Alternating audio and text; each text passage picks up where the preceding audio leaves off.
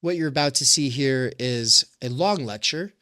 It's actually two lectures, and they relate to one another because these are the Snellgrove McKerracher synthesis lectures that have been happening at Theory Underground every second and fourth Sunday for the last half of a year. The CMT critical media theory ones have been happening for basically a year and a half, and some of my favorite stuff that's going on at Theory Underground. It is like ground zero for the ongoing research projects, and I'm releasing this out of order. I'm releasing this lecture the day after it was conducted. The session can be watched out of order. You don't have to have watched the lectures that we did on Lacan, that we call the La Comfort crisis, right? But you may have already seen that one. That was for CMT. Well, this is for CDT. For CDT, there is I think it's the first lecture session we did for CDT. That's currently up on Theory Underground. I don't know if it's up on the podcast. It should be, but one of the things that I'm going to be doing is releasing seasons of CMT and CDT so that people are able to watch these. And if they don't go up on the YouTube channel, they'll definitely go up on the podcast in some cases. But they happen behind a paywall because it matters to me that people have skin in the game, and that skin is that the skin they have in the game is related to me not having to work, so that I can work even better and harder for you all and do this stuff. And so it's a small kind of group of people. I've got about 40 subscribers on the monthly membership side of things, and probably 10 of those people have scholarships of some sort. But they've been able to free me from work, and so I'm able to do these kinds of lecture sessions with Anne, who still has to work. But this is kind of like meant to be like introduction to a whole field of thought, a whole way of approaching the world, a whole new critical lens. And at the same time, CDT is developing time-energy theory as an immanent critique of self-help and hustle and grind culture. And so, I don't know, I hope that you'll find it interesting. But if the Lacan lecture, you don't have to have watched that. But the other one that you will definitely hear a lot of references to is the Introduction to Being in Time lecture that I did for CDT, where Anne did a lecture on Henry Ford and I did a lecture on Martin Heidegger, and we were talking about time, capitalist time versus existential time. And that is a very important sort of prereq for understanding stuff in this lecture. But guess what? You shouldn't try to understand everything in this lecture. Just see what sticks the first time. If you really want to go back to the Being in Time one, go ahead and hit me up and I can get you the link. DM me or email hello.theoryunderground@gmail.com. I can get you the link to that. Otherwise, just wait. It'll be published on this channel eventually. But with all things Lacan and Heidegger, you shouldn't expect to understand everything all at once. You should just wait to see what words in particular become really interesting. Keep them as curious little algebraic placeholders that get filled in over time. And yeah, maybe go look it up and watch some stuff about it. But I also do make it quite the effort to say everything that I say in this lecture, where I'm using Lacan and Heidegger. I try to say everything multiple ways. And so you should be able, if one way of saying it doesn't make sense, then another way of saying it might make sense. And then finally, what I'm doing is introducing Pierre Bourdieu through David Goggins. Anne's lecture is actually so good here. I just want you guys to hear Mikey's reaction. So I couldn't stay for the whole thing today, but it was good. And I just had, and you fucking killed it talking about Lacan and driving Goggins and all that.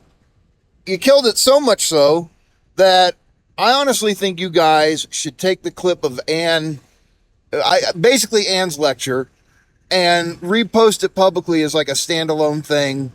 Like it's fucking great. I just, that one needs to be something that's public facing. And I don't know. I just feel like that's like an exemplary underground theory type of lecture, where you're mixing some, high theory with the pop culture thing like Goggins. It was just fucking so good. So think about posting it as a standalone public lecture. And with that said, we are going to post it as a standalone lecture in the near future because Anne is going to have her own channel and we're going to take a bunch of her lectures and set those up there. But with that said, we're going to be talking about habitus and field, social, cultural, and symbolic capital, but also just actual economic capital. We're going to be talking about how Pierre Bourdieu does and does not go far enough, how activists who are influenced by Bourdieu go too far in some directions and then not far enough in others using his thought. All kinds of doors open here, lots of cans of worms that never get tied together. And that's what we do here.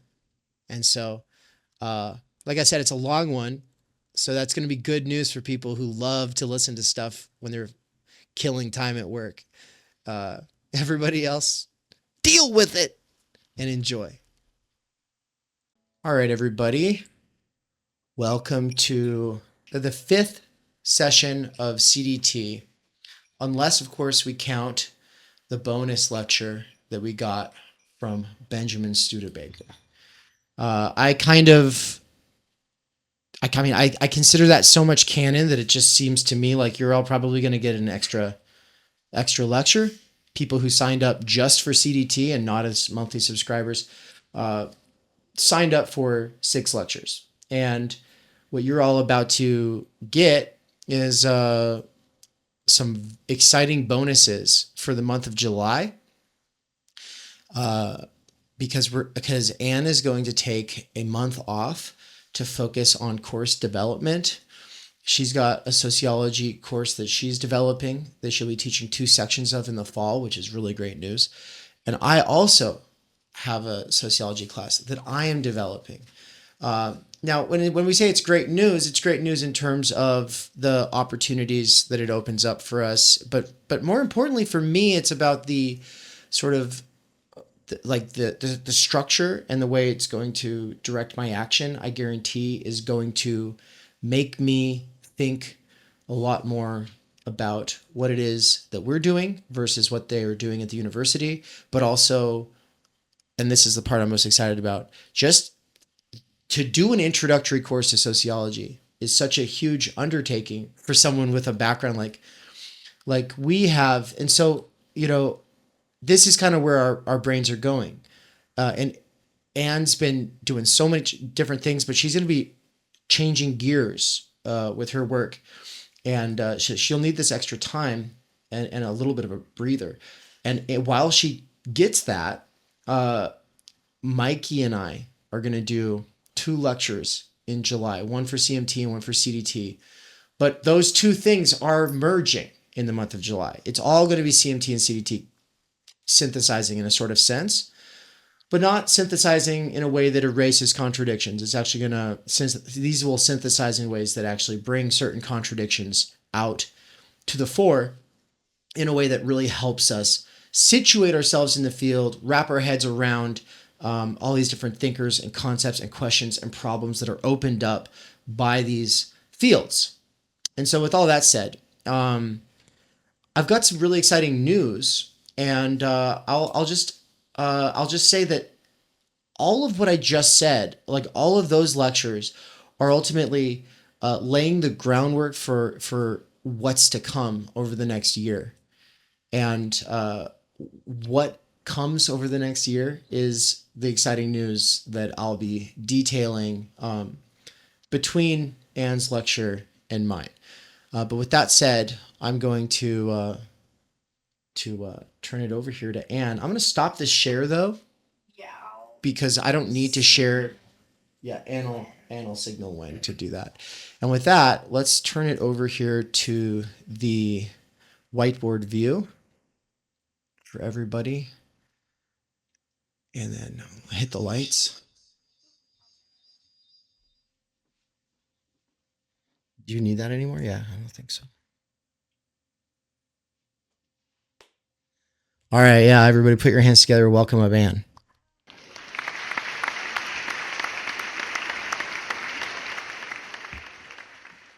Right. Hello, everyone. So, I'm gonna like lower this slightly because I'm short. Yeah, Brian's our honorary tall person at Theory Underground. I'm the honorary woman. I'm the token woman here at Theory Underground. Obviously we've got a nice handful of women involved, but I'm gonna go ahead and say I'm the token. I speak on behalf of all women here. No, I'm just kidding. But I think it's funny that I get to talk about David Goggins today. So first of all, I can see everyone on the screen. Hands up, either actual hand or the little virtual hand. Who has heard of David Goggins? Okay. So like half of you are at least familiar with him. Has anyone like listened to any of his interviews on Joe Rogan or another podcast? Okay. And has anyone listened to or read either of his memoirs that have come out in the last 5 years? Okay. Cool. So some familiarity. I'll actually have in a minute here have Dave just show some pictures and a couple clips so like everyone can get the vibe. But on the one hand, like just earlier today, I was feeling self-conscious because I'm like, I'm just gonna go up there and like talk about David Goggins. Like, how does that relate to anything? But I think in thinking about like a doxological artifact and thinking about this like American hustle grind ethic, like David Goggins is the absolute embodiment of that. But he's kind of inspiring. Like, I kind of like him. Like, he's so hyperly masculine that you'd think that he would be, I don't know, like, you think that, like, a girly girl like me would not be into it. Would be like, toxic, bad. And there's obviously some things we can critique, and I'll be kind of relating some of this to, like, drive and jouissance and some of the things that I think he misses about himself and how all this is functioning. But on like this meta level, just like listening to him on Rogan, listening to his audiobooks, I'm like, he's kind of inspiring. Like, it kind of makes you go, like, want to run 10 miles after you listen to him. So anyways, with that being said, Dave's going to show a couple clips here just so everyone can, like, get the vibe. Who is David Goggins? And then I'll just tell you a bit more about him. Because also, he's just really, like, an interesting guy. Like, he's really fun to talk about. I'll come home and after, like, having listened to his book at work, I'll be like, Dave, did you know this? Dave's like, what the fuck? So anyways, let's do it. Talked to a group of lawyers this week. When I got done, one guy came over to me frustrated. He goes, man, I keep on failing. Took me 4 times to pass the bar. I'm trying to start my business. I keep on failing at that. The whole time he was talking to me, I started smiling. He goes, why are you smiling? I said, because you missed it. I don't see failure. I see grit. Determination, drive, sacrifice. Failure means you're trying. A whole bunch of people out here never fail because they never try. He said, how do you handle failure, Goggins? I said, I don't look at it as failure. I look at it as my first, second, third attempt. One thing in life that's for sure. The valiant motherfucker always wins. Stay hard. I talked to a Stay hard. Okay, we got just a couple more short ones. Show the picture last, or show it now. This is like a before and after picture of him. The one on the left is him from the 90s when he weighed about 300 pounds, whereas that one on the right, he's like 50 years old. He doesn't look it, but yeah, he was always sharing this picture, like before and after. So you can go to the next videos. I'd like to know when you're in that moment failing and you have to keep going, what do you say to yourself? What if? A lot of times I'll be in a 200-mile run or something like that, and I'm all jacked up. Body's broken, mind's broken, spirit's broken. I start to say, what if I can pull this off? When I first walked into the Navy SEAL recruiter's office, he looked at me and said, there's only been 35 African Americans in 70 years make it through. You know what I said to myself? What if I can be the 36th? It's the what if I can pull off a fucking miracle. What if I can become someone that no one thinks I can be? I'd like to know when you're in that.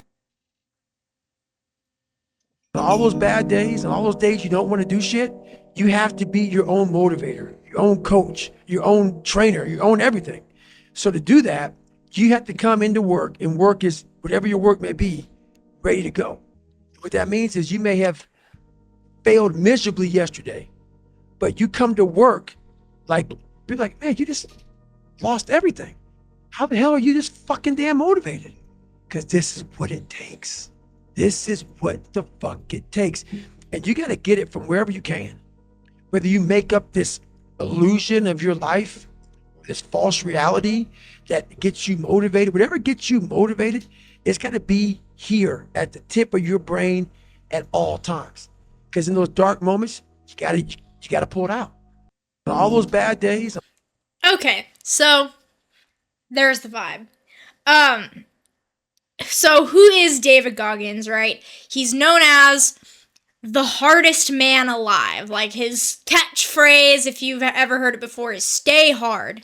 He's like, hard brain, hard mind. That's his whole shtick. It's just like being a badass, going hard all day, every day.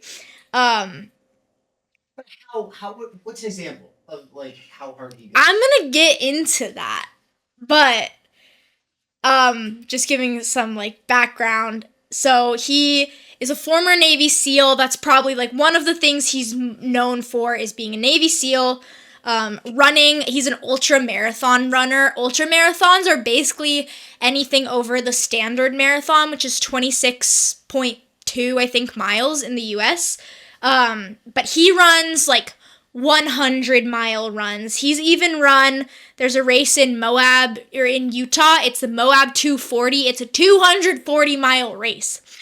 So he'll run these things. He's done triathlons, ultra triathlons. At one point in time, in 2013, he had the world record for the most number of pull-ups done in a 24-hour period, which was like 4,000. The record is now broken. I want to say it's up in the 9,000s or something, but he tried 3 times to get that record. He says he's the uncommon amongst the uncommon. So the people who are out running marathons and ultra marathons, which are already kind of uncommon, he's like, I'm uncommon amongst them. Another line that he says that is so funny is he's like, you can't have a poopy pants attitude, no poopy pants attitude. I think that's hilarious. He's obviously now with his books out, does all these like speaking tours, goes and speaks at schools. He was once a Navy SEAL recruiter, especially trying to target like Black Americans, Black young high schoolers. Like he was their token Black, and so that's kind of what he's known for. Before I get into a little bit more about him and some of, as Dave was alluding to, like these crazy stories, why I like him and find him endearing despite kind of like the cheesy motivational stuff, is I think it's because he's very adamantly against this quick fix self-help stuff that I think we get sold often, that we're looking at in CMT and CDT. Like, oh, you're having problems? Oh, just do this quick fix and your life will be better. Even some of those videos, I chose those ones because it highlights his mindset on failure, which, especially being kind of this like coming from a background of being like quote unquote gifted and talented, like perfectionist type of student, that's something that I've had to unlearn every day, is this idea of like being perfect. My ideal ego, like this idea of myself, I have to have everything perfect, and if I'm not, I'm a failure. And his whole mindset is, no, you're gonna fail every day for your entire life. You're never gonna stop failing. It's having that hard mindset to like overcome the failure to keep going, which, you know, we can talk about the critiques of that, but he's not just like, oh, I have it all figured out. He's like, actually, I'm a piece of shit. I've been a piece of shit my whole life. Every single day I have to continue fighting and have the discipline to not be a piece of shit. And I think to some extent, at Theory Underground, we're obviously not trying to be David Goggins, but there is a little bit of that ethic that like, yeah, we can sit on the couch and eat shitty food and complain about life being hard and that we are failures, or we can do our best to fight against the tendencies of capital and capitalism, to fight against, you know, our time and energy being stolen, and to like read books and come to these lectures. So to some extent, there's like a little bit of a same wavelength. Now, obviously, we're not on his wavelength. But I don't know, like, I think he is, like, he's a realist. And once you find out a little bit more about his background to where he is now, it's kind of incredible. Like, it's actually inspiring. So, like, for example, he came from just an extremely, extremely abusive household. Like, his father fucking beat his poor mom's ass for 17 years. His mom lived with his dad.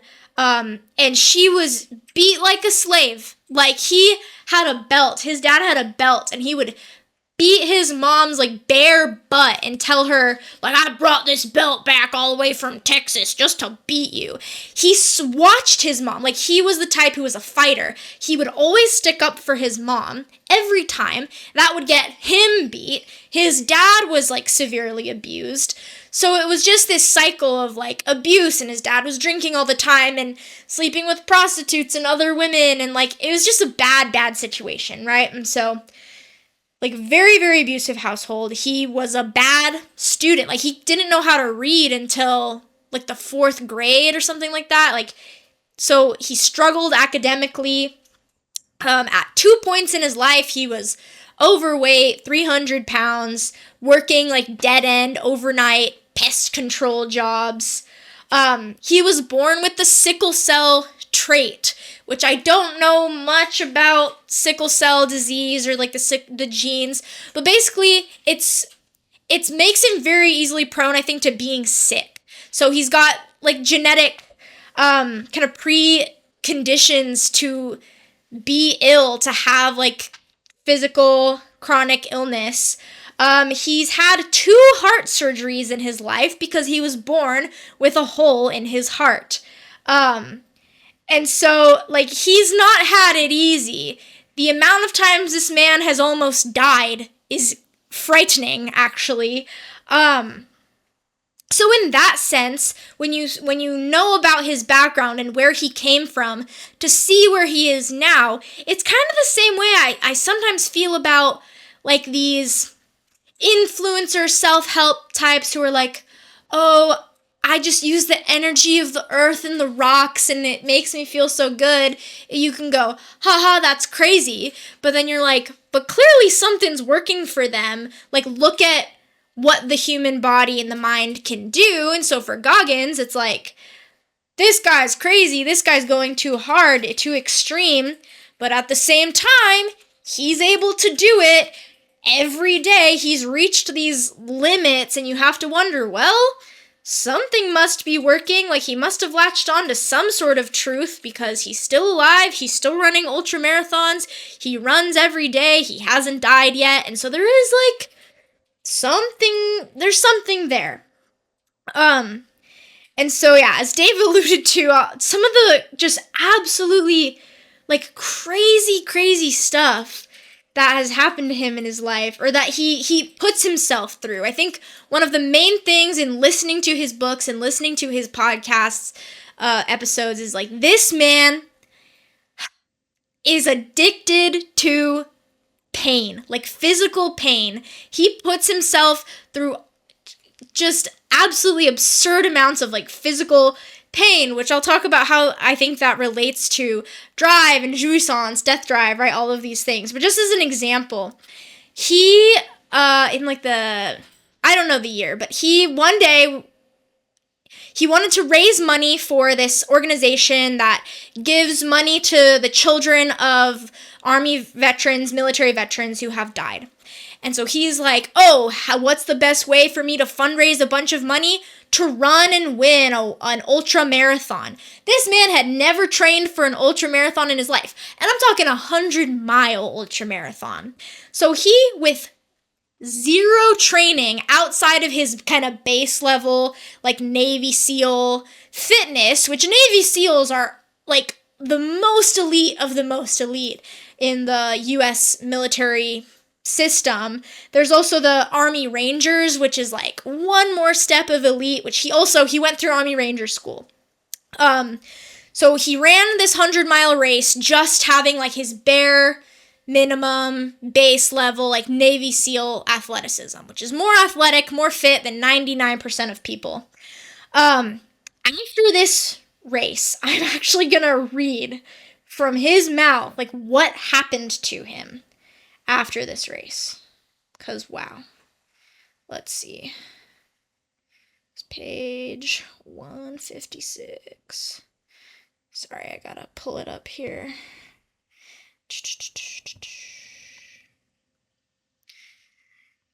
Come on. It's not pulling up my keyboard. Okay, we're scrolling. Okay, so he runs this race.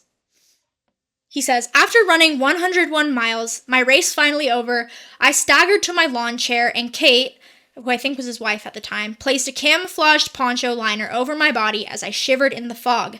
Steam poured off me. Oh yeah, trigger warning, this is all gross. So you've been warned. My vision was blurred. I remember feeling something warm on my leg, looked down and saw I was pissing blood again. I knew it was coming next, but the porta potties were about 40 feet away, which may as well have been 40 miles or 4,000. I tried to get up, but I was way too dizzy and collapsed back into that chair, an immovable object ready to accept the inevitable truth that I was about to shit myself. It was much worse this time. My entire backside and lower back were smeared with warm feces. Kate knew what an emergency looked like. She sprinted to our Toyota Camry and backed the car up on the grassy knoll beside me. My legs were stiff as fossils frozen in stone, and I leaned on her to slide into the back seat. She was frantic behind the wheel and wanted to take me directly to the ER, but I wanted to go home. We lived on the second deck of an apartment complex in Chula Vista, and I leaned on her back with my arms around her neck as she led me up that staircase. She balanced me up against the stucco as she opened the door to our apartment. I took a few steps inside before blacking out. I came to on the kitchen floor a few minutes later. My back was still smeared with shit, my thighs caked in blood and urine. My feet were blistered up and bleeding in 12 places. 7 of my 10 toenails were dangling loose, connected only by tabs of dead skin. We had a combination tub and shower, and she got the shower going before helping me crawl toward the bathroom and climb into the tub. I remember lying there, naked, with the shower pouring down upon me. I shivered, felt and looked like death, and then I started peeing again. But instead of blood or urine, what came out of me looked like thick brown bile. Petrified, Kate stepped into the hall to dial my mom. She'd been to the race with a friend of hers who happened to be a doctor. When he heard my symptoms, the doctor suggested that I might be in kidney failure, and that I needed to go to the ER immediately. Kate hung up, stormed into the bathroom, and found me lying on my left side in the fetal position. "We need to get you to the ER now, David." She kept talking, shouting, crying, trying to reach me through the haze, and I heard most of what she said. But I knew if we went to the hospital, they'd give me painkillers, and I didn't want to mask this pain. I just accomplished the most amazing feat in my entire life. It was harder than Hell Week, and Hell Week is like the hardest week of training for a Navy SEAL. It was more significant to me than becoming a SEAL and more challenging than my deployment to Iraq, because this time I had done something I'm not sure anyone had ever done before. I ran 101 miles with zero preparation. I knew then that I'd been selling myself short, that there was a whole new level of performance out there to tap into, that the human body can withstand and accomplish a hell of a lot more than most of us think possible, and that it all begins and ends in the mind. This wasn't a theory. It wasn't something I'd read in a damn book. I'd experienced it firsthand on Hospitality Point. This last part, the pain and suffering, this was my trophy ceremony. I'd earned this. This was confirmation that I'd mastered my own mind, at least for a little while, and that what I'd just accomplished was something special. As I lay there, curled up in the tub, shivering in the fetal position, relishing the pain, I thought of something else too. If I could run 101 miles with zero training, imagine what I could do with a little preparation. And so he's run at this point in his life like 60 ultramarathons, triathlons, and ultra triathlons. And every time, so listening to his most recent memoir, which I believe came out in 2022, he got asked to run an ultramarathon after not having had run one for a while. 6 months earlier, he was having heart problems. And what was interesting is, so he ran the race, and it was the after part of the race, where it was pretty much the same thing, body in shock, body shivering, shitting himself, couldn't move, that he's this is the best part for me. He's so latched onto the pain as being representative of, I did it, I conquered my mind, I'm the hardest man alive. And so it just, the entire first memoir is just, look at this time I did something crazy and almost died and put myself into excruciating physical pain. There's even a point where he actually, I know I'm he almost died, but he straight up almost died. And it was just, he started feeling worse and couldn't keep food down and wasn't hungry but was gaining weight and just was just slowly deteriorating to the point where he couldn't even run half a mile without almost passing out. The only time where he's ever willingly sent himself to the ER. And this man, so he goes to all these doctors, he's getting his thyroid checked, they're checking all these things, and especially, I think it's common for Navy SEALs, people who have gone through such intense training, such intense stress, messes with their cortisol, messes with their thyroid, messes with their hormones, and they have these lifetime, negative effects, and so the doctors are maybe it's this, maybe it's that, and they couldn't figure anything out, so, he's just lying in bed, can't do anything, he's, just accepted the fact that he might die, and he goes, wait, and he's feeling his body, and he's I've got a crazy knot in my neck, I've got a crazy knot in my hip, maybe I should stretch, and this man, stretched himself to health. He would stretch for just, 8 hours a day, this guy. So now, in his last episode with Rogan, he was talking about how, every day, he runs at least 7 miles and stretches for at least 2 hours a day. So he, just by, getting his body back to a full range of motion and working out these knots, whatever weird illness that was going on with him that no doctor had an answer to, he's what if I just stretch? And then he cured himself. So it's just crazy stories like that. Earlier in his life, when he originally, I think, wanted to train for the Air Force. And so he went to, sign up, weigh in, he took all the tests he needed to, and he was, that picture of, the before and after, he was 300 pounds, and they're look, you can come if you meet the weight. He went from 300 pounds to 170 something pounds in 6 weeks. He ate 2 small meals a day and worked out for 12 hours a day.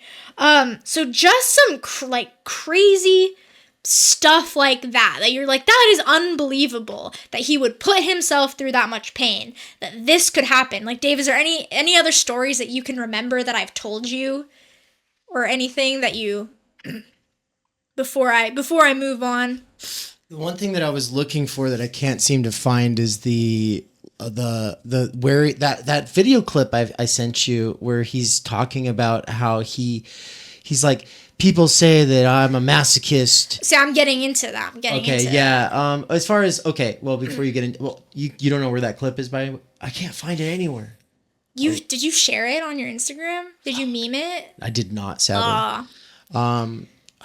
I don't know. Anyway, it doesn't matter. We can paraphrase. Yeah. But I'll just put in that he is the Guinness Book of World Record holder for pull-ups. Not anymore. That got broken by some guy in Japan who did like double the amount of push-ups. But Jesus. Or pull-ups. But in 2013 he was, yeah.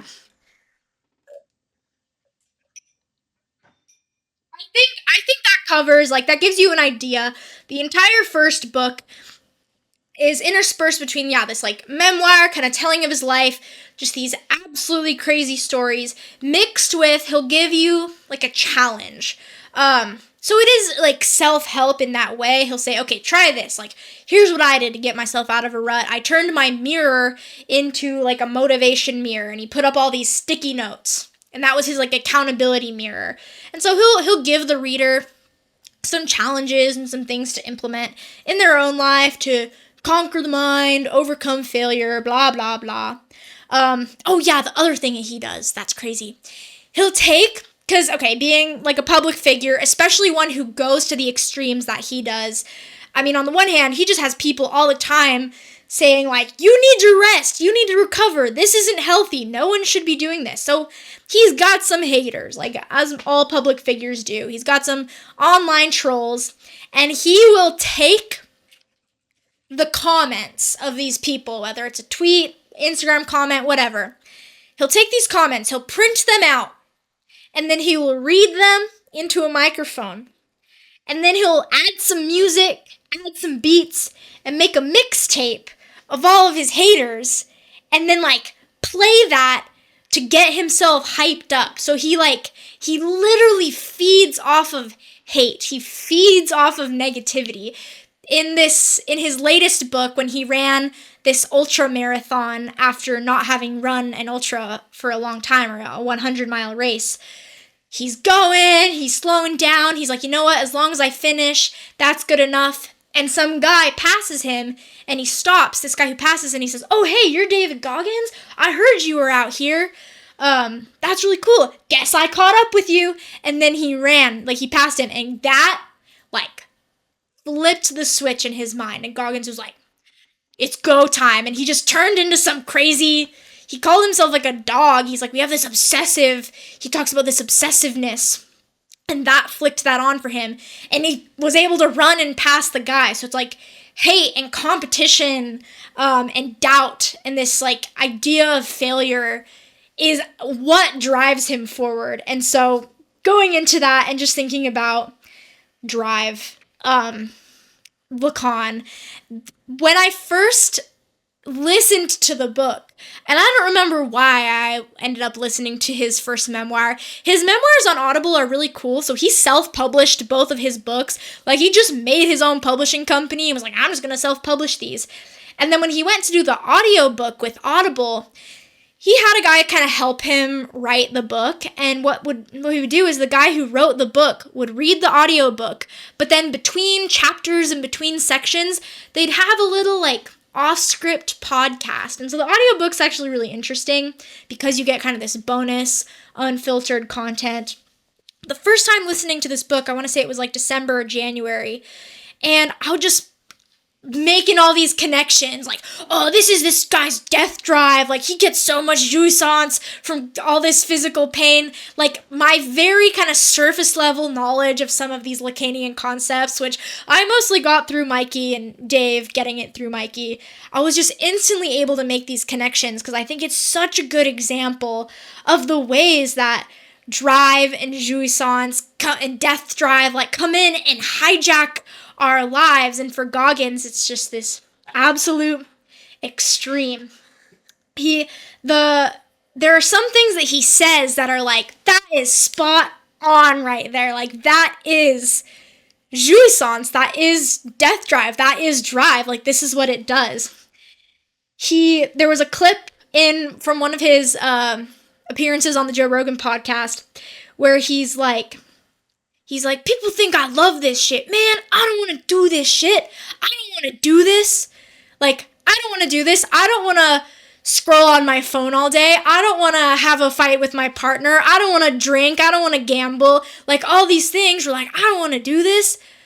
But then our drive, whatever, like, that jouissance is latched onto, we do it. And it screws things up. He said in another episode, he's like, I'm not a masochist. People think I love this. People think I love the pain. I don't. It's just something I've got to do. So it's like this unconscious like desire that he's aware of. He's like, because Dave and I were just talking about this. We're like, okay, is he a masochist? Does he not understand masochism? Or do we not understand masochism?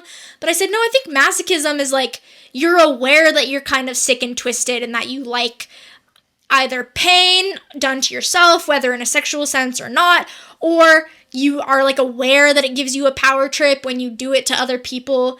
But he is very adamant that like he doesn't enjoy the pain, but he still does it. And so that's, I think, where we see his drive like latched onto this pain, which, you know, I have to wonder, growing up in such an abusive household where he and his mom were subject to psychological, but also like actual physical pain for years of his life, of his upbringing.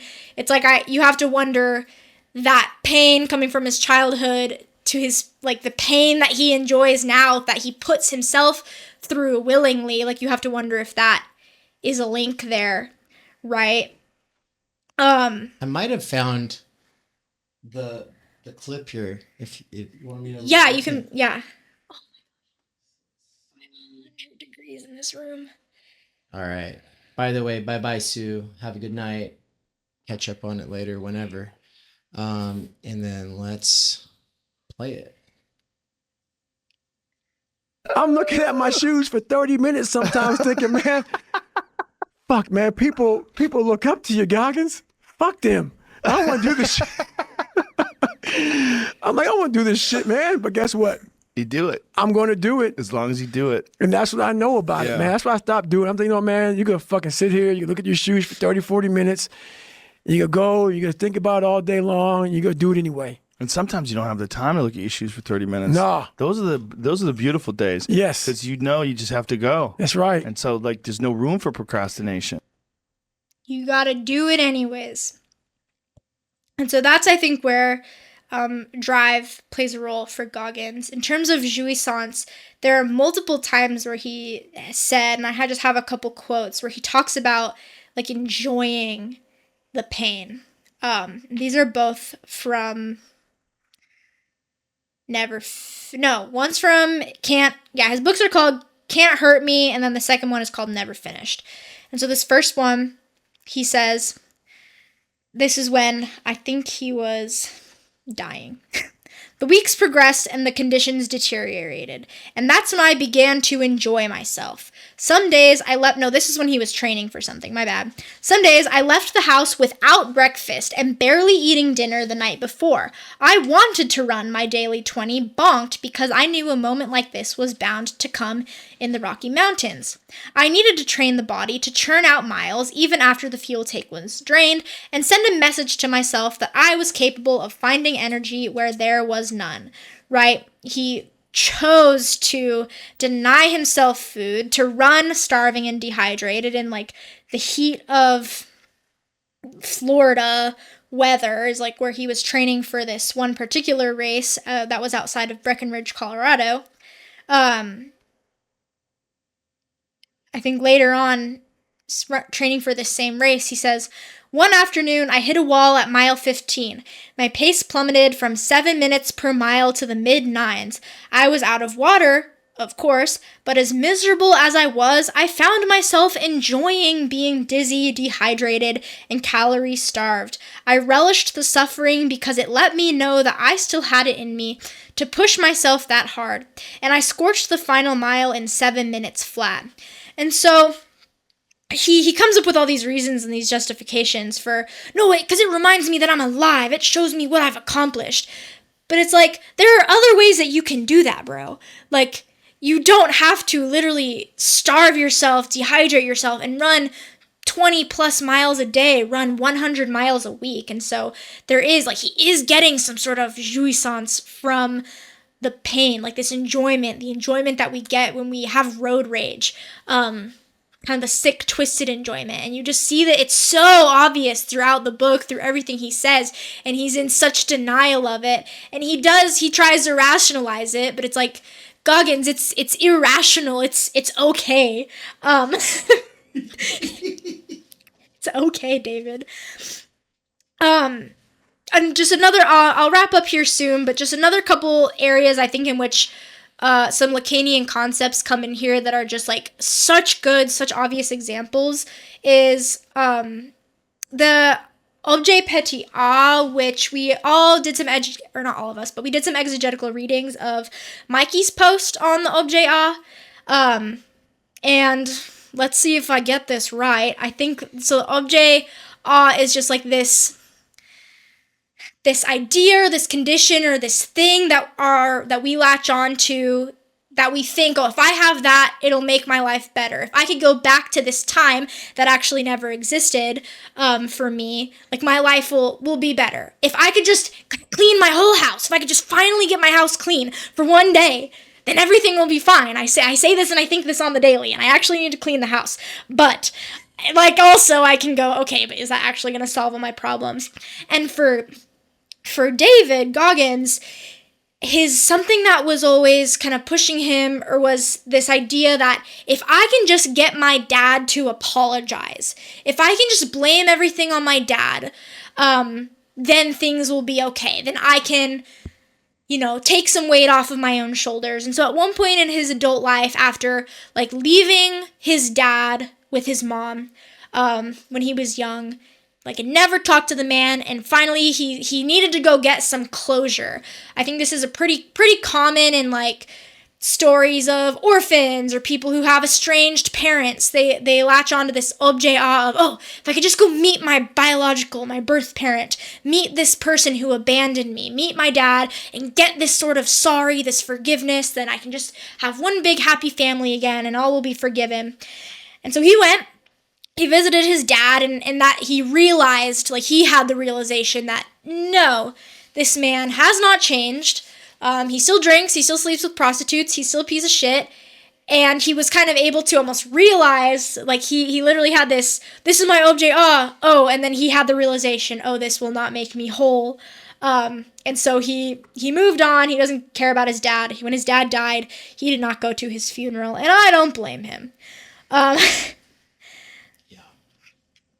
Something that was really interesting that he does to kind of motivate himself is he has made an alter ego for himself, or his ideal ego, which is Goggins, the hardest man alive, the uncommon amongst the uncommon, the man who runs the ultras, versus David, just like the 300-pound lazy fat ass who was beat by his dad.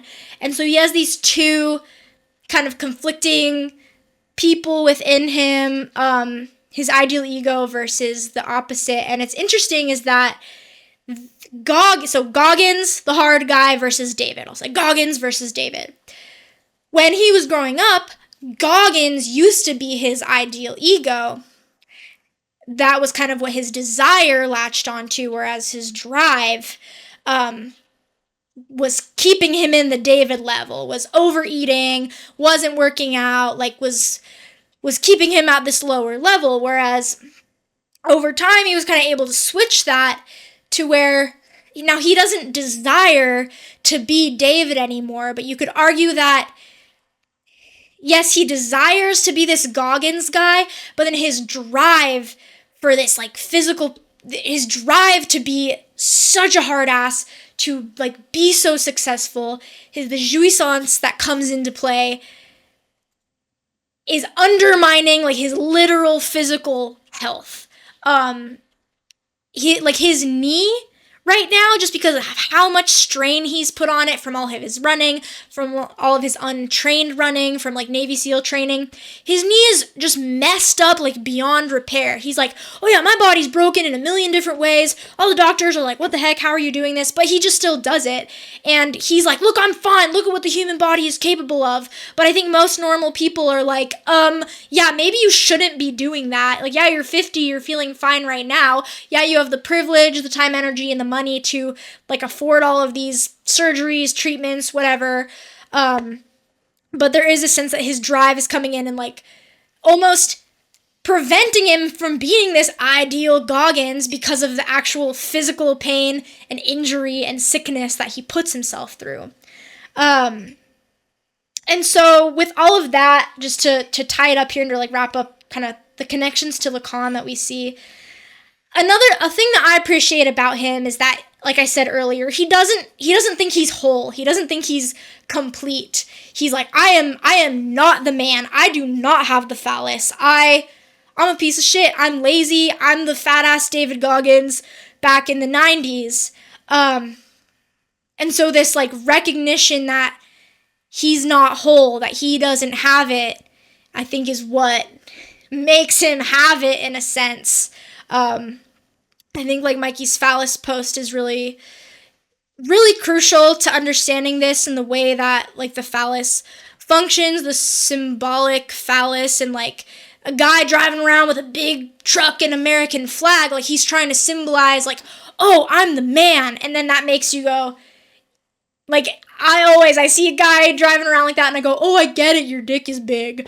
Because he's trying to be like, I'm the man. But then by trying to be the man, he's not the man. Like, it's kind of embarrassing and lame.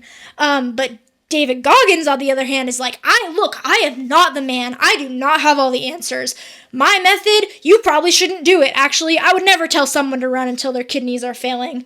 And I think because of that, like, I think he kind of does embody this, like, ideal masculine man character.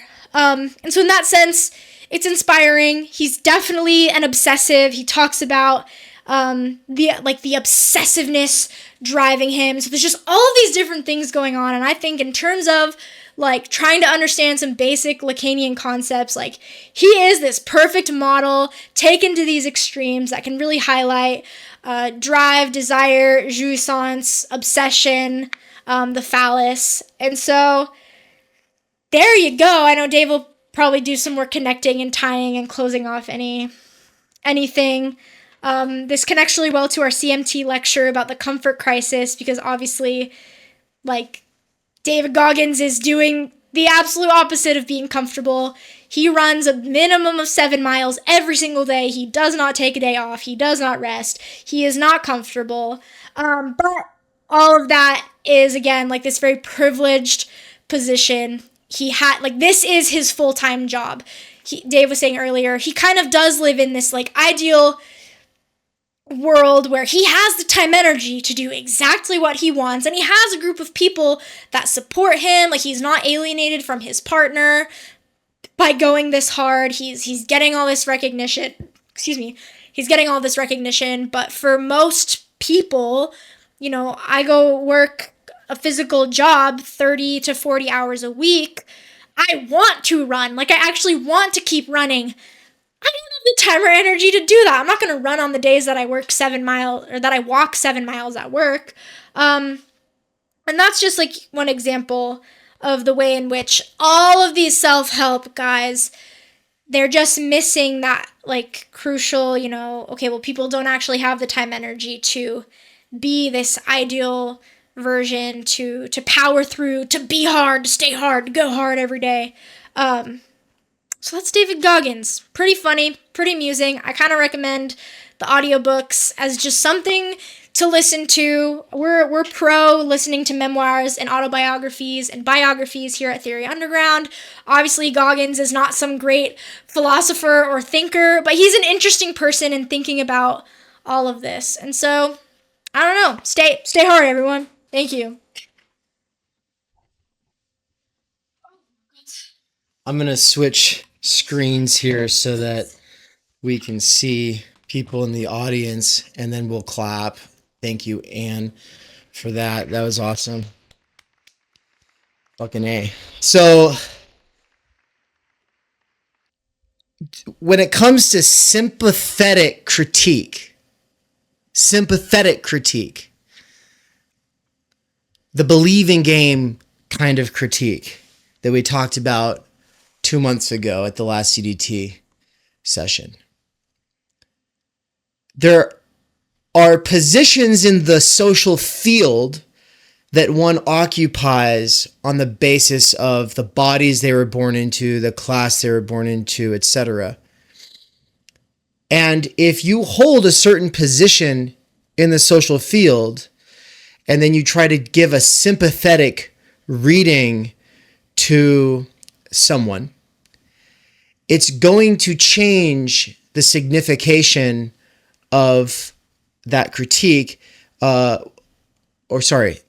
What I mean to say is your social position in that field is going to change the signification of that critique, right? If I was genuinely stoked on Goggins and being like, this guy, he fucking like ran 70 miles without any training and then pissed blood and shit himself, like, because I am a guy also from the working class, there's already this sort of I have inculcated the habitus of the blue collar working person from my experience in, construction for 5 years and stocking grocery shelves and working in warehouses and doing food service and all of this stuff, right? It's just, if I were simping for Goggins, I don't think it would work the same way. It's interesting. But however, if I was, let's just say, obviously the most liberal artsy of the liberal artsy kind of masculine disavowing types of guys, and then I gave a charitable sort of like trying to be fair, that would come across different because people would have me marked as a different position in the social field. Social field is what I want to talk about today. Social field as social unconscious. But before we get into that, we're going to turn to the 4 breakout session leaders. And so for people who joined after the fact, such as Cesar and Mikey, welcome. You both came in midway through. Also, if Swole's still here, he came in midway through Anne's lecture. And, before we started recording today, what we did was we did the breakout room thing. We've only done this a couple of times.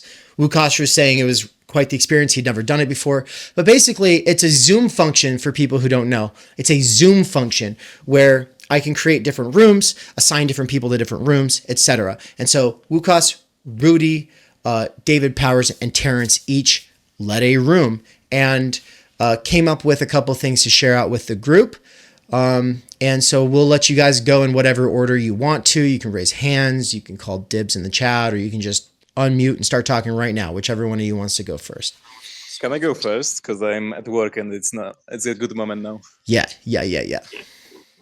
Okay, so we were talking with Federico, and when you asked the question, Dave, the first thing which popped into my mind, but maybe the only thing because my mind is grumbles this month, was the Henry Ford lecture, which ended, and like the weird kind of consonance between Ford's book and Timenergy theory, in the sense that he was saying that we actually need to treat workers nice so they will have their time and they will enjoy themselves.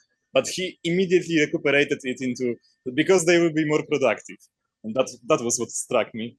And Federico was talking about la comfort crisis, and I think we struck up a nice conversation about the role of boredom and how boredom is important because these moments which are not productive, not rational, in the sense of having a clear goal, they actually prepare you to go into work and have nice energy bursts for your actual tasks. I have to go, sorry. That's really good. Thank you. Yeah.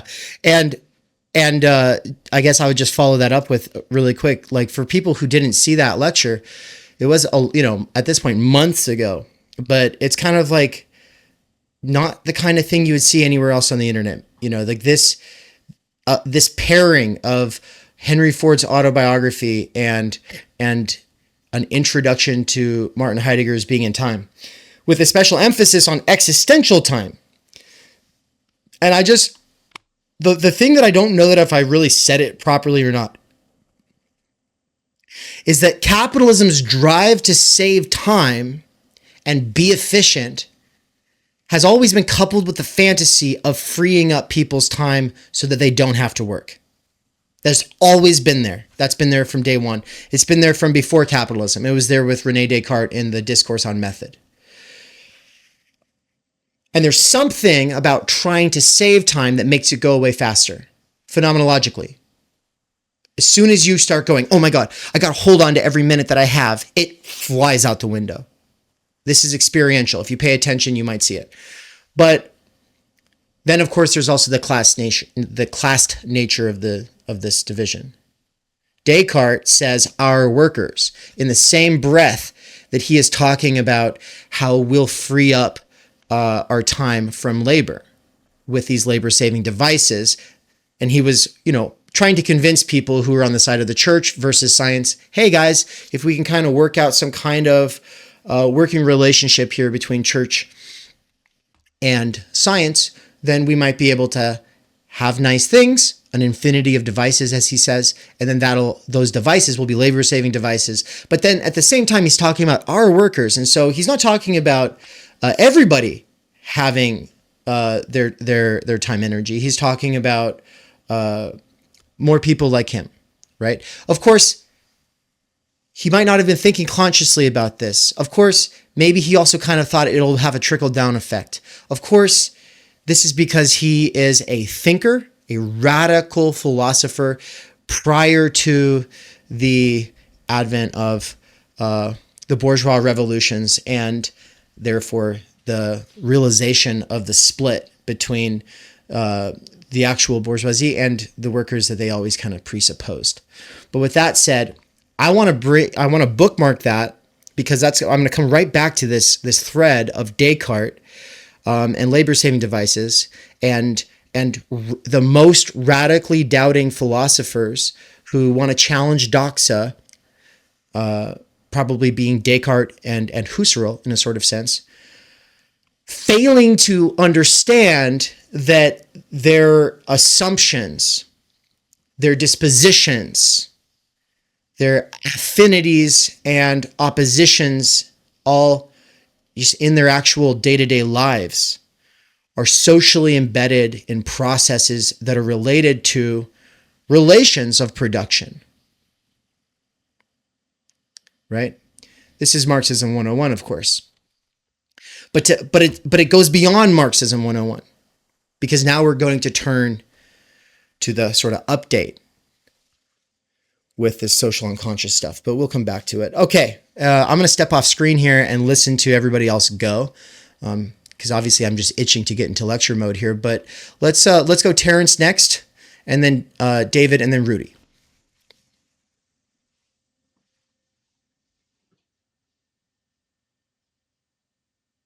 Okay, so I'm going to not mention proper names. I'm just going to say we. We had a conversation that was a sort of circle, and I would say that we distinguished two different mental blobs, a good blob and a bad blob. So we started off with what looked like a bad blob, commenting on the fact that we actually had trouble remembering what had happened before in CDT lectures in a clearly distinguished way, and separating it out from the CMT lectures, and from a sort of general attempt to binge as much of theory underground material as possible. So there was a frustrated feeling that this may be typical of social media involvement, that instead of having the past really clear as the sort of basic foundations, and then building up a structure which can then be less and less clear, because could always refer back to the base. We had the clarity of the later structures. Nonetheless, in fact, the anamnesis did produce memories of the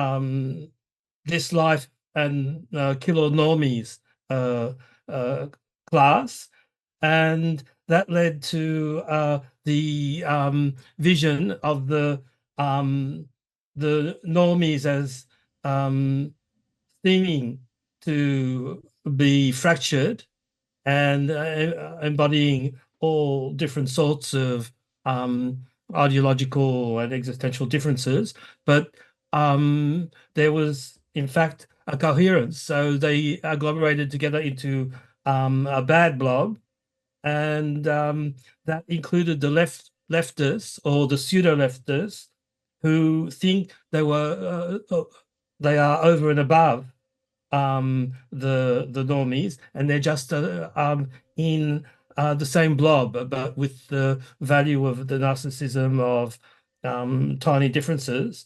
That went as far as by a form of pseudo activism, they didn't produce any activism, or they didn't activate the normies, or we could say the other normies, but disgusted them and prodded them into a more passive attitude. So it had the reverse effect.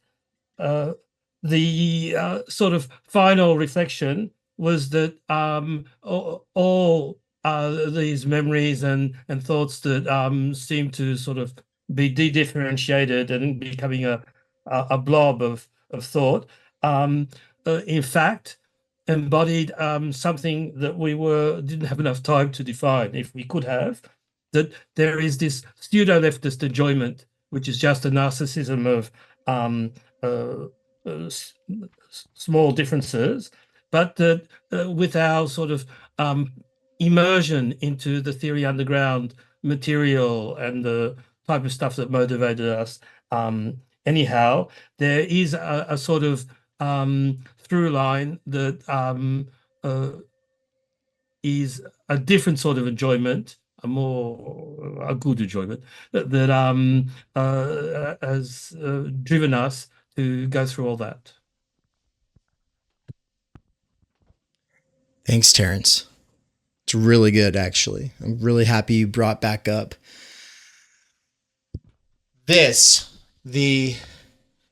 I have like this sort of gingerbread cookie looking man with the crossed out, it's the money symbol, but it's the split subject.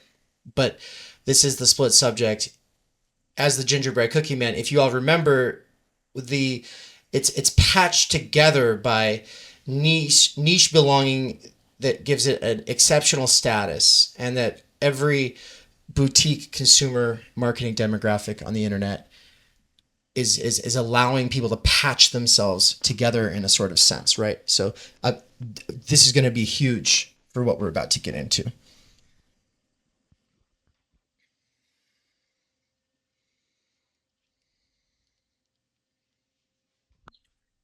Okay, am I up next? Can you hear me? Yep.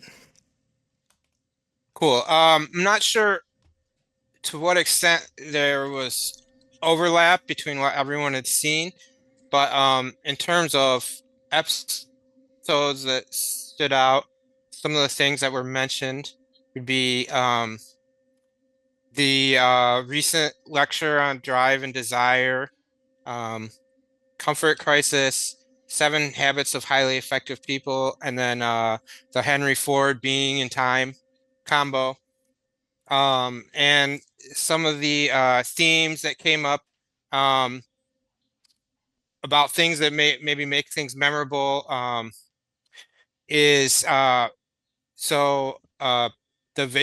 ability to visualize some of the things. I think there's some very strong whiteboarding skills that are brought. For example, the seeing like the explanation of drive as a circular motion and just having that little visualization, or even some of the charting of being in time.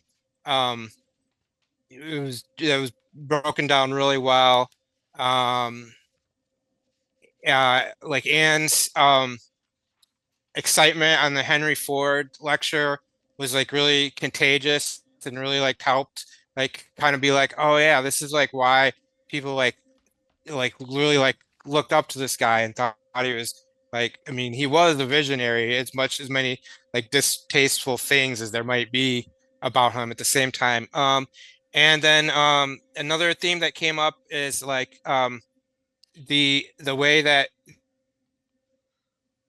these lectures sort of like these like really like different ideas together and then like allow us to sort of think something new out of that coming together. Yeah, I think that's good for us.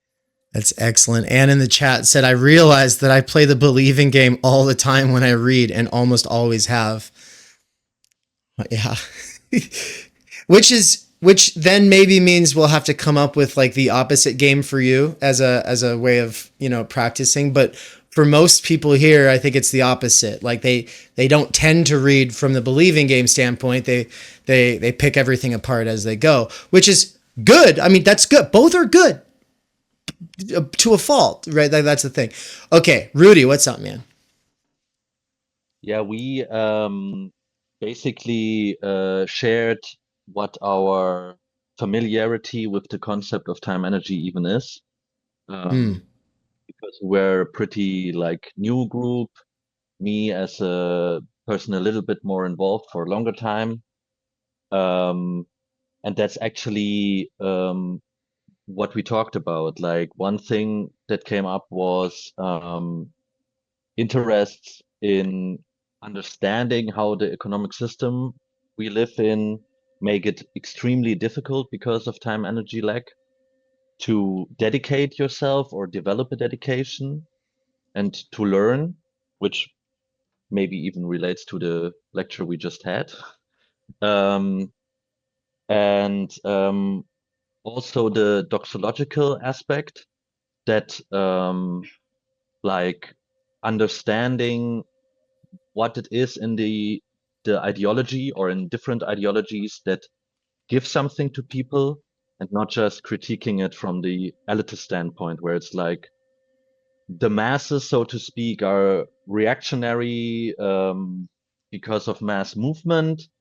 And so we can just critique them and not understand what it is they actually gain, yeah, as people, as humans. And then also what kind of the same in Terrence's group, that some of CMT bled into because I spoke about the Bourdieu assignment because it kind of bled into each other for me. Yeah. So, sorry, you said Bourdieu? Bourdieu. Oh, Baudrillard. Okay. Baudrillard, yeah. And what was the Baudrillard assignment, just for those who weren't there or who are new?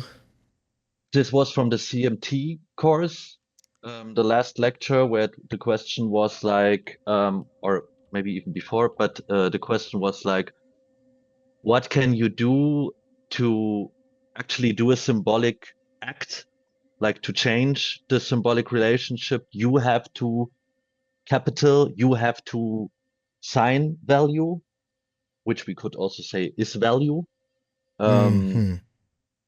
And we didn't even come up with a lot. Like one thing was maybe what we are doing here right now, but even that is up to question. Right. But if like reading and learning in public is one way to have a symbolic act, to do a symbolic act. Excellent.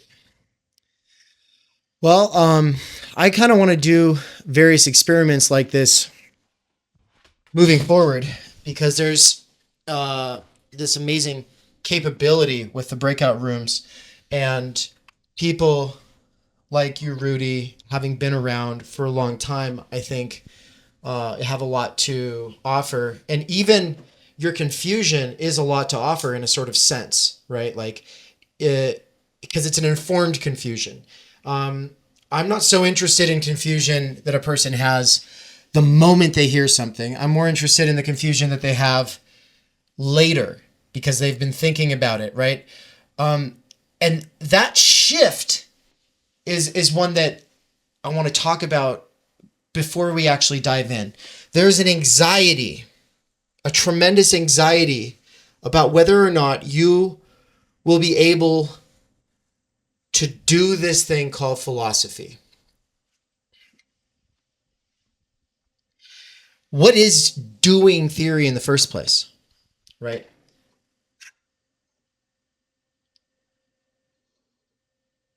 If we're a bunch of dropouts, burnouts, burnt out academics, burnt out activists, burnt out party boys, burnt out this, that, and the other, who then got into theory for one reason or another, usually because we're trying to get a little bit more serious about life and we want to try to actually understand things and why things aren't working out the way we thought they would. There are dangers. There is the danger of the return of the repressed, right? Because your new drive has now hooked on to theory, but that thing you burnt out from before can always return. So the return of that repressed into your theory itself. And then there's also that's one fear, the fear of the return of the repressed, sort of disavowed repressed. Because of course, like, there's ways of bringing back all of these things in a way that doesn't necessarily destroy your life. But when you're doing theory and then you decide, no, I want to do, like, let's just say activism, or you're doing theory, but no, you're going to start partying all the time again. Or no, the point is like, you can't serve two masters. And career, family, having children, having a mortgage, having capital reassert itself in your life is often also going to cause you to break if the habitus that you've developed for theory was developed during a time of your life when your material conditions were different. There are all these factors. And I'm thinking a lot about it because like trying to do stuff for people who are burnt out obsessives has its pitfalls. And one of the big ones is you see people burn out over and over around you. And of course, I feel somewhat responsible. I feel like I am sort of a David Goggins of theory. And I'm encouraging you all to do as I do.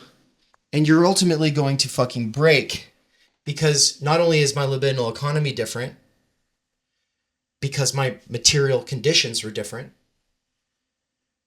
but now my material conditions are again different, more different than they've ever been in my entire life. Because right now you're looking at a free human being. I'm more free in this moment than I've ever been in my entire life. And it feels different now. When I was talking about not having to work at Amazon like 3 months ago and saying thank you to my subscribers and all this shit, like, I did not feel it. It's just like, I'm just like paying my homage. Thank you guys. You're making it so I don't have to work. But in reality, I had so much catch-up work to do. I still had the breaking down app that I had to focus on, and there was no relief. When I quit going to Amazon, it wasn't like a well thought out thing. It was like I kept taking VTO to try to do the things that I need to do to catch up at Theory Underground. And then at some point, I was sitting there trying to get all these things done, thinking about how I have to go back to work because I've already used all my VTO, which means voluntary time off. I've already used it all. I can't. Okay, well, now I'm like in the red. And then I sat there and I did the math and I was like, you know what? I can quit right now.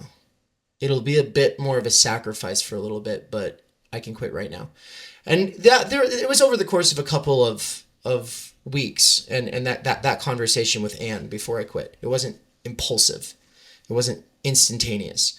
Those kinds of impulsive decisions I try to put on cooldown, which is to say defer the need to make a decision as much as possible.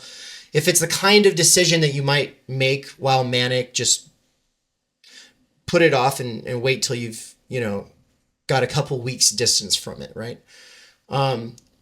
That's generally necessary because, especially if your drive is somehow wrapped up in like, burn it all down, let's start all over again. And at that point of like leaving Amazon, I really did feel like this is a huge leap. But I didn't have that sense of relief yet. And I didn't have that sense of relief also because we're coming up on the tour. And there's all this publishing stuff. And then throughout the whole tour, I was just like, people ask me how I'm doing, or people say, oh, it looks like you're having so much fun. And it's just like, okay, what are you talking about fun? It's like if Goggins is on mile 60, do you say, hey, it looks like you're having fun? Like, yeah, sure, I'll smile for the camera, but no, man, this is just pure drive. I'm just giving into it, but also trying to stay sane and not spiral out, which means just trying to focus on this, small things. And, it's like binging The Wire while I was on tour. It was just a way of kind of having like a thread. I could always turn back to this show that had a very slowed down pace. Like, The Wire is like very drawn out. And it took, when we get back from tour, and then we go on the fucking relay race, 178 miles from Reno to Lake Tahoe, around the lake and back. And this was not something I took on because I am like a David Goggins. I'm the opposite. I am his 300-pound self, right? I am, without a doubt, somebody who has never been able to maintain an exercise regimen, or much less a diet one, for more than 2 months, right? And I always get myself super psyched up, like Goggins pilled, except that Goggins didn't exist all my previous times that I get myself psyched up. But I psych myself up with whatever, and then the collapse would eventually come. And part of the reason the collapse eventually comes is because there are ultimately bigger things pulling me away. And those things might be capital related, and they might just be drive related, right? My drive is fundamentally not in this the way I thought it would be. And my drive not being fundamentally in this the way that it was for other people became very apparent when running around the lake. Okay, it was already apparent like running up to it, but like actually at the occasion was supposed to be different. We were supposed to have adrenaline. We were supposed to feel adrenaline, but I didn't feel adrenaline coming up to the race. And I didn't feel, but I kept thinking, oh, when it actually starts, I'll feel it then. Well, I was the first in my team to start running. I had a 5-mile leg. We all take turns. That's what relay means. You're all taking turns on this race. 12 people, 2 vans, all taking turns, right? Well, a couple people dropped out, and Nance, who's not here with us right now, he dropped out. He was going to run it with us. Everyone knew he was going to run it with us. But he told me the day before the race, he said, I can't do it. And in my head, I'm just thinking, well, your drive is wrapped around theory, not this. And you didn't really sign up for this. You kind of signed up for this, and you've been kind of coming to this realization that you're not going to do it. And of course, I have to do it because I felt the way Nance did, except that I made vows last year. Nance didn't make vows, but my vow last year, one of them in my wedding vows, was to take on an annual challenge, a physical annual challenge.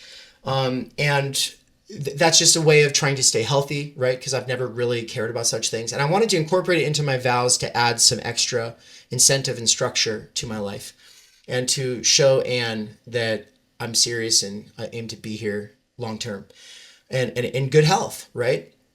Well, that kind of made it so there was no way out for me. And it didn't help that not only was Anne part of this relay race, but so was like two of her two siblings, and her parents were gonna like drive up and watch everyone and stuff. So I had like this additional sort of like in-law pressure. All of those things stacked up, and I still didn't feel adrenaline in those as I took off on the race. I was the first one to run. I just kind of pushed through, and it was brutal. It was absolutely brutal. And then I thought, well, maybe the runner's high or the adrenaline, one of those two things will kick in on one of the other two legs. Nope, never happened.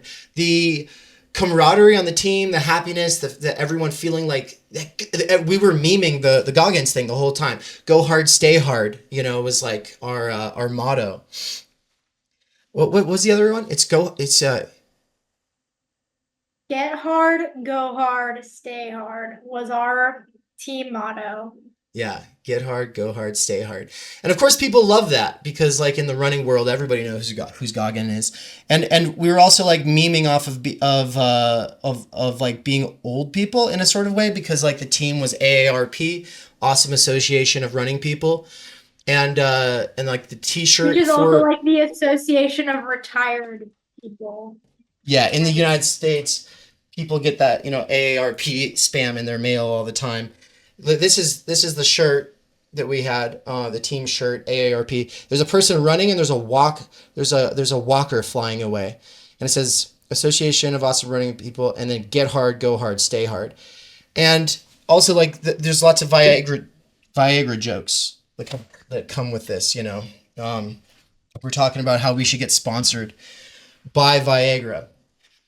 But I bring this all up in the context of drive, having conflicts, and ultimately you want to be a healthier person, you want to be physically fit, so you assert that this is the thing, and then you just hope that your drive can somehow hook into it. And the thing is like I didn't get an ounce of that. I didn't get any of it, and I was hoping that through socialization, just through everyone else's enthusiasm, it would rub off on me, and it didn't. But I expect that other kinds of spaces will work different. And so jiu-jitsu, Anna and I have been doing it this year, and that is different. I don't feel motivated to go to the gym, but once there, I always get something from it that's just amazing, right? It gets me out of my head, blah, blah, blah. Well, burnout. I want to bring it back to burnout and talk about pacing a little bit. So I'm going to erase what I have up here, but you see where it says not remembering and not having time energy? This is probably the biggest problem of every person who's into, here's my orange marker.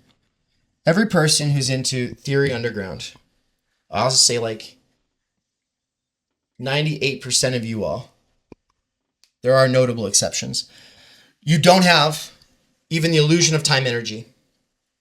And you came to this stuff either in college when you didn't have time to really read the books, or through the internet while working, listening off of your earbud. And what Terrence said is so important. It's a problem of the attention economy itself. It's a problem of this kind of content itself. You get all of this input, but it's like not systematic. It's not something that you're forced to return to, as in the schooling system. And so there's always kind of this question of like, where did I get that? Where did I learn this thing? And what do I do with it? And more importantly, this brings it all back to how I started this segment of the lecture. It causes anxiety. And there's two ways of navigating that anxiety of, will I ever catch up, or will I ever get to those books, or, you know, which book should I focus on first, right? Like that, those kinds of anxieties are navigated multiple different ways. And you might experiment with these different ways. You might just try to like listen to lots of YouTube videos and podcasts, and then every once in a while take a look at a book, or you might do all of that while focusing on one book, or you might bounce between different books. And I know that I've talked to Instagram people, like theory people on Instagram, who they just control F their way through PDFs of books and look at different sections. And so like I talked to a person who's like reading Hegel, but she's just just going to do it with the Control F function and focusing on certain words and passages around that. And look, honestly, like I'm not against it. There might be something to that, right? Like we are experimenting with new reading models. And one of the biggest, most relieving ways of reading, of freeing yourself up in relation to reading is to realize you're just doing the first reading. If it's worth it or if it matters later, you can always come back to it, right? That's why the 3 principles for study as a way of life piece that I published last year, some of you read it, lots of you didn't. It's why it matters. And if you could set the fan up, that'd be really cool because it should not be so hot. Okay. There's a note that I have here that I can't lose, but I have too many notes. Okay.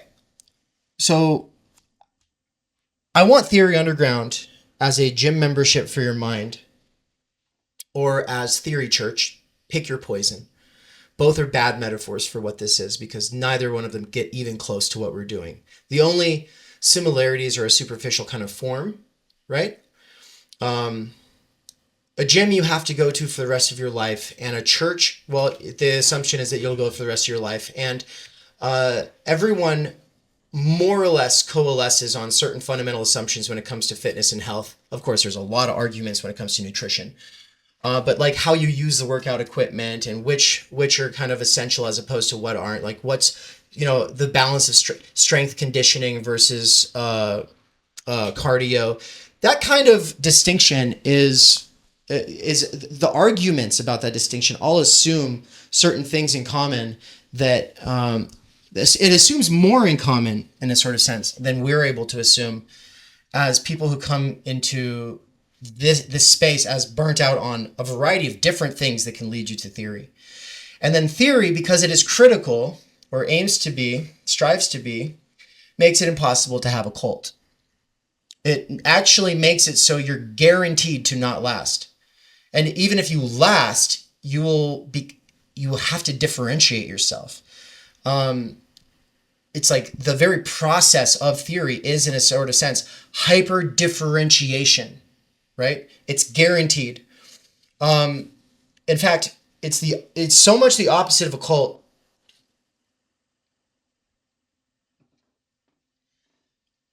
I guess it doesn't have to be. I think that we could probably do theory like a cult, but this is like critique of ideology itself makes it very hard for me to then like roll out for you all.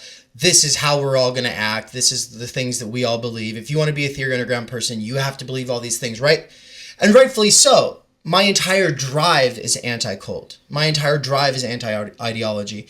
And it's because I was spanked every time I asked why as like a 3 to 4 to 5 to 11 to 15-year-old at some points. Like questioning itself was rebellion. And I was like, that seems like a really dumb idea. At a very, very young age, I was like, that seems like a dumb idea. And my like knowledge that it was a dumb idea and that I was correct made me a fucking annoying child. Like I would probably want to spank myself, right? Like I don't think I would, but I'm just saying, like, I get it, ultimately. My mom still today, she's just like, well, you were a brat. You were always talking back. And it's like, yeah, well, Mom, you were in a cult, so what do you expect, And I love her, and I wouldn't have her change in any way at this point. I think she might even feel the same about me at some level. And so we've come a long ways, but that doesn't change the fact that I'm anti-cult. It doesn't change the fact that I would do things different. And that should be obvious, I think, for everybody. Okay. Bringing it all back to what this is, if it's not a gym or a church. I kind of had the realization that people are going to burn out and then dive back in, and then burn out, and then dive back in, and then burn out, and then dive back in. And at some point after you've burnt out, you're going to just say, I'm not coming back. And you might never come back. And that's ultimately good because most people can't do what I'm doing. Most people can't do what Mikey's doing. Not only can you not do it, but you don't want to. and your drive's not going to be seduced by it the same way. This is ultimately the difference between theory as a way of life and theory as an important stepping stone along your way through life, which you will probably sublate in some sense. You'll overcome and transcend it, but you'll bring along certain aspects of that journey with you, right? What are those aspects you're going to bring along with you? If indeed you are to go and do other things with your life after this phase. And to say that it's a phase, I think the word stage is more important. The only problem with stage is it implies that there's a linear sort of ladder to your life and that this is just a step and a stage. It's probably more contingent than that. But when you call it a phase, it comes with all of these connotations of like parents telling you the things that you were doing were just part of, it's, oh, that's a phase. Well, no, but it's something I have to fucking do. Actually, this is something I have to do. And this might be who I am for the rest of my life. And so you better just learn to embrace it, because this might be who I am forever, but also this might just be an important step along the process. What I hope you're not going to get from theory is the ability to suck the air out of every room you ever occupy for the rest of your life when you're with other people who aren't into theory. To suck the air out of the room, or sit there and pick people apart, even if it's in this sort of like you're disavowing this sort of patronizing feeling that you actually have, and you're trying to be sympathetic and play the believing. No, guys, theory people need a special kind of antidote to the slippery slope tendencies of ressentiment, of split subjectivity, of capital, but specifically when it comes to intellectuals, mostly social and cultural and symbolic forms of capital. And then all of the libidinal investments inculcated in us, because we are in a class society, even though it is in a sort of post-class fractured mass sort of condition. We all have this ideal ego of, even if you're an ugly motherfucker, you've got this kind of cool, calm, collected, very intelligent, razor fucking sharp wit and theoretical prowess. And I say, even if you are an ugly motherfucker, because you know what? If you got the body of a David Goggins and you weigh 300 pounds, you know one of the directions you can go is to be an athlete. He's already kind of an athlete. Everyone's going to tell him his whole life, oh man, you've got the build for it, bro. You could fucking kill. You could kill if you were just like applying yourself. I actually suffer from this problem. People say, you've got the build for it. You could fucking hang muscle on that thing. For me, I'd have to eat 30 turkeys per week just to fucking get to, like that. That's the kind of shit that someone like Swole will say. I don't know if you would say that, but someone like Swole would. Yeah, because you're skinny boy, right, Swole? He gives me a thumbs up. Yes. Yeah, you can say something if you want to, but you're a skinny boy, so it takes a lot, right, to put on those pounds. Yeah, 100%. You have to eat like a fat guy to the point of pain, basically. See, I already do that. I don't do it because I'm trying to put on pounds. But what if you're short and ugly? Well, you could go and just play video games and jack off to porn and hate women. Or you could theoretically identify with women and take the side of the anti-incels of the internet, who are all like the worst kinds of progressive leftists in the world. Most of the time. Not all the time. Some of them are just absolutely amazing people. There are a few. In every group, there are stereotypes, and some of those stereotypes are just fucking awesome. Even if those stereotypes could be negative if everyone was that way in that group. And then, of course, you've got the people who are exceptional and they break that stereotype in like every fucking way. And part of loving humans is realizing that how they might deal with being or resisting the stereotype is part of their struggle. And how they do that is an art of life itself, right? What do you do when you're a short, ugly motherfucker? Like, I'm short, and because I just never really could like get my drive to give a fuck about exercise for very long, I guess my drive does care about exercise. That's why I eat the way I do. But like, I couldn't get my, whatever, you know what I'm saying? But I'm not ugly, right? I'm not ugly, right? So, but guess what? You can counterbalance these various things. Like the being a short little guy is just already something in the social field. You have to deal with it a certain way. And if you realize that in almost every social situation, if you don't assert yourself, then people will overlook you. But then if you assert yourself too strongly, then people will just see someone with short guy syndrome. If you have a cognizance of that, then you actually have to start kind of navigating it. And one of the ways to navigate it is just with eye contact and figuring out who in the room is a major player in the room and not just instantly trying to work them or whatever. But there's a sort of social sensibility that comes from a lot of failure. And as a homeschool awkward fuck who had to spend like 5 years failing and just constantly going into social situations, I got a sensibility for certain group dynamics. And if I was like in school, I would have, if I had just not been homeschooled, I think I probably could have just gone into something that was one of these pre-existing paths. I probably would have been super into a sport, maybe something else, who knows? But that never happened. And so I was just always overthinking things, and wanting to ultimately fit in, or at least I never really wanted to fit in, but I wanted to be able to be in, right? To be in is different than fitting in, because I knew I was always going to be different, but it's like, well, could I at least like kick it with the cool people, right?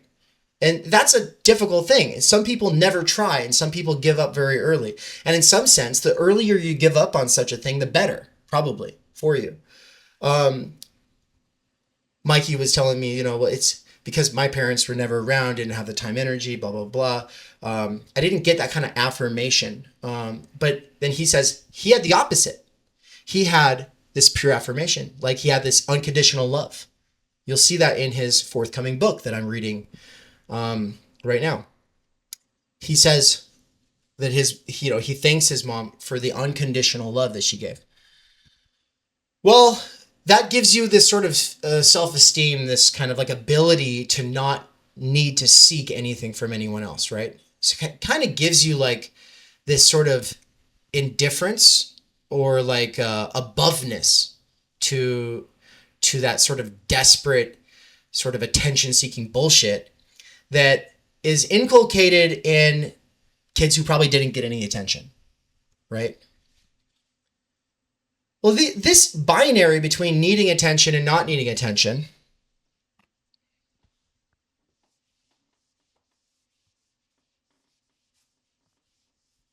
is classed. This is not why I'm dedicating the lecture to Michael Downs, by the way. But I am dedicating this lecture to Michael Downs. I told him that when I sent him the link earlier. I'll just put needs attention. Of course, we'll put that in quotes. Who knows what need even is versus doesn't need attention. Okay. Two kinds of people in the world. Don't you love these games? There's two kinds of people. Okay. I don't know why I gave the dress to the second one, but there we go. I put it there mostly as a bookmark because I want to come back to it. I still want to finish out this preamble by saying to learn all of these concepts that we need in order to correct the worst tendencies of the intellectual life, which come down to compensation tactics, ressentiment, right? Oh, I'm short, so I actually need to be smart to, because, oh, well, that's the thing. There were other routes for me because I'm not ugly. But for Sartre, there was no other route. Sartre could not be David Goggins. Okay? Sartre had to figure out how to be a mental Goggins. Well, I use him as an example because if I use Foucault, you'd look him up and go, damn, I could see someone thinking he's attractive. Or Bourdieu. Guy looks like a fucking movie star. Are you kidding me? How about Wittgenstein? Oh, another movie star. No, there's something about Sartre looking like a frog that makes him a special kind of phallic figure. That guy had more social and cultural capital than any other intellectual in the 20th century. Hands down, dude. I'm sorry, but we're talking about the 1960s. Everybody wants intellectuals to kind of sign off on the student resistance. Everybody wants the intellectuals to show up and make a speech. And there's various people trying it. There's various people doing it. But Sartre, there's just something about the special package of philosophers that influenced him, that he had a fidelity to, and the way he brings it all together, and the way he tries to walk this line between the collectivist, communist, and the individualist sort of autonomy, that he was able to speak to kind of these two tendencies and try to sort of synthesize them. And Marcuse was similar, but he was nowhere near as influential. And when Sartre died, it fucking shut Paris down, man. Everyone came to his funeral. I don't know, did Terrence, did you go? Were you there? Did you see it? He says he shook his head. No. But is it true? I mean, this is all hearsay for me. You were there, though. He's nodding his head. Yes, it shut down Paris. An intellectual rock star who was offered the Nobel Prize, and then he said, I don't want it. I will not accept it. Because that's imperialism. Fuck you guys. Right? There's this way that he would self-efface in certain situations, in the same way that Anne was talking about Goggins doing it. Both of them were able to kind of walk a line where it's yeah, they have it, but they don't have it. Being ugly and short is a good first step of not having the phallus. Everyone fucking knows you don't have the phallus. Now, how are you going to handle it? Right? Well, how about you write a book that's bigger than Being in Time and it goes hard as fuck, and it makes people's brains stop 2 pages in. It's probably a good start, right? Okay. There are unconscious motivations for wanting to do theory. Some of those are because you've been humiliated in your life and you realize you're a fucking dumbass. Some of those are people have misrecognized you as being ignorant. You're not ignorant, you're open-minded. And so then you're okay, I better step up my game though, because ultimately part of your ideal ego is more of this liberal arts kind of suave motherfucker, right? But when we talk about ressentiment, we're talking about, and I always adjust it to my own needs. Nietzsche, he's got his own ressentiment. I, in Waypoint, talk about how I'm going to do it different. And the short version from me is just that people want to feel intellectually and morally okay, which is a soft version of ressentiment theory. The hard version is that everybody wants, the will to power makes everybody want to be superior. I'm saying people want to at least feel okay. And the cheapest way to feel intellectually or morally okay is to at least subscribe to somebody who's a model of being intellectual or moral. And if you subscribe to intellectual or moral people, if you read their books, you can reference the things that they did, the things that they said, or you can drop concepts that they use or whatever. These are cheap forms of feeling morally or intellectually okay. But then, of course, comes in the Nietzschean inversion of values. And that's why it's so easy to hate David Goggins when you like theory. It's so, and there's other reasons we can get into, but it is so easy to hate on him because we already have in the field, and this occurs, I mean, in your schooling, but it also comes to us through Hollywood. There already exists in the field this polar opposition between athleticism and the liberal arts, between hustle and grind and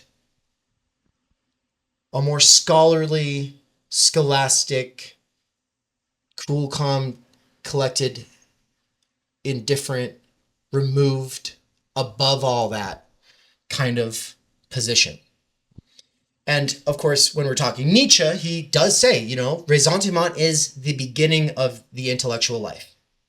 It starts with realizing you can't have what you want and that there are other people who take what they want and you're going to have to find some other way. And that's when we have Tyrion Lannister say, the reason I read so many books, Jon Snow, right? Does anyone remember this quote?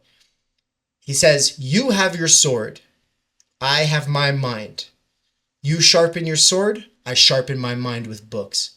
That's why I read so many books, Jon Snow. And for anybody who doesn't remember, I mean, that's in one of the first episodes of Game of Thrones. Tyrion is a little guy. He's littler and uglier than Jean-Paul Sartre. Okay? It's a perfect example of what we're talking about. Now, Tyrion doesn't go around calling people idiots.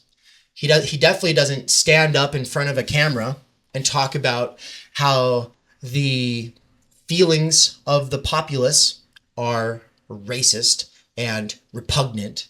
He doesn't do this moralizing kind of like, oh, I figured it all out and I'm just one of the good ones. And if you're one of the good ones, you're on board with me, but we're all going to scapegoat the majority of the people who don't have the time, energy, much less patience, much less drive or sort of fantasy for this intellectual life, right?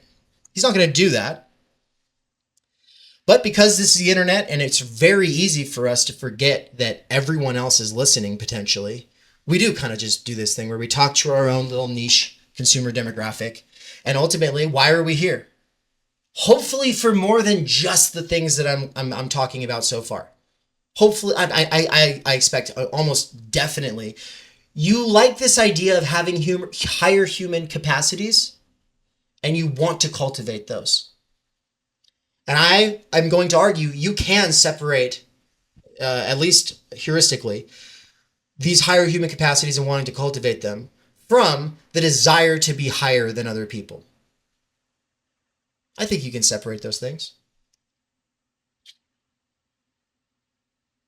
But there's some kind of programming necessary, reverse programming, because the schooling system and how it selects for the people who will be managers and professionals necessarily humiliates and shames everyone else who's not doing very good in the schooling system. And it's selecting for people who are good at sitting near the front of the class, taking notes, nodding along, doing the things that one does if they want to be something more than some fucking monoloid, like sports bro.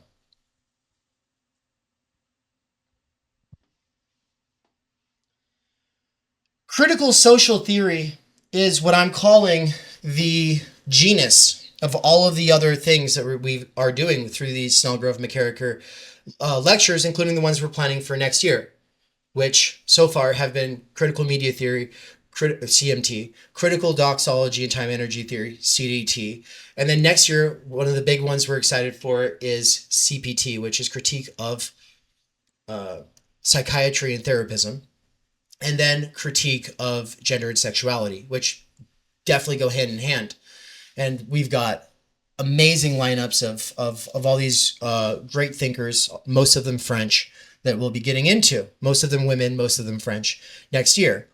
But before, and of course, we're going to be doing the same thing. We'll have doxological artifacts that we're reading alongside, these radical thinkers. But critical social theory is also a way of talking about sociology without calling it sociology, because there is now, as of I think 2007 to 2008, I forget the name of this author, but a distinction between social theory on the one side and sociology. And the reason this author, cited in sociological textbooks, makes this distinction is because, in a sort of sense, every great sociologist had been a social theorist and was also trying to do things scientifically. And he basically wants to separate the theorizing of society from the actual data collection, right? So, okay, take care, Tyler. Sociology, he wants to, like, this is the science of the social, versus on this other side, social theory. He wants to make this distinction.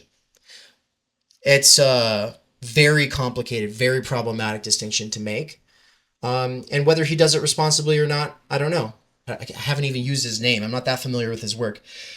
But what we're doing is critical social theory. Now, sure, Weber is not considered a critical theorist. And neither is Boas, one of the fathers of anthropology. He's not considered a critical theorist. Neither is Claude Lévi-Strauss, right? Another anthropologist. These are not considered critical theorists. But they're absolutely essential if you want to understand social theory, because they are social theorists and they're trying to make their social theory scientific. Every great social theorist is trying to make it scientific.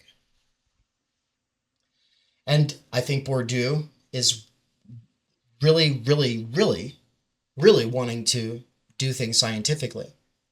And he wants to show people that what he's talking about is based in objective material conditions. The relations of production are based in objective material conditions. That doesn't mean that they're superstructural in a sense that means that these social relations are therefore non-causal, right? But they are nonetheless situated in a field. Well, what I want Theory Underground to do for everybody who comes through it, whether you're going to do it your whole life and end up getting a doctorate or starting your own teaching platform or doing your own media project, or whether you're going to go become like a cool dad who is into other things, or maybe you're going to go be like some cat mom. It doesn't matter. It doesn't matter. What you're going to learn here is the names of the most important anthropologists, sociologists, economists, and political theorists, and you're going to learn the imminent critique of all of them while at the same time sublating all of their best insights. And to do that, you'll only have to read like 1,000 books. It's easy. Definitely not cause to burn out for anybody, right? But I'm only half joking. I want to show you how to read 1,000 books. I want to show you how to situate yourself in the field. I want to show you how to do all of that and not feel anxious. I want to show you how to do all of that and not be an obsessive. Now, of course, you're going to be an obsessive if that's kind of just your drive, but there's a way to play that off where you're not an obnoxious, overbearing, kind of especially masculine obsessive. There's a way to fucking tamper that down a little bit and still have some kind of suave. There is. Thinking in terms of CMT, CDT, CPT, or we didn't even say critique of political economy, CPE, or a critique of libidinal economy, CLE, and thinking about all of these as bracketed under critical social theory, and then understanding the relation of philosophy to CST, and then having the main 5 names of the main 5 anthropologists and sociologists and the main 5 economists, and then understanding their main contributions and the main ways that they all contradict one another, and then how in some ways time energy theory hopefully situates us in reference to them all in a way that allows us to work with them and at the same time against certain tendencies of all these different thinkers. It does seem like a tall order, but when you limit it down to like 3 or 5 names here and there, and like, oh, what are the most important texts in sociology? These 3 to 5 texts, right? Limiting it down to like these little clusters is a great way to start. And then realizing that nobody who's teaching Pierre Bourdieu outside of like one motherfucker read the entirety of Distinction. Like nobody read the entirety of Distinction. Nobody read the entirety of Being in Time.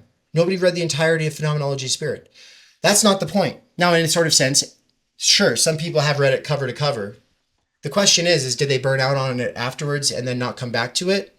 Did they not understand anything from it? And then actually, over time, their unconscious processes it, and then they adopt certain ideas from it, but they don't even realize where they got it from, and because they don't ever go back to it, because they're trying to get on to the next thing. Look, the infinite list of books that you have to go through that makes it feel so you can't do this one that you're really interested in because you're still working through this one, and then there's these other ones in line. This is all part of our brains being schooled. This is all part of the idea that you have to do things in a linear order, and this idea that knowledge does come in these sort of stair steps, which is true with some of the empirical sciences and maths. There are like efficacious sort of like first principles you want to start at, and you build up, and certain practices you want to just memorize, and then other things. No, but when it comes to theory, when it comes to doing theory when you're not even supposed to be doing it in the first place, which means doing it and you're not doing it for an exam. You're not doing it for an assignment that only a teacher is going to read. You're not doing it because it's going to necessarily serve your career or your whatever. We have to break out of the ways that our brains have been schooled. And I wasn't even put through the schooling system. In a sort of sense, that's not to say that I was deschooled. It's more like I was growing up in a factory or something. Is kind of how it was. It's like I was a little factory worker my whole life. But I never really got programmed with this linear like model. And so every one of you will have to experiment with this in your own ways. But reading 1,000 books at once means knowing who to turn to for what. That's what that means. That's what reading 1,000 books at once for the rest of your life actually means. You could take a whole year off of theory, but then you're coming down from the woods and you go, spiritual nourishment, a strange labor. That seems relevant for this idea that I can't stop thinking about. And then you'll go look it up and you'll read it. Because you know where to turn to. You know someone was thinking about this thing. And then that mentality should also help you let go of trying to remember everything and realize what matters is being able to pay attention to what gets stuck in your head and then honor it. When a song gets stuck in your head, you honor it by playing it. When an idea gets stuck in your head, you honor it by reading something about it. That's all there is to it. And sure, you might watch a YouTube video, you might like watch a podcast, it doesn't matter. But you honor these ideas by giving them 5 minutes of your life, 10 minutes, 20 minutes, it doesn't matter. But if you stop thinking, I can't read Being in Time right now. I don't have time for that. Yeah, bitch, nobody does. But fucking read the first page. It's literally one of the best things. And I guarantee you, it'll fill your life, or at least that day, with more than 3 hours of scrolling would have. It will. But let's just say that you can't bring yourself to do it. Playing something in the background that is tangentially related to that thing you keep thinking about, but that you can't bring yourself to research, will actually do something for you. There's a way of resisting not just what we are putting in our foreground. When we're thinking of critical media theory, we of course think about our phones in the foreground. No, but like you can control your background as well. In fact, Mikey's probably writing, barely listening, and this is in the background. And he's actually productively procrastinating against his writing by listening sometimes. And then he inverts the energy sort of and propels himself further by every time you change your attention between two things that you care about, you get more energy to do the other thing. And you can sit there, and that's why you can, when people say, I don't have the time energy to do that, it's like, well, yeah, of course, nobody has time energy, but you have energy time. Energy time is the ability to turn a moment into a block of time where it didn't actually exist because you're transgressing against the things that you're supposed to be doing.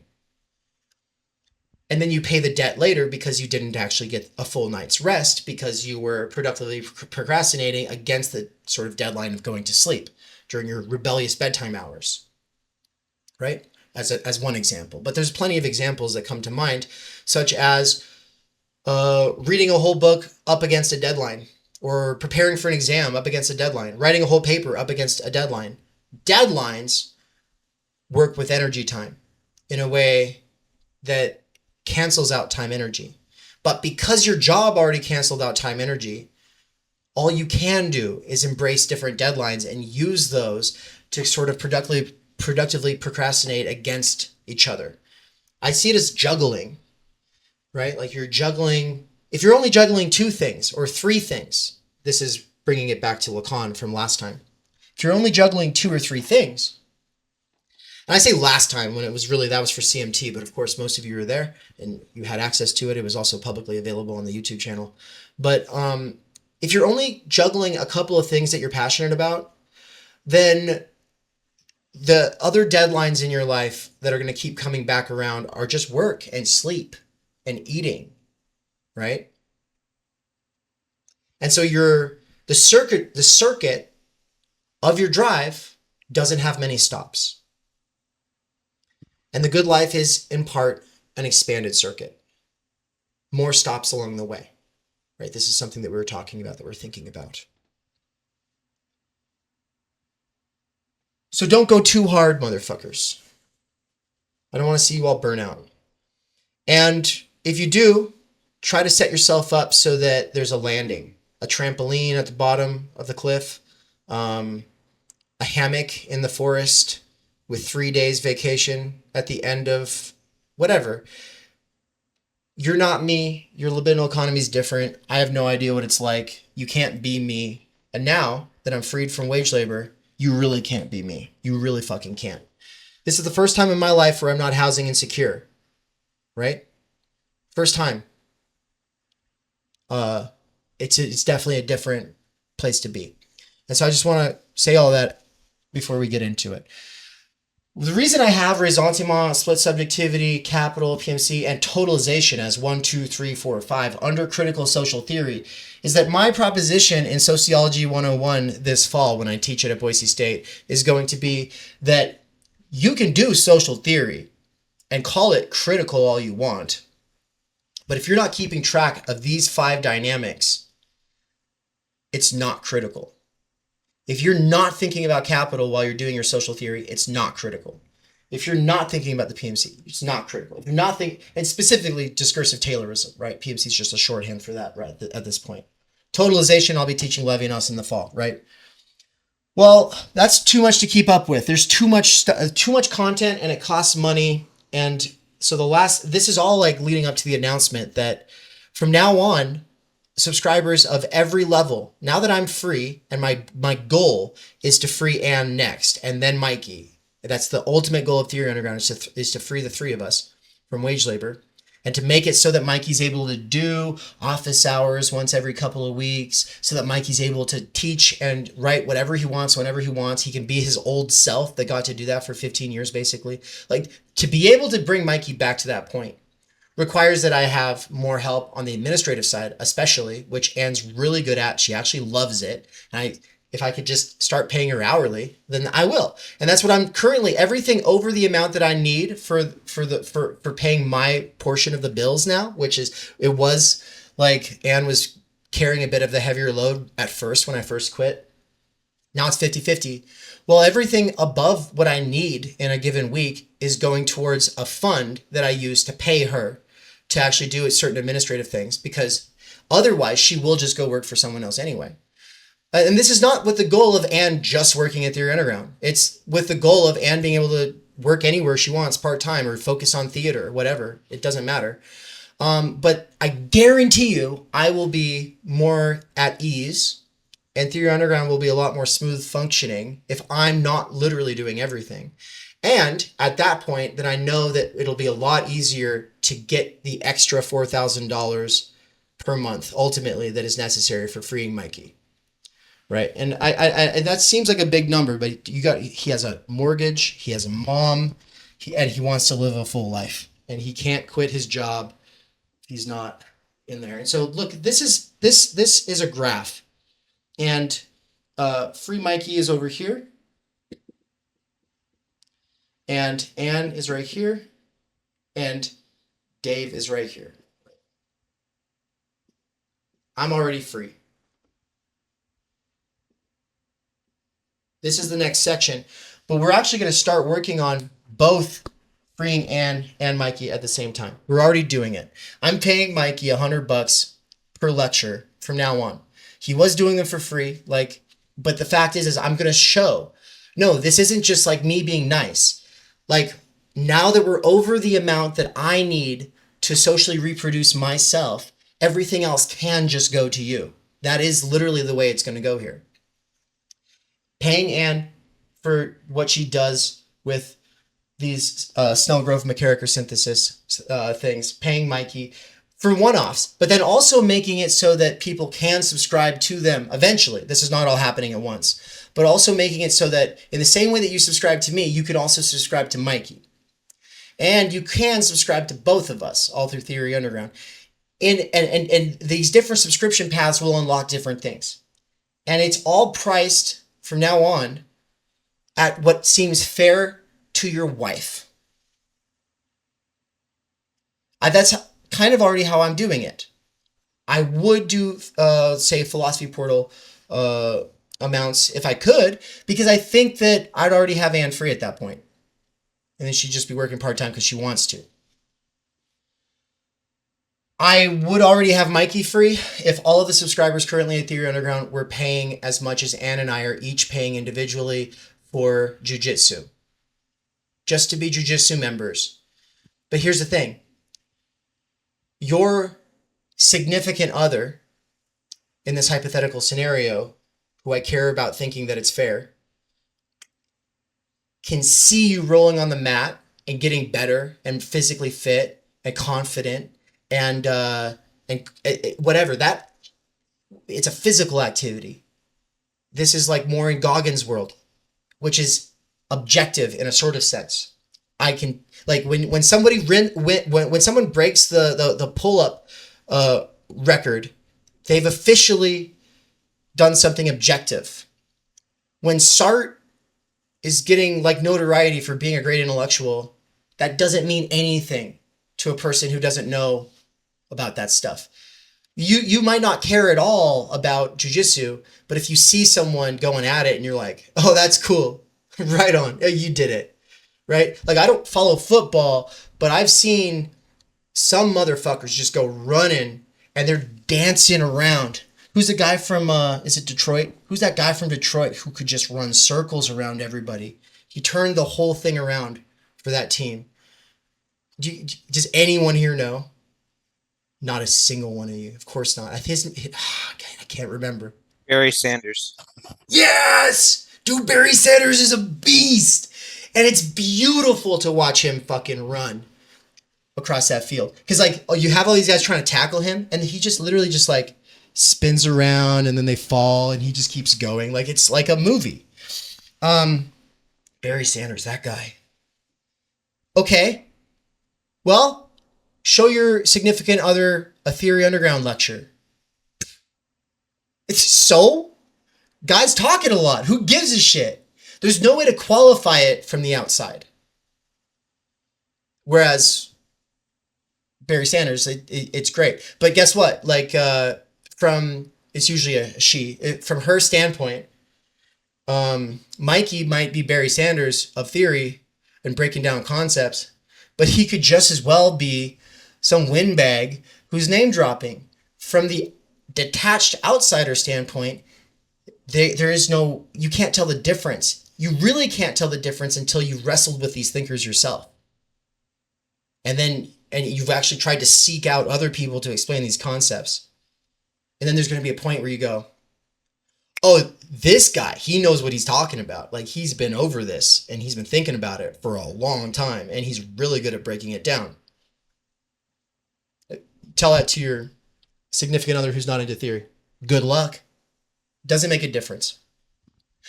Therefore, I cannot charge the prices of a jiu-jitsu gym, even though that would be fair. I think it would be fair. I went $60,000 into debt so that I could get to where I am, and then the amount of effort I've put into the research outside of school is way disproportionate to the insane amount of effort I had to put in while I was at school.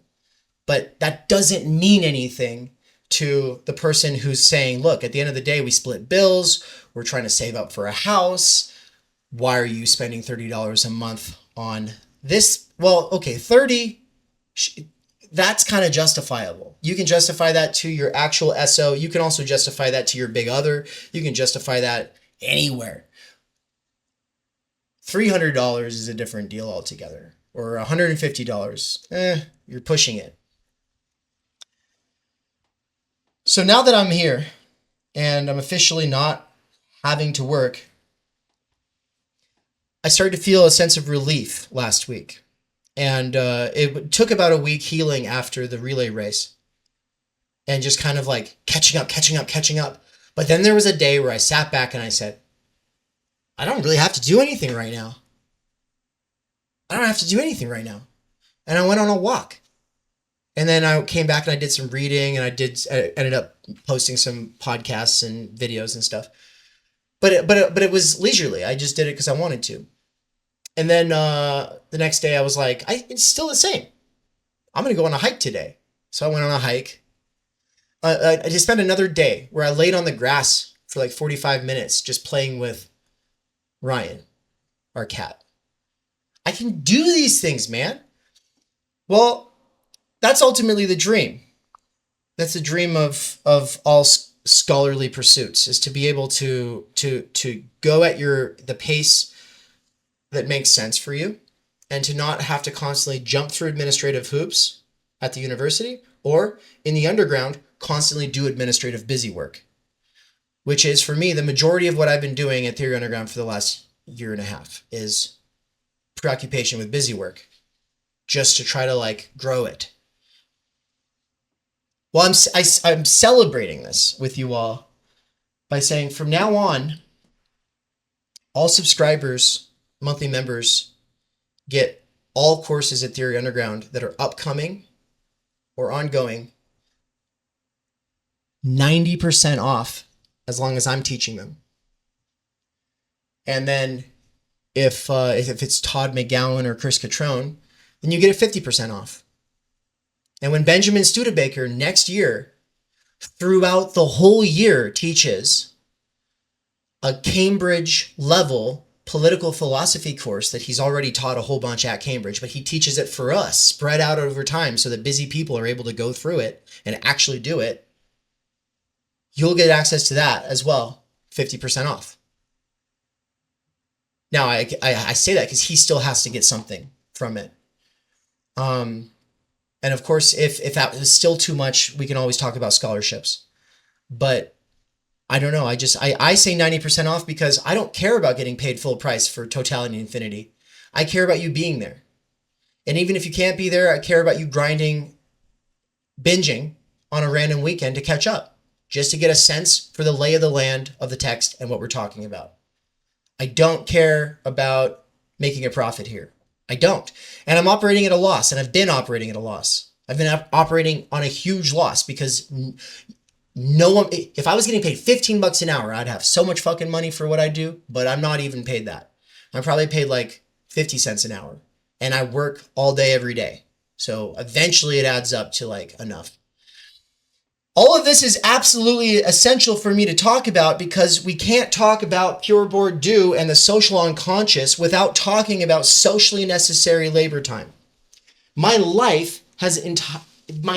life has been built around socially necessary labor time, and so has most of your lives. Most of your lives. There's a handful of people, because of their class belonging, who have never had to live around socially necessary labor time. And so this is how we symbolize it, S, and then the square for necessary, or necessity, and then L for labor time. So socially necessary labor is, I'm not going to say it's the basis of all value, the way that Marxists will. I'm going to say the soft claim. And I just because nothing about my argument hinges on the hard claim, so I'll stick with the soft claim. The soft claim is that socially necessary labor time is the gravitational force around which working class lives orbit. How? Well, because if it takes you a lot of time to do a basic task at the workplace, they're going to tell you to get out. Okay, so that's the first way. Second way, if they need to rake in new profits at a mass like scale, but there's nowhere to bring profits in from, replacing you or replacing 3 other workers with you, like that kind of rationalization of the workspace, is a way to bring in additional profits, because there's sunk costs in the brick and mortar building, in the software, in the intellectual property, there are sunk costs, and these are the costs that the capitalist absolutely has to pay. And then there's what gets called it's variable. Someone with CPE background. There's a word I'm forgetting here. It's not variable. It's not called variable value, right? No, it's called something else. Is it variable capital? Could it be? No, we're not talking about surplus value. We're talking about how like the means of production. I'll just do it this way. The means of production over here. We usually think of like the factory. But the factory is, like I said, a sunk cost. So, You're there you talking go. about fixed capital and variable capital. That is exactly what I'm talking about. Thank you.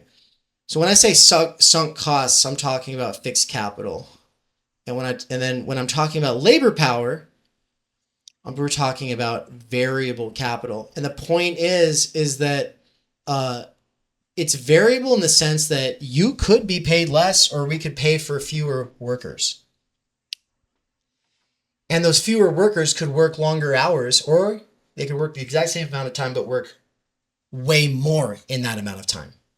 And so obviously when everything's going good and the capitalists have found some new technology that allows them to rake in some profits for a while, it's all great. But eventually all the other capitalists adopt the methods or better ones through research and development investments. And the workplace gets re-rationalized, and the length of your day, or in the gigification of this economy, working all of the time, but also never, working a half hour here, 45 minutes there, kind of means you're always working, because you always have to pay attention to like, oh, look, Uber needs me now. Oh, look, Amazon needs me now for this flex shift, right? This is all a way that we are variable capital to the capitalist, right? Well, socially necessary labor time is about the amount of time that something takes on average to achieve the production of a commodity, whether that be a good or a service. And we say on average because we're talking about mass scale operations. And because if the socially necessary labor time to dig a ditch is, let's just say that it's a 100-foot long ditch, it's 7 feet deep. And the socially necessary labor time to do that for one person would be something like, I don't know, it's a whole week that person would be digging. And then if you put a whole crew on it, it would still take like the whole day to day and a half to 2 days. Well, what about when you bring in a backhoe and do it in a half hour, 45 minutes, right? That machine has changed the socially necessary labor time necessary for getting the job done. So this is time saving in Ford's sense. Technology and breaking down every task into its atomic parts and then streamlining those, de-skilling most of the workforce to make them hyper exchangeable and competitive, and then super concentrating the rest of the skills into a sort of monopolized elite that has to be certified. That's all part of this rationalization of the economy. And that's capital. We're talking about capital. But what I want to talk about now is Bourdieu. I'm looking for my eraser. Where the hell is it? Where's my eraser? Oh, it fell down. Okay.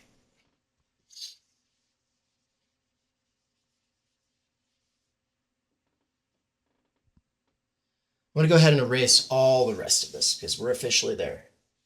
I can get into the thing. Now what I'm not going to do here is sit here and tell you all everything about Bourdieu's life.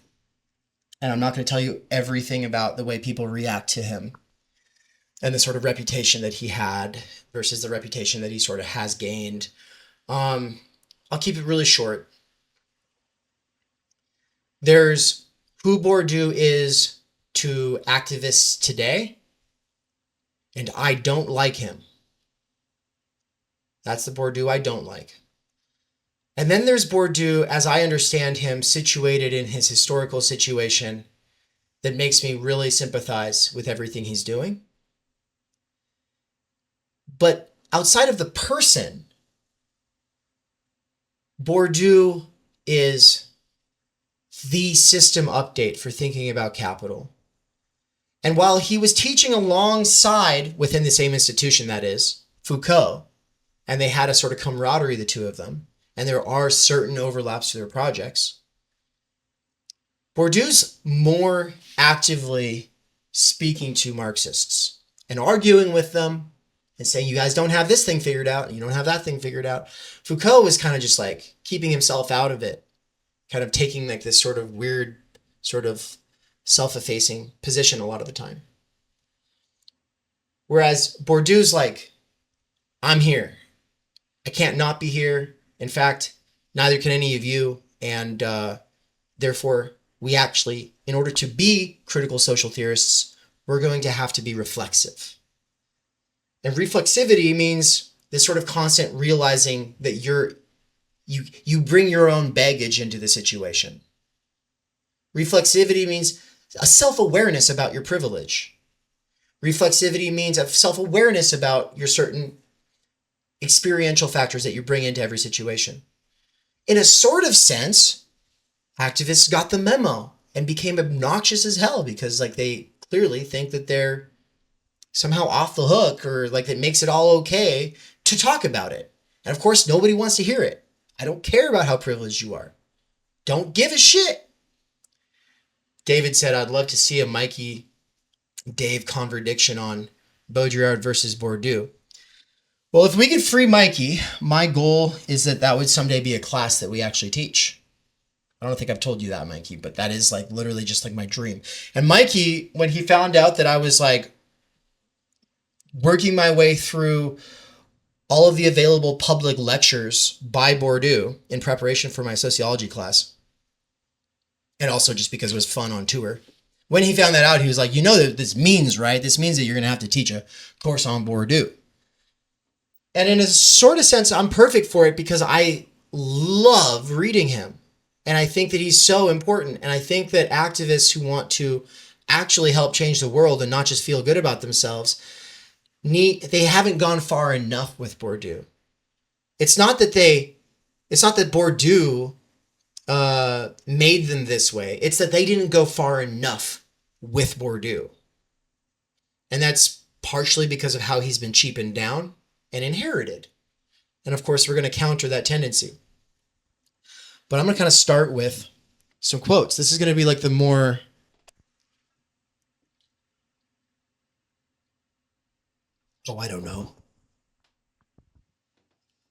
scholastic part of this lecture. And I keep bringing that word back up because I never really thought about how scholastic and scholarly share the same root. And I never thought about how the root, I never really thought about what the root of scholarly or scholastic really is. I mean, of course, I thought it was just basically school. But also, if you've been paying attention, I talk about scholae all the time as the thing that we want if we want to be intellectual. So I'm going to start out by reading a couple quotes here. And in my ideal world, we'd do a screen share and you could follow along. But like I said, don't worry about remembering everything. It doesn't matter. I'm going to start out with why I think Bourdieu is perfect. He's like this bridge, because I love Baudrillard, but I also really love Heidegger, and I also really love Lacan, and I also really love Nietzsche. And I've been super interested in Husserl for my own reasons that are not anybody else's reasons. And so when other people say they don't like Husserl, like their reasons are always missing the point of what I think is going on there. And Bourdieu is sort of like this way that all of these thinkers come together in one person. But Bourdieu was forever changed by Husserl, much like Levinas and Sartre were as well. Bourdieu was profoundly impacted by Husserl's desire for a properly scientific kind of philosophy that is not going to slide into scientism, that is not going to sort of borrow its concepts and ideal models from the empirical and natural and sciences. No, Husserl wants to set out to found philosophy on the basis of a method. Husserl is not the kind of thinker who's going to tell you, here's all my beliefs about the world, and this is how it all works, and this is what's fundamentally real, and this is how we know. He's instead going to hystericize himself for his entire life and say, look, guys, the problem with Descartes is that he didn't go hard enough with the radical doubt. He didn't go hard enough. On the one side, Descartes was giving into or smuggling in certain presuppositions of scholasticism, and on the other side, he was smuggling in some of the presuppositions of, the sciences, the mathematically informed sciences. And so I have like this copy here of the Paris Lectures, where the first 3/4 of the book are an introduction. It's kind of funny. Like literally, like the actual book is like this little tiny part, and the first giant section of this book is all this introduction. And it's actually a really good introduction, but it's not what's important. On page 8 of this edition, whatever it is, you can just look at the cover. I don't really know. It just says Martinus Nieschhoff the Heg at the bottom, but it's the Paris Lectures. These Paris Lectures were given just a couple years after Being in Time. Just a couple years after Husserl tried to write an Encyclopedia Britannica article about phenomenology, and he tried to collab with Heidegger, who was in the process of writing Being in Time at that very time, in that very moment. These are dots I connected, not something I read.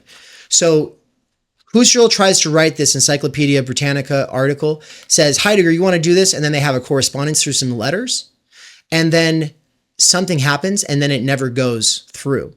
Husserl continues to write his own version of what phenomenology is, and it gets published in this encyclopedia. We don't know what happened in most of the correspondences between Husserl and Heidegger because most of them were destroyed. It's quite tragic. But it's because Husserl was married to a Jewish woman, and when the Nazis took power, he had to flee.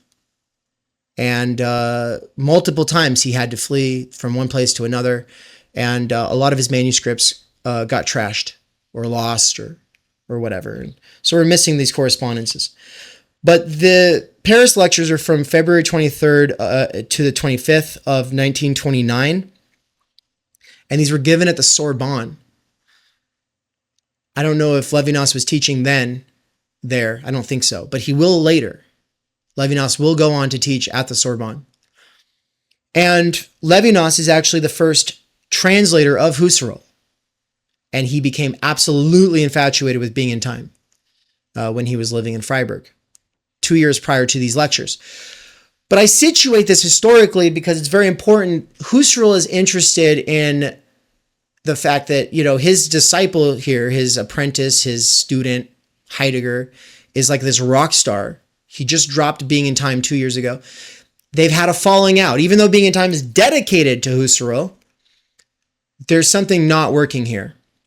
And Husserl's like, you know what? I'm just going to have to tell everybody what phenomenology is from my own mouth, because my student is getting pretty creative. He's bringing in Schleiermacher and Dilthey and doing all of this stuff with hermeneutics and existentialism. We'll just kind of, no, I'll just tell you all what phenomenology is for me. And for him, it's a method.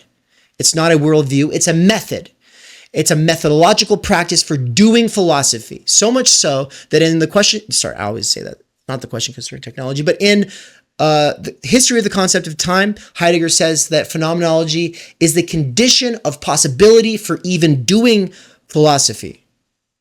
You can't do philosophy anymore without phenomenology, and that wasn't true in the Middle Ages, and that wasn't true for the Greeks, but it is true now. And the reason it's true now is because if you don't use a rigorous method that counters your own predispositions and prejudices in this more rigorous way, then it will be mathematical and scientific or scholastic on the other side. Now I'm going to read you something that Husserl tells his French audience at the Sorbonne. He says, I love this so much. He says, first, anyone who seriously considers becoming a philosopher must once in his life withdraw into himself, and then, from within, attempt to destroy and rebuild all previous learning.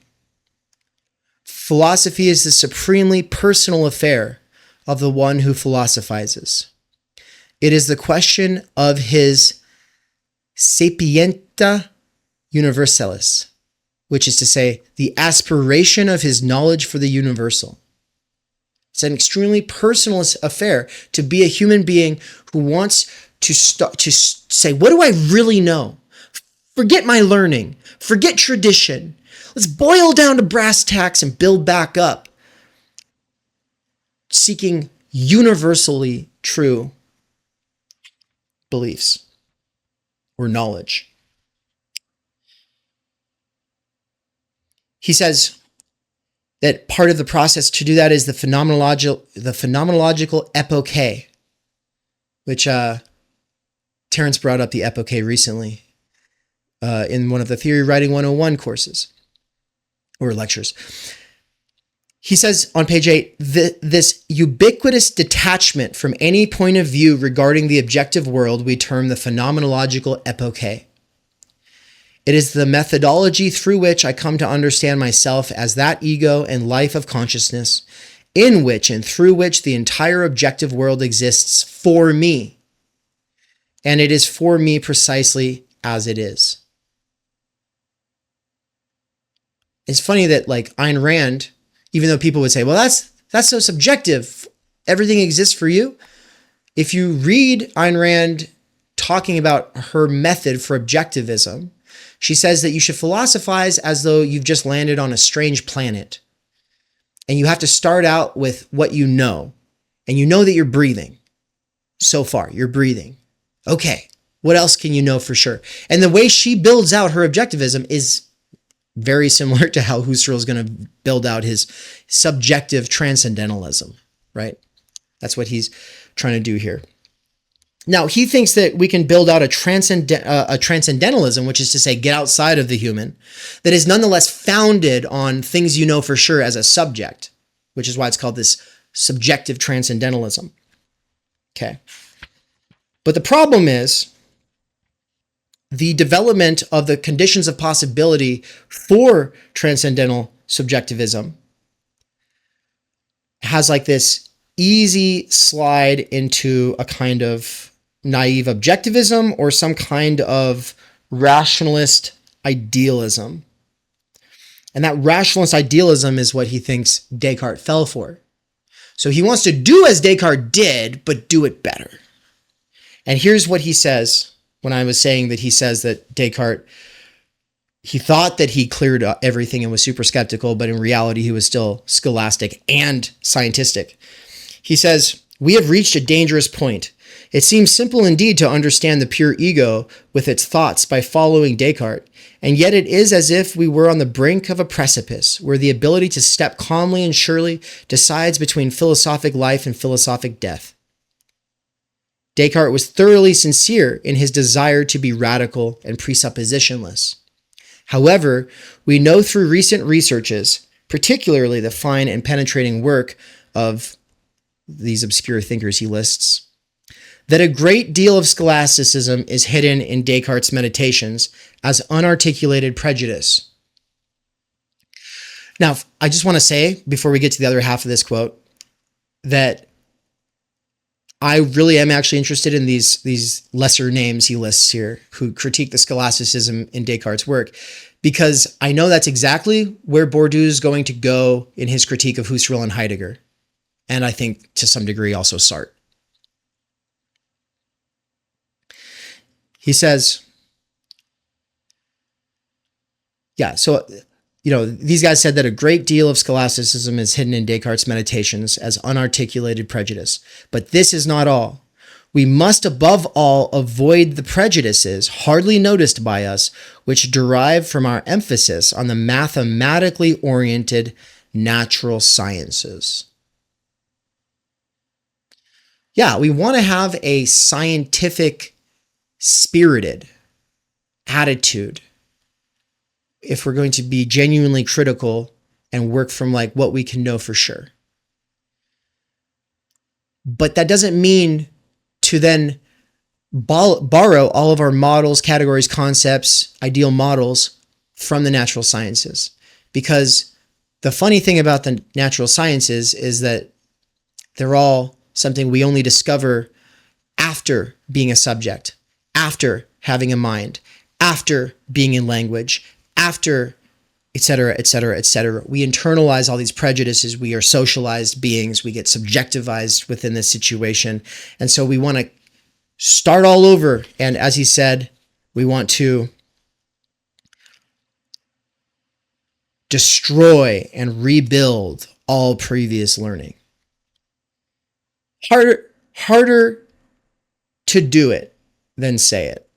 Easier said than done, right? Well, I have one final quote to read from Husserl. I'm not trying to give you all an introduction to phenomenology, but you're getting one anyway, right? And that's kind of how it is at Theory Underground. Even if you're only here for a month, you're going to get an introductory brush on phenomenology, on structuralism, on post-structuralism, on critique of political economy, on CLE, et cetera, et cetera, et cetera. All the things I already said, right? Dave, I've put the PDF in the chat. For the... Thank you for sharing the Paris lectures. I don't know if it's going to be the same pages. Oh, you shared the page 9. Perfect. Well, now it's the Ideas 1 that I'm going to quote from. And I'm saying that Bourdieu is well aware that there is no, that the scientific status of sociology is very suspect. It's suspect. Why is the scientific status of sociology so suspect? Well, I mean, for reasons that are similar today as then.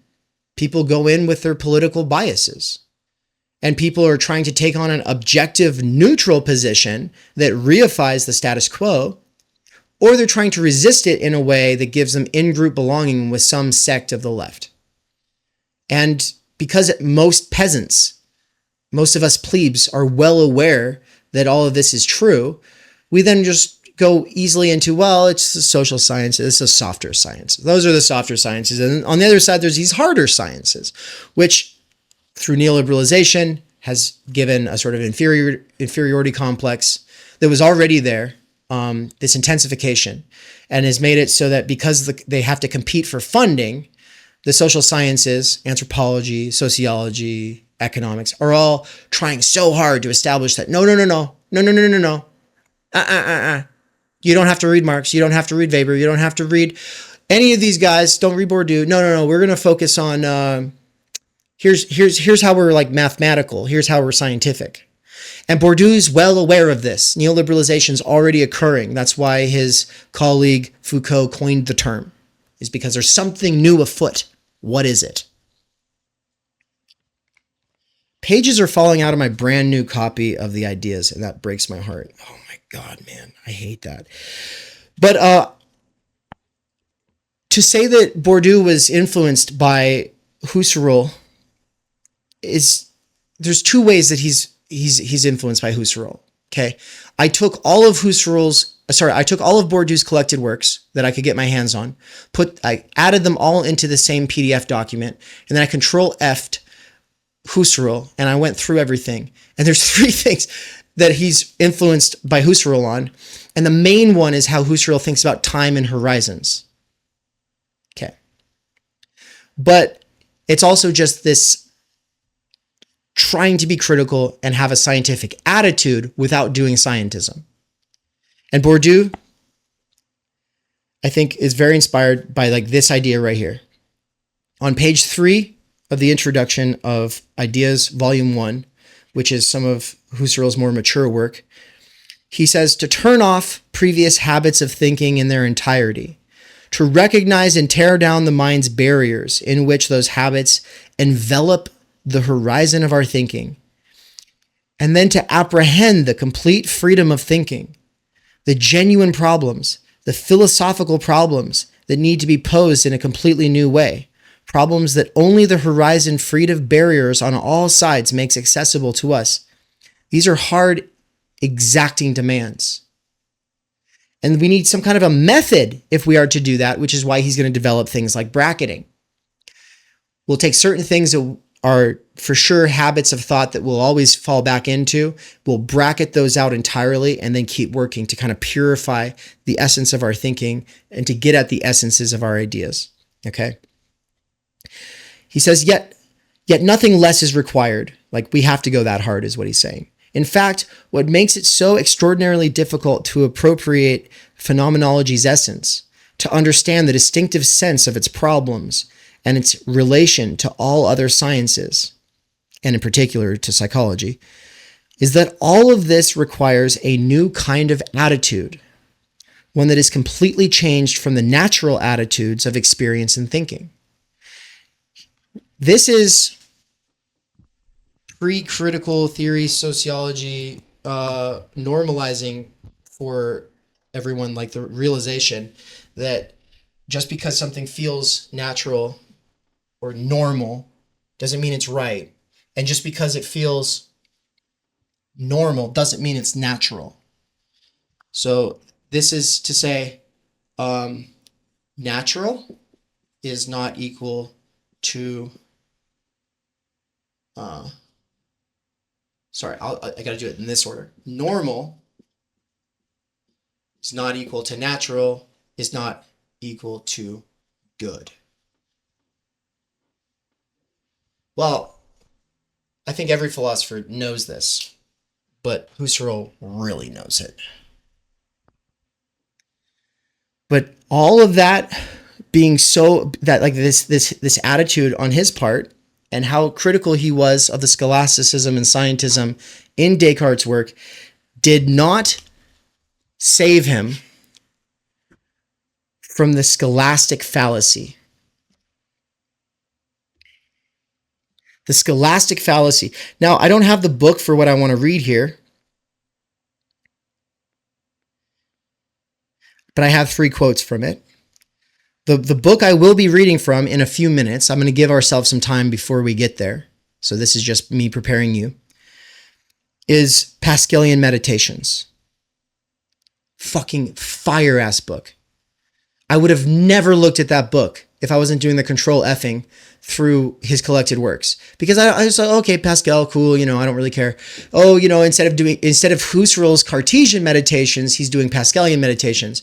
Well, I didn't realize that until I was actually going through it, and then I started finding certain things. And then I stopped this Control F'ing, and I just deep dived into Pascalian meditations because it's exactly what I was looking for without even realizing it, which is Bourdieu's critique of Husserl and Heideggerian phenomenology, and specifically his classed time-energy critique of them.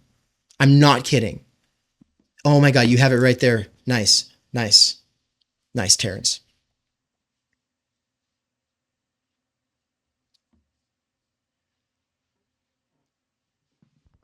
But before I start reading these quotes from the Pascalian Meditations, I'm going to read 2 summaries so far. What have we covered in this course? The 2 main things in 2 paragraphs that I wrote out. First, Dasein's being in the world is constituted by an equimental and referential totality, equipmental, fuck, I can't even talk. Dasein's being in the world is constituted by an equipmental and referential totality of significance, being already always ahead of itself, projectingly, existing upon a horizon of possibilities that has been stultified. It has its own circumspective concern, which means background and foreground. Background that you're aware of, but not fully conscious of, and foreground that you are focused on intentionally. Husserl would say an intentional act, right? That's the relation of circumspection and concern. Concern would be the intentional act. Circumspection is those background conditions of intelligibility that make it so that you can actually process or place whatever it is that you're focused on. Okay. To say it's stultified, though, means that it's circumspective concern, that it's moods, its preconceptions, that they all relate to the symbolic structure. Remember how I said understanding, state of mind, discourse, they're equiprimordial, equally original. Well, understanding is not cognitive. It's not at the level of what you know. It's felt at like your gut, but even like not felt. Like it's just the background conditions of intelligibility for anything you consciously know or grow to interpret over time. Well, that means that that's on equal status to discourse. Well, discourse is what Lacan's going to call the symbolic. We're talking about the structure of language. And then all of your moods are on the condition of possibility for what gets poorly translated as state of mind, which ultimately means your ability to have moods. The fact that you always are already in a mood. The sort of placeholder for that. And all three of these things are related. So your moods, your preconceptions, which are all downstream from understanding, and the symbolic structure, they're all equiprimordial, and that's all part of the background conditions of anything that you're concerned with, right? It's part of circumspection, and it's part of concern. To say this has been stultified is to say that on average and for the most part, we have not been ourselves. We have not chosen our existence. And when you don't win yourself, you lose yourself. And of course, we are losing ourselves all of the time. And this is where we have to read from 216, one of my favorite pages of Being in Time, no one ever talks about. And it's my favorite because it relates so well to critical media theory, but it also relates to critical doxology and time energy theory, because it's ultimately about something I think we all feel so strongly. Being in the world, so I'm just going to read it from the top and then I'll explain at some point. Being in the world is proximally absorbed in the world of concern. This concern is guided by circumspection, which discovers the ready to hand, just like the way things work around you. It discovers the ready to hand and preserves it as thus discovered. Whenever we have something to contribute or perform, circumspection gives us the route for proceeding with it, the means of carrying it out, the right opportunity, the appropriate moment. Concern may come to rest in the sense of one's interrupting the performance and taking a rest. Or it can do so by getting it finished. So, when you're focused on something, that intentional act that he calls concern has this circumspective background. But the thing is, concern comes to rest because you get off of work or you complete the task. Then he says, in rest, concern does not disappear. Circumspection, however, becomes free and is no longer bound to the world of work. When we take a rest, care subsides into circumspection, which has been set free. So yeah, you have to focus on your errands. You have to focus on work. You have to focus on obligations, responsibilities, whatever. And the things you're focusing on assume a background, which Bourdieu is going to refer to as a field. Circumspection is field.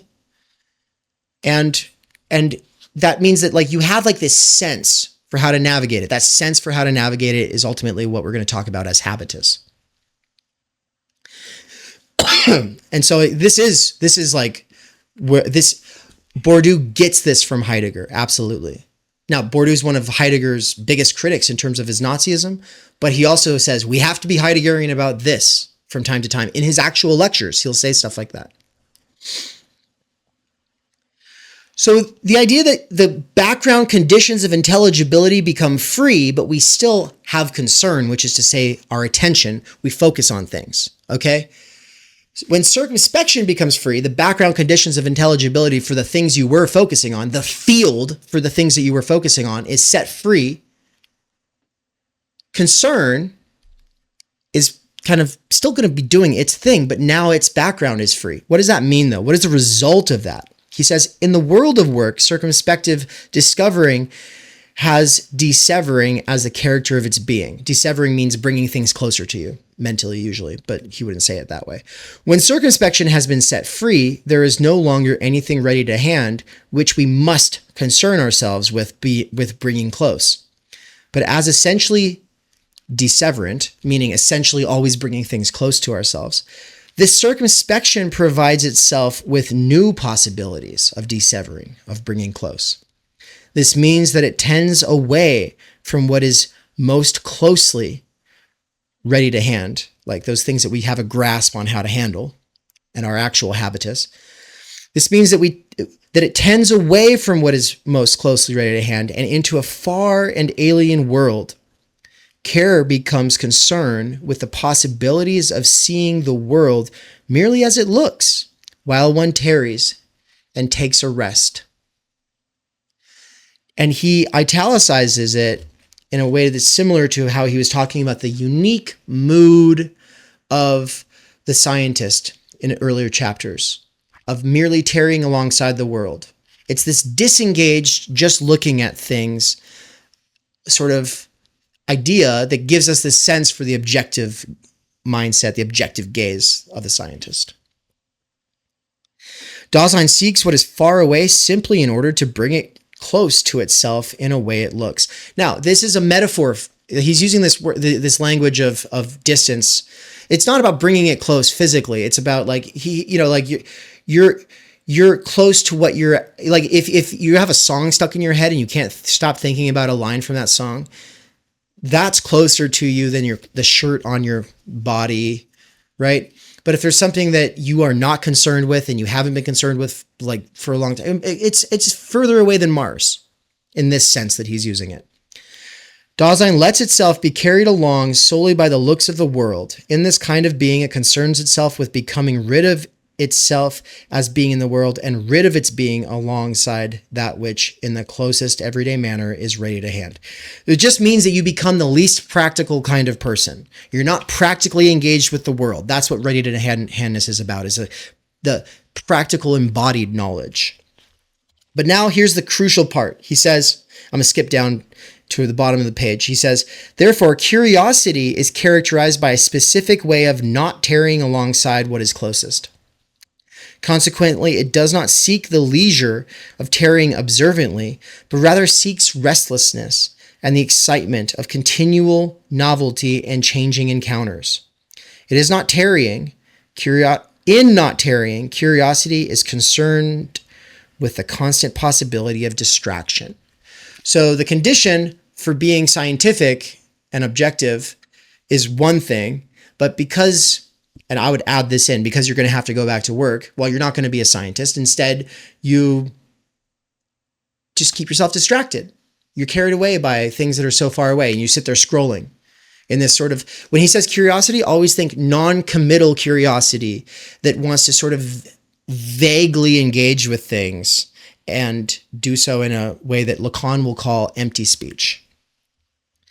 Both this not tarrying in the environment with which one concerns oneself and this distraction by new possibilities are constitutive items for curiosity, and upon these is founded the third essential characteristic of this phenomenon, which we call the character of never dwelling anywhere. Motherfuckers got no chill, they can't post up and just be.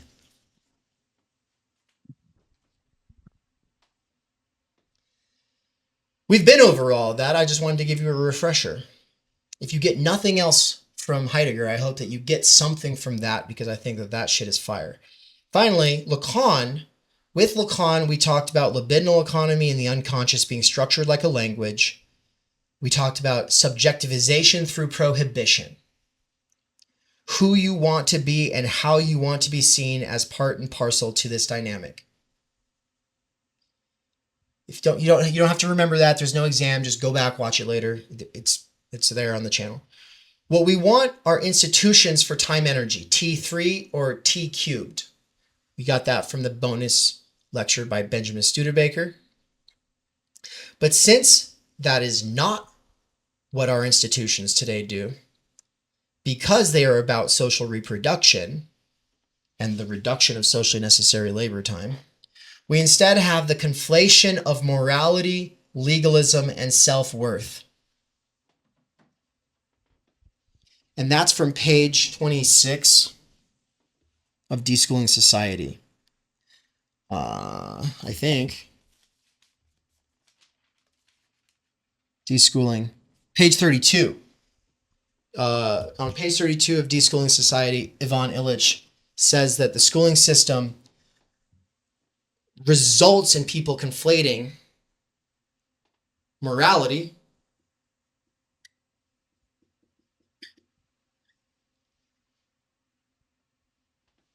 self-worth,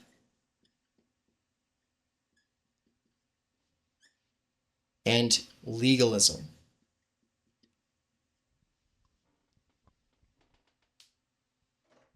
Which is why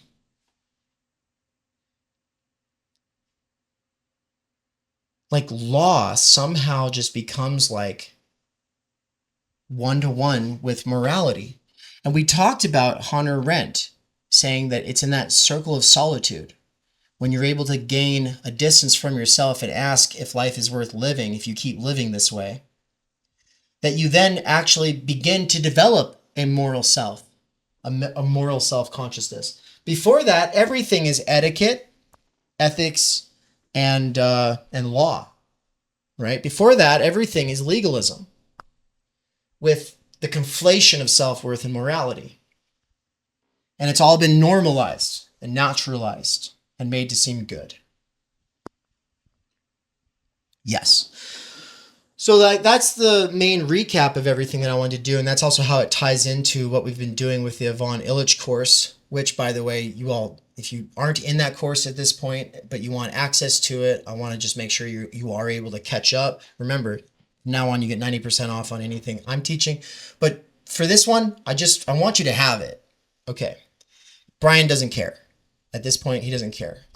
He's really happy with the crew we have on board. I want you guys to be able to have that playlist to grind through if you want, but especially the first lecture, especially the first one, which is public already anyway. Okay, now this gets us to the social unconscious.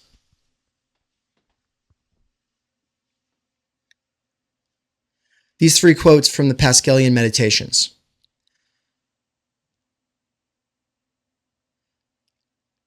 This is where the when we say social unconscious, I'm thinking about the fact that we know things that we don't know that we know, and that's not just because we're in language, but because we're in a society. And the social order itself and all of its symbolic relations are tied up in our idiosyncratic libidinal economy. So I am thinking about libido in this sense. And this is actually perfect, because here Bourdieu comes in to say, one of the tasks of sociology is to determine how the social world constitutes the biological libido, an undifferentiated impulse, as a specific social libido. There are, in effect, as many kinds of libido as there are fields. The work of socialization of the libido is precisely what transforms impulses into specific interests, socially constituted interests, which only exist in relation to a social space in which certain things are important and others don't matter, and for socialized agents who are constituted in such a way as to make decisions corresponding to the objective differences in that space.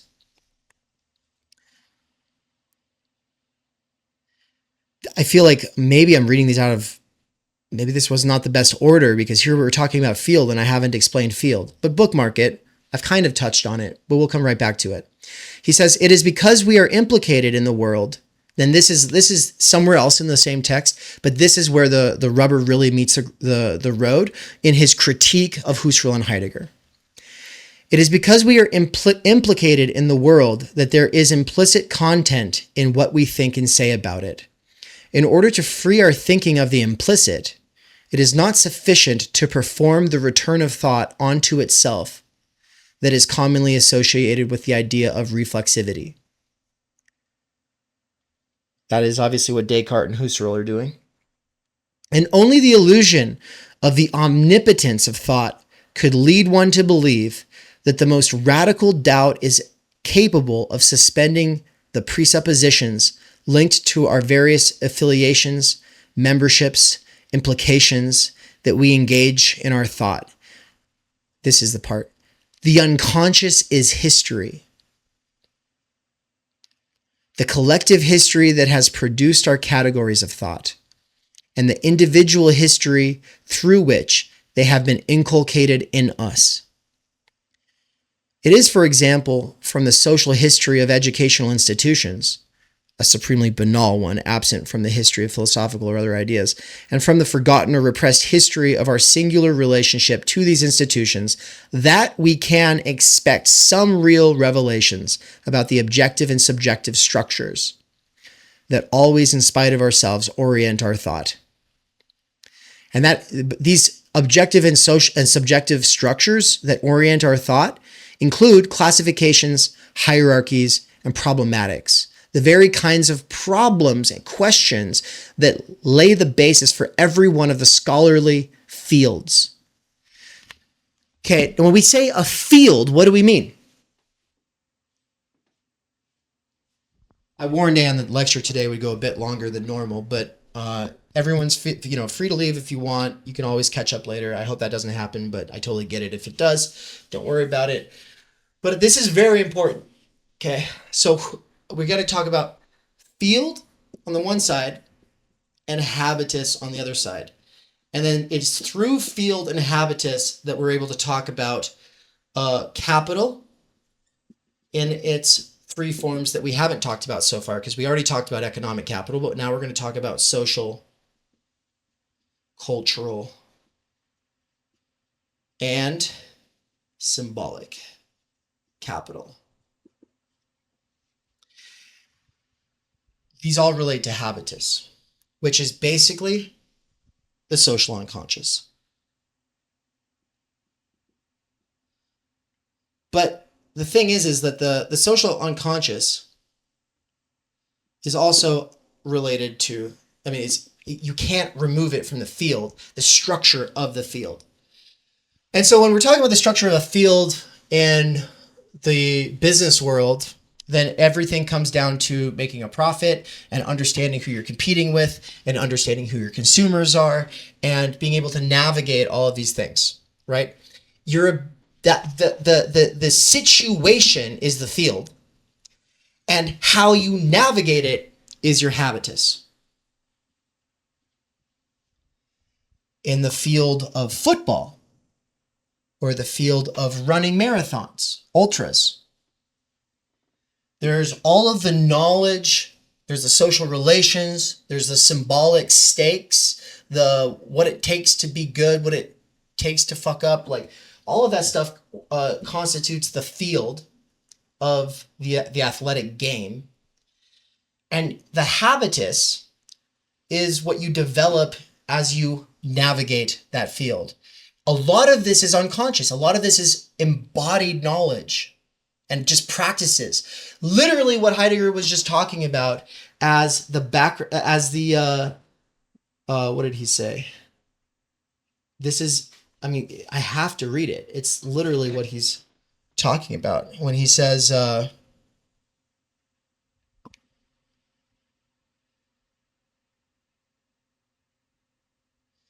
Whenever we have something to contribute or perform, circumspection gives us the route for proceeding with it, the means of carrying it out, the right opportunity, the appropriate moment. That is exactly what Bourdieu is getting from Heidegger when he talks about habitus. And therefore, we can say that habitus is circumspection. Which means that you know things you don't know that you know.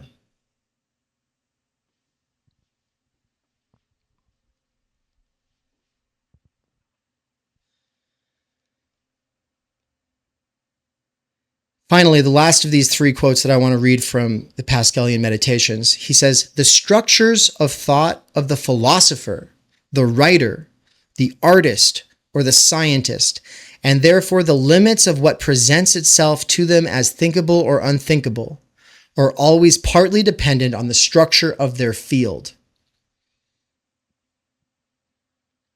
I mean, how could you argue with that? I mean, yeah, for sure. And therefore, on the history of the positions constituting the field and of the dispositions they favor. This means that you can't separate yourself from what you like and don't like your actual inclinations, your dispositions, what you feel attracted to and repulsed by. This lays the basis for thinking about disgust. Taste, disgust, and cringe. Three big words. All of them are what he was researching basically his whole life. He's from Algeria. Bourdieu was well aware that the French were colonizing Algeria, oppressing Algerians, right? And like Derrida or Levinas, like he was an outsider to Paris who had to learn the field. You know, Levinas is a French-Lithuanian Jew. I forget, is Derrida also Algerian? I think he might be. Yeah, he is. Also maybe Jewish, I think. He's Jewish? Yeah. So he's Jewish and he's Algerian. Well, Algeria is not doing so well, you know, at the time. They're being fucked over heavily. And Algerians are looked down on. And so Bourdieu's well aware of this. And he's well aware that this French intelligentsia is elitist as fuck. While at the same time saying, we're not really elitist. No, we're just smart. And we're anti-capitalist, so it's okay. And Bourdieu's like, you guys don't, no self-awareness about what you stand to gain by disavowing capitalism? For real? You have no self-awareness about that, motherfuckers? Let me write you some books. Right?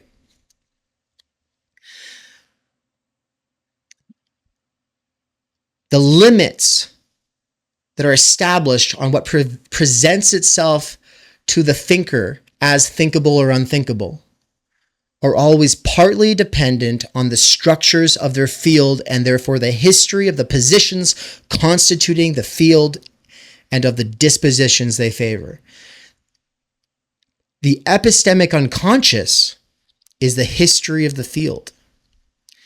And it is clear that to secure some chance of really knowing what one is doing, one has to unfold what is inscribed in the various relations of implication in which the thinker and his thought are caught up. That is, the presuppositions he engages and the inclusions and exclusions he unwittingly performs. So as much as he wants to be,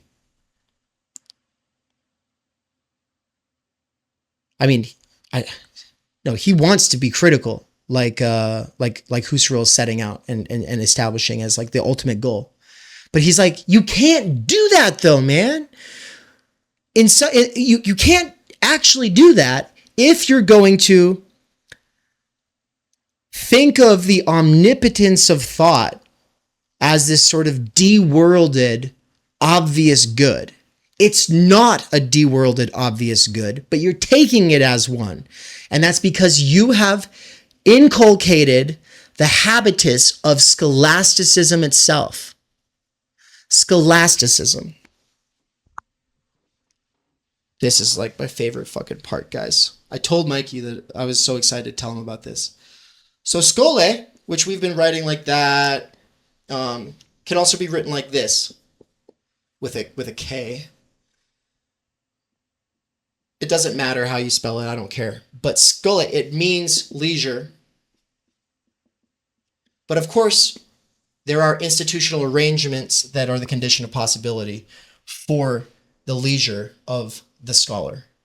And the conditions of possibility for the leisure of the scholar are juxtaposed to the socially necessary labor time of all of the other workers making society go round. That is what makes it so that this bubble of schole is able to exist.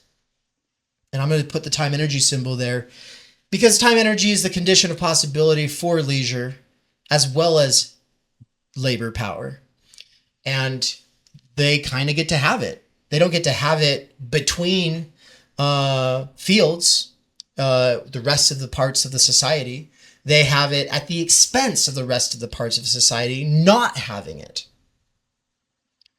So when we say that there's a scholastic fallacy at work in phenomenology, what is getting got at here is that time energy is being presupposed. It's something that I wrote about in Waypoint, and I thought that I was like the first person to think it, but Bourdieu was already thinking it in a sort of sense. And that's why I'm so excited. I've been getting into Bourdieu like for the last 6 months, but also for the last 8 years, he's been on my radar because I gave a presentation on philosophy of technology and I used Heidegger in Argentina, in Cordoba, Argentina, at their philosophy technology conference. This was the final year of my undergraduate, like the big finale for me. And this guy came up to me afterwards and was talking about how cool it was and everything, but he was like this Bourdieuian, and he was saying that everything he, like some of his favorite stuff that he gets from Bourdieu, Bourdieu got from Heidegger. And that was like what initially put Bourdieu on my radar. And I was like, oh shit.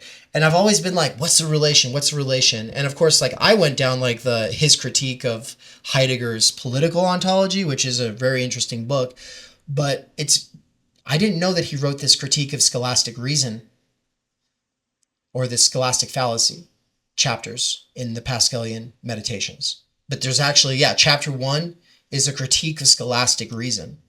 And chapter 2 is, I believe it's called the scholastic fallacy. Schole. Now, I think that realistically we could close this lecture out in like a half hour. I don't want to make any promises, but I do want to get it over with because it is hot as fuck up in this room. I know a lot of you know that you can leave and catch up later, but you're trying to hold on and you don't want to leave. Well, thank you. It's appreciated, but also please feel free to cut loose if you need to. David said, this makes me curious on how Fanon is situated in relation to Bourdieu. Yeah, man. No, this would be very, very instructive. But what I want to drive home are a few ideas. First of all, habitus. I really want to clarify what habitus is with using actual quotes. And then I want to talk about how the symbolic order creates fields and that fields have objective social relations that must be navigated by certain logics. And the more scholarly those pursuits are, the more they inverse from practical values and are therefore subject to Nietzschean ressentiment critique. Except that Bourdieu thinks that he has a way of sublating that Nietzsche without actually doing it in this sort of anti-egalitarian way that Nietzsche uses. The thing is Bourdieu maybe goes too far in the egalitarian direction. I think he thinks schole is essentially an injustice and that it's essentially oppressive. That someone having leisure time is someone else being oppressed, and that the fields opened up by these things are ultimately so that people can feel important and feel good about themselves. And it's almost like it's almost like defending normal people who can't climb these intellectual mountains. He wants everyone to spend the rest of their life at base camp. And if you read Timenergy, that's the whole through line of the afterword. And I say that we actually need Sloterdijk so that Nietzsche, through Sloterdijk, can bitch slap Bourdieu and say, no, the mountains are worth climbing. We just need everyone to be able to have leisure. That's the point, motherfucker. That's the extra step, but it has to come from the working class. It has to actually come from us. It's not something Bourdieu could argue. He was too self-aware of his implication in these fields and discourses, and his main goal was not to tell us anything. His main goal was to tell social scientists, you have a huge responsibility, guys. You have a huge responsibility. And you need to stop putting yourselves up on this pedestal, right? And that's actually where I have like this perfect quote that I have to read by Bourdieu. Let's see. He says, and this is from Sociology in Question. He says, sociology differs in one respect, at least, from the other sciences. It is required to be accessible in a way that is not expected of physics or even semiology or philosophy. To deplore obscurity is perhaps also a way of showing that one would like to understand or be sure of understanding things that one feels are worthy of being understood. In any case, there is probably no area in which this power of experts and the monopoly of competence is more dangerous and more intolerable. He means there's no more intolerable place for the monopoly of competence than sociology. And he's saying it's dangerous. And I think the fact that people hate socialists, people hate leftist academics, people hate activists. Why? It's because this responsibility to be rigorous and critical and self-critical, more so on yourself, the higher up you are in the class, but not in this performative way, but just being aware, oh, I'm not here to lecture people who are just trying to survive and tell them to use the proper words or they don't deserve a job. No, you have a huge responsibility to not go around policing. No, you have a responsibility to help everyone fucking realize the system of domination that is in place and to realize that them being fucked up and coming out of dysfunctional homes is not their fault. That's your fucking job. Stick to that, sociologists. Instead, it becomes this like working class shaming, scolding bullshit, right? Well, it is dangerous and it's intolerable. And he's 100% right. And then he says, and sociology would not be worth an hour of anyone's time if it were to be merely an expert knowledge reserved for experts. Now, with that said, he nonetheless writes in a French way. He's very intellectual, but he does make a point of going on television and having conversations with other people and talking in a very approachable way.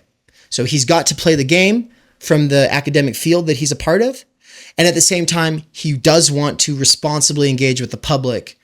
And he wants to encourage sociologists who are under his tutorship or tutelage to do so.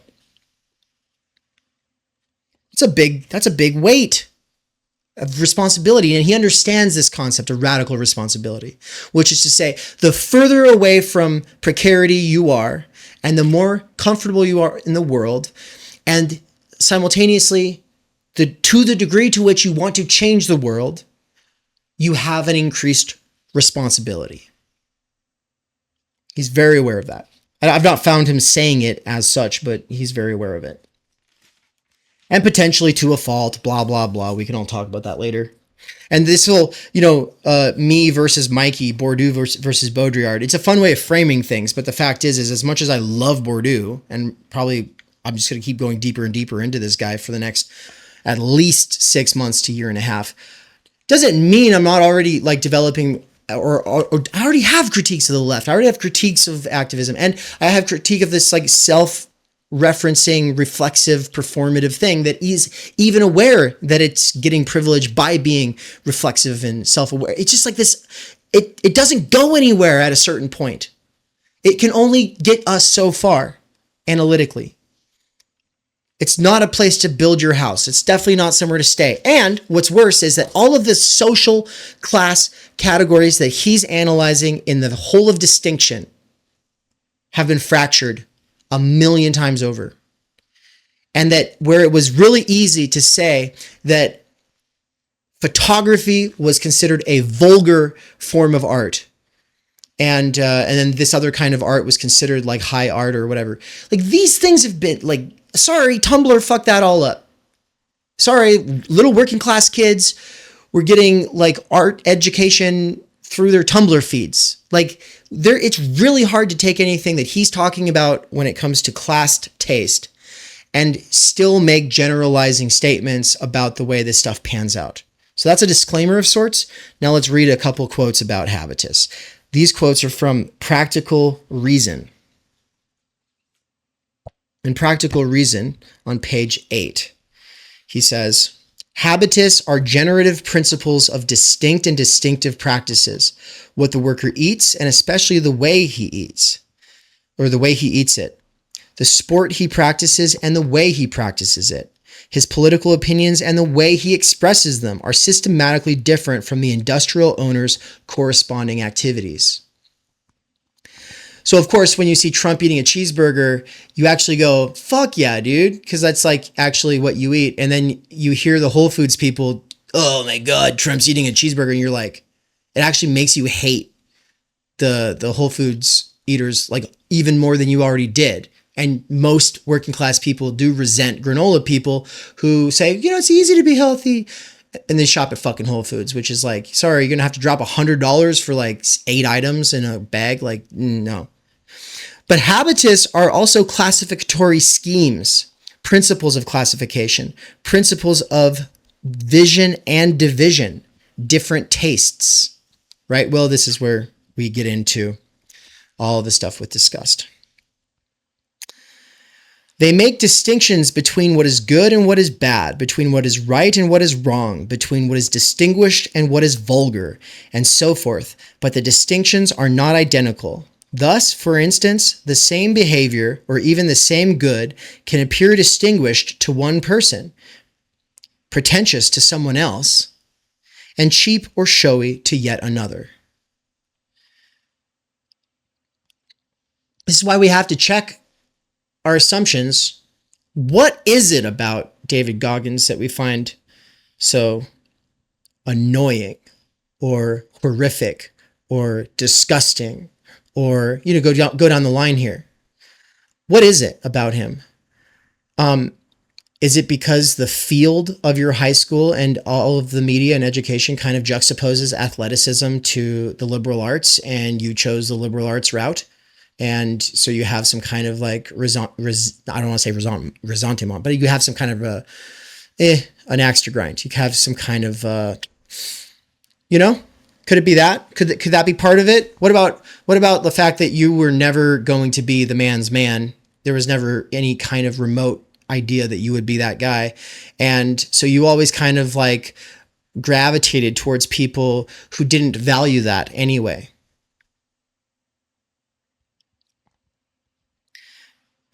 What can appear distinguished to one person, pretentious to someone else, can also appear cheap and showy to yet another.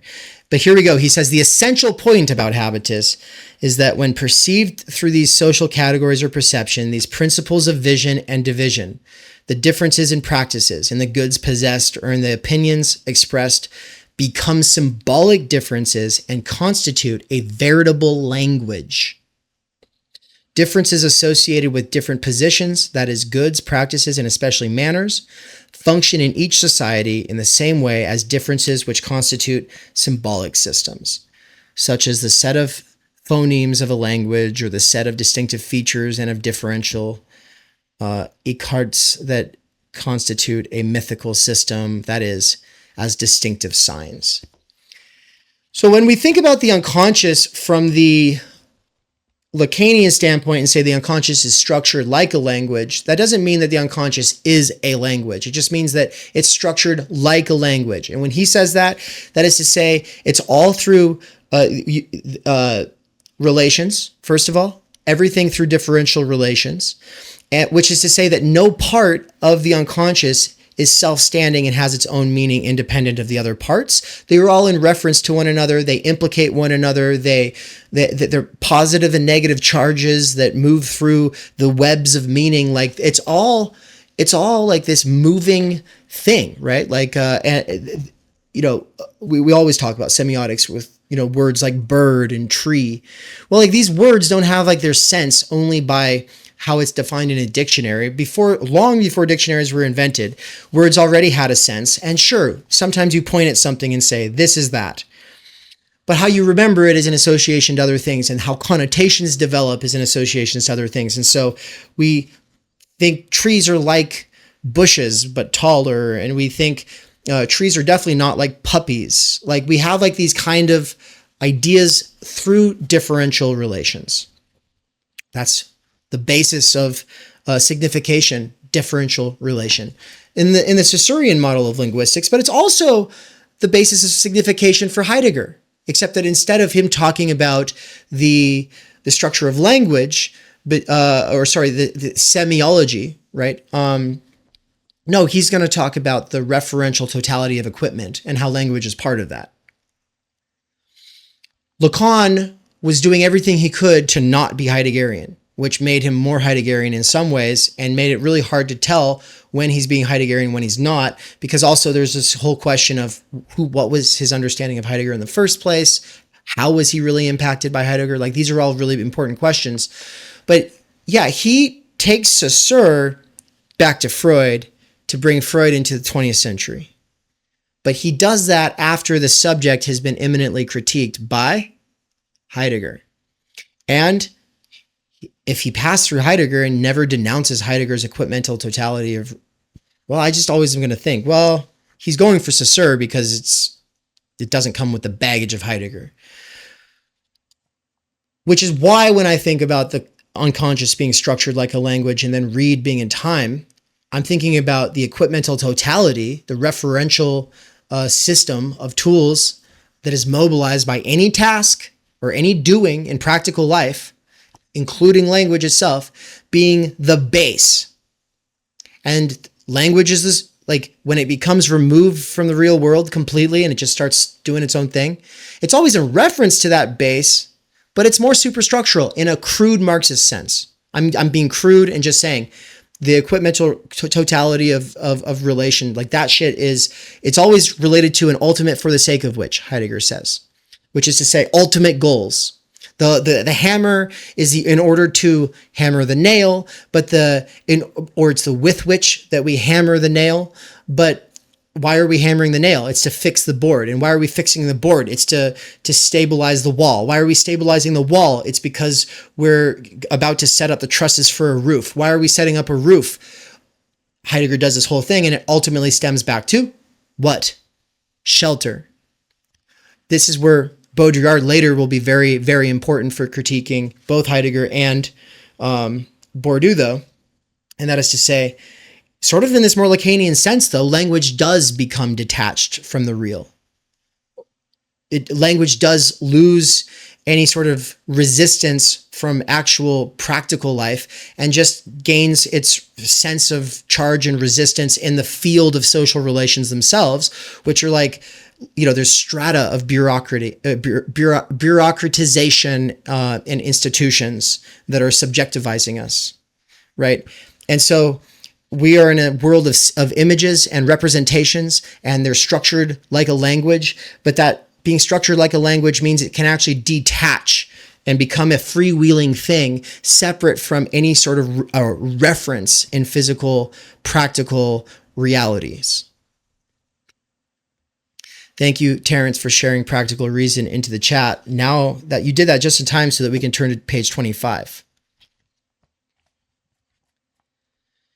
In fact, subjects are active and knowing agents endowed with a practical sense, that is, an acquired system of preferences, of principles of vision and division, what is usually called taste, and also a system of durable cognitive structures, which are essentially the product of the internalization of objective structures. So this destroys the ability to tell the difference between intrinsic motivation and extrinsic motivation. People who keep harping on about that distinction That's what no theory will do to a motherfucker. Like, I'm sorry, do not naturalize the norms by talking about how your intrinsic or extrinsic motivations are actually inner versus outer, when in reality, this inner versus outer distinction is completely blown apart by everything Heidegger and everything Lacan and everything Bourdieu is doing. All three of them destroy the ability to really hold on to some strict fidelity to that distinction. Now, if we're speaking practically with people, like, sure, yeah, of course, yeah, my intrinsic motivation to do philosophy. It's definitely not extrinsic, like forced by like, oh, it's going to be good for a job or everyone's telling me I should do it. No, everyone's telling me my whole life not to do it. Well, maybe that's an extrinsic motivator, but then it inverses, right? So whatever. The point is that these things are not so easily divided between inside and outside. People telling you not to do something, or you not even knowing something exists and then getting into it, is always within a field. And the habitus you form for that field is always in relation to other fields. And that is why the scholastic and scholarly scholae types of leisure activities usually have an inverted value system against the practical business life, the practical workers' concerns, or what have you. This is why the things that like the rabble, concern themselves with are considered vulgar, they're lower, they're disgusting, they're cringe. It's because we have this refined sort of sense for things. Also, it's we have this distance from that field. And so, yeah, all of your sensibility going into a field really gets challenged. The only way we can do anything about this is to move from one field to another in our lives and not to just stay in one field all of the time. If you're like Heidegger's Dasein on page 216 of Being in Time, then when you're outside of work or the task comes to completion, your circumspection is freed and then it just goes woo, and then your concern is just like scrolling TikTok or whatever. What he doesn't consider is that you could have multiple fields that you live in, and so you move from one field to another field. He's definitely not a multi-potentialite, that Heidegger.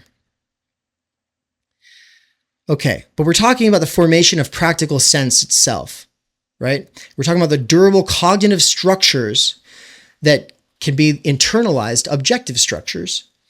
And then he says, and of schemes of action which orient the perception of the situation and the appropriate response. The habitus is this kind of practical sense for what is to be done in a given situation. What is called in sport a feel for the game. That is, the art of anticipating the future of the game, which is inscribed in the present state of play. To take an example from the realm of education, the feel of the game becomes increasingly necessary as the educational tracks become diversified and confused. In parentheses, he says, how to choose between a famous but declining institution and a rising second-tier school. That's a big problem, right? Well, that's kind of where I wanted to go here with what I wrote an hour ago. Needs attention versus doesn't need attention, right? Talking about all of this in relation to field and habitus. Talking about all of this in relation to how we've been schooled and schooling. That's why I brought up Illich earlier.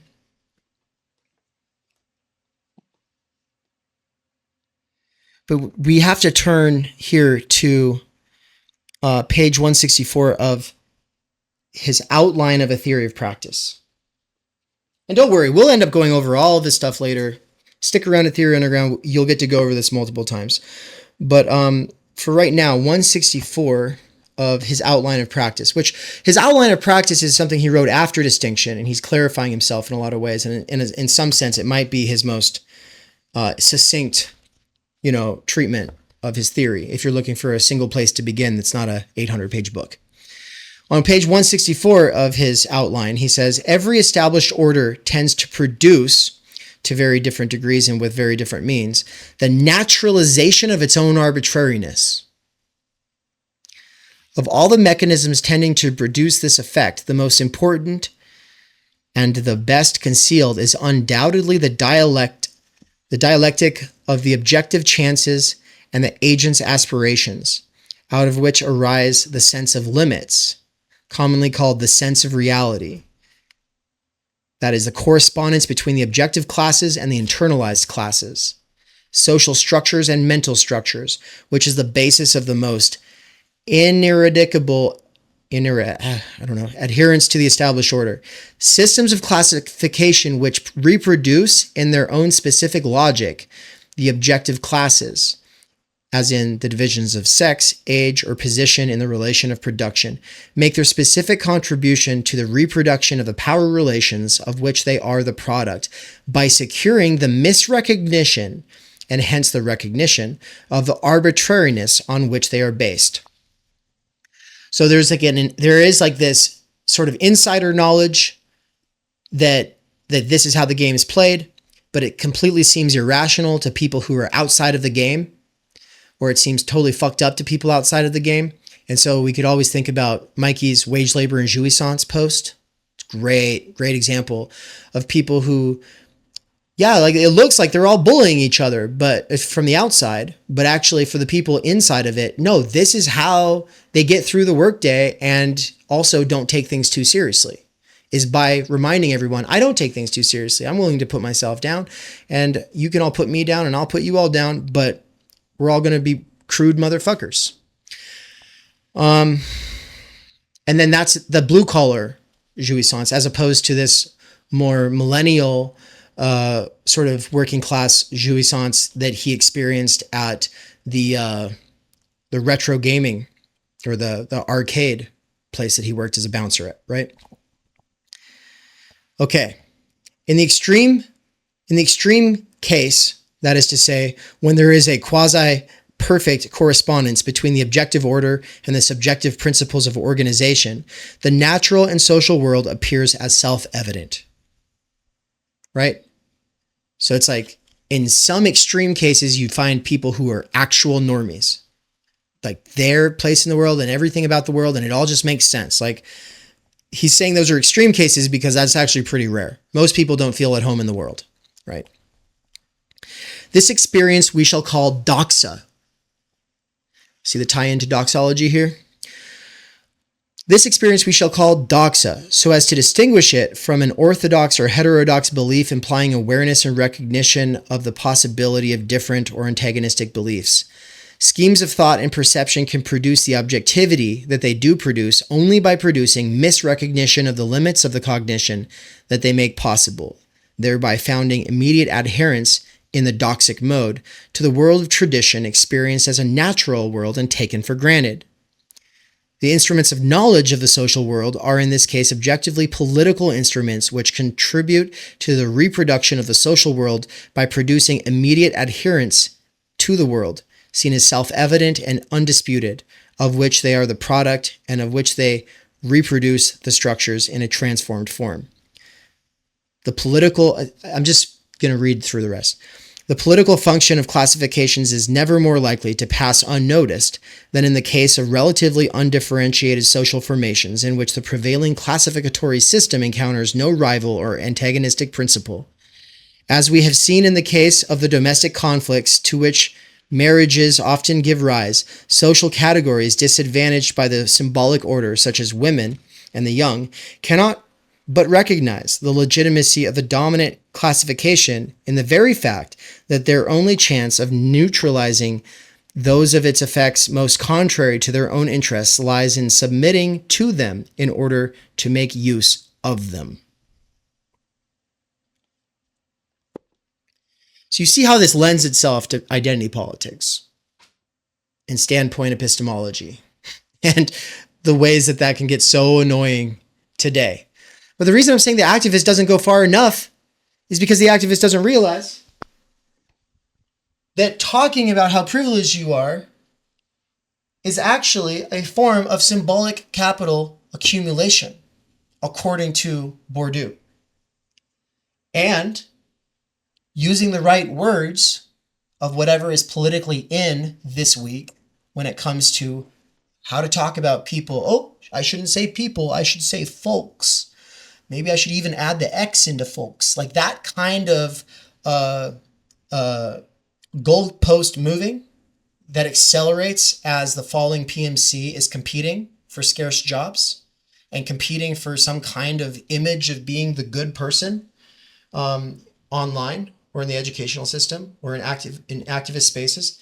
All of the knowledge, the habitus of how to navigate the complex social relations of these sort of PMC spaces is this sort of feedback between cultural capital and social capital. Because if you play your cards just right, you might be able to be a representative or a spokesperson for a marginalized group, or the representative ally, which means if you're not marginalized but you're trying to be the ally, then you're constantly putting yourself down to show everybody else in the majority, hey guys, it's okay. I can eat shit for a living. So could you. Ha ha ha ha. I'm okay. Ha ha ha ha. I'm okay. Most bread tubers, right? Social and cultural capital are, in short, on the one side, social capital is just, it's knowing people. It's who knows who, it's who knows what, it's networking. When you go to college, they say like the best thing that comes from your time in college is like the best thing for your career success is just the connections that you make while there. And that's why people are willing to spend $250 to $500 a semester for their membership in a Greek life community.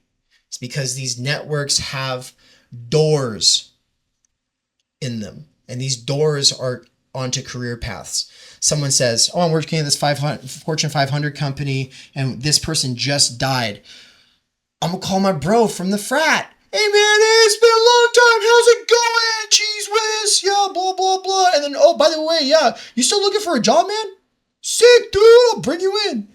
Like, that's social capital as opposed to cultural capital, which would be what I just said, cheese whiz. Well, having jargon, having shared in-group belonging language and practices and habitus that makes you part of the thing, that's cultural capital. In the world of philosophy, that's being able to reference thinkers and talk about you use words like teleological and a priori and well, Kant said this, and well, Wittgenstein did that. Like these kinds of things show your in-group belonging.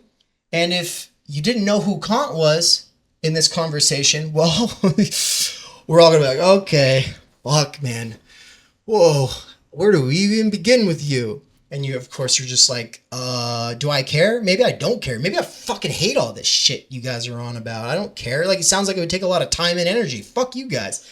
So, of course, there's like this antagonism there that results because everyone has time energy lack, and that feeds into anti-intellectualism. But anti-intellectualism feeds into elitism because, of course, there's good reasons to be intellectual. And then people know that there's good reasons. And so they resent the populace, and this creates that noxious feedback loop that we were talking about on tour for the American Idiots tour, right? Well, what is symbolic capital in relation to social and cultural capital? It's basically the disavowal of the fact that you have some kind of something to gain by doing the things that you're doing. I have a good quote on this that I'm going to pull up right now. This is from page 75 of The Field of Cultural Production, which is a collection of very important essays. Page 75.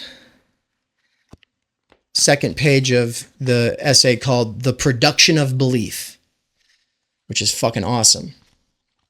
He says, symbolic capital is to be understood as economic or political capital that is disavowed, misrecognized, and thereby recognized, hence legitimate, a credit which under certain conditions and always in the long run guarantees economic profits.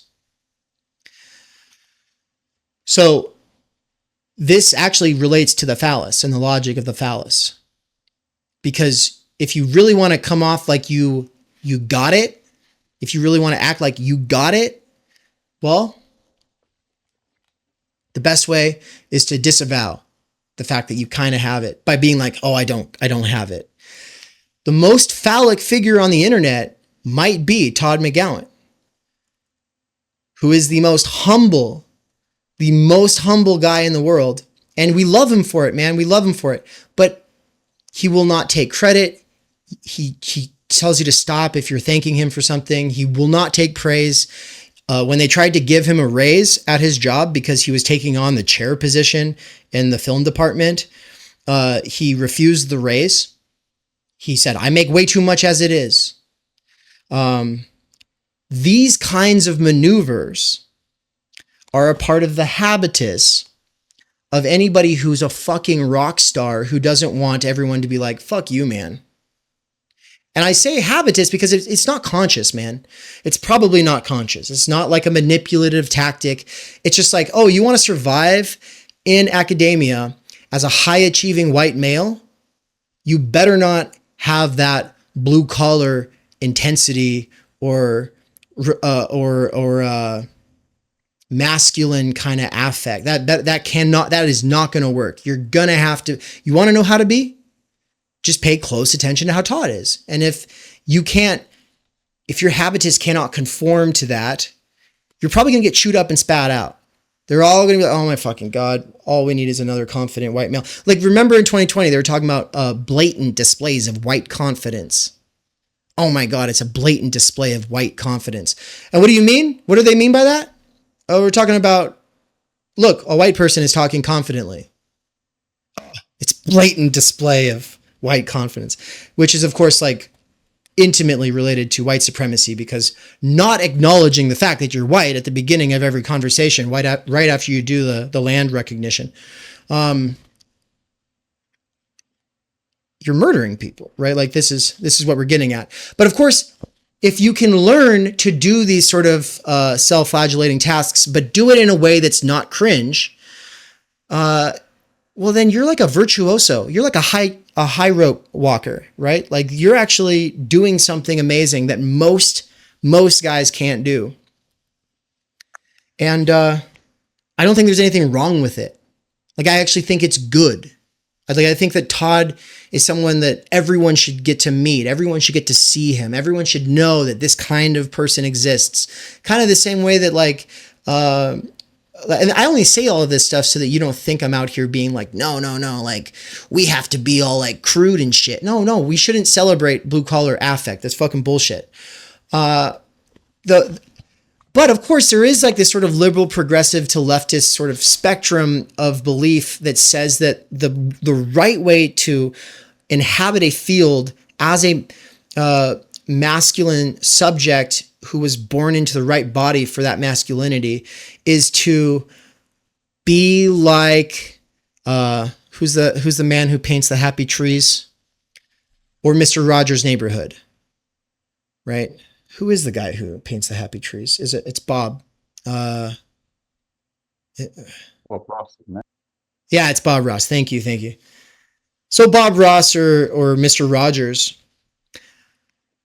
that's amazing. They need to be part of your reference points as a civilized human being today, because you need to see, oh, look, that guy is confident, put together, could hold his own in any kind of a situation probably, like, and doesn't have to be a braggadocious dickbag. Like that's important to see for a child. But there is like this, because of the duopolistic field that we live in, this sort of like, no, that's actually how you should be. And that's put on us, and it's weird.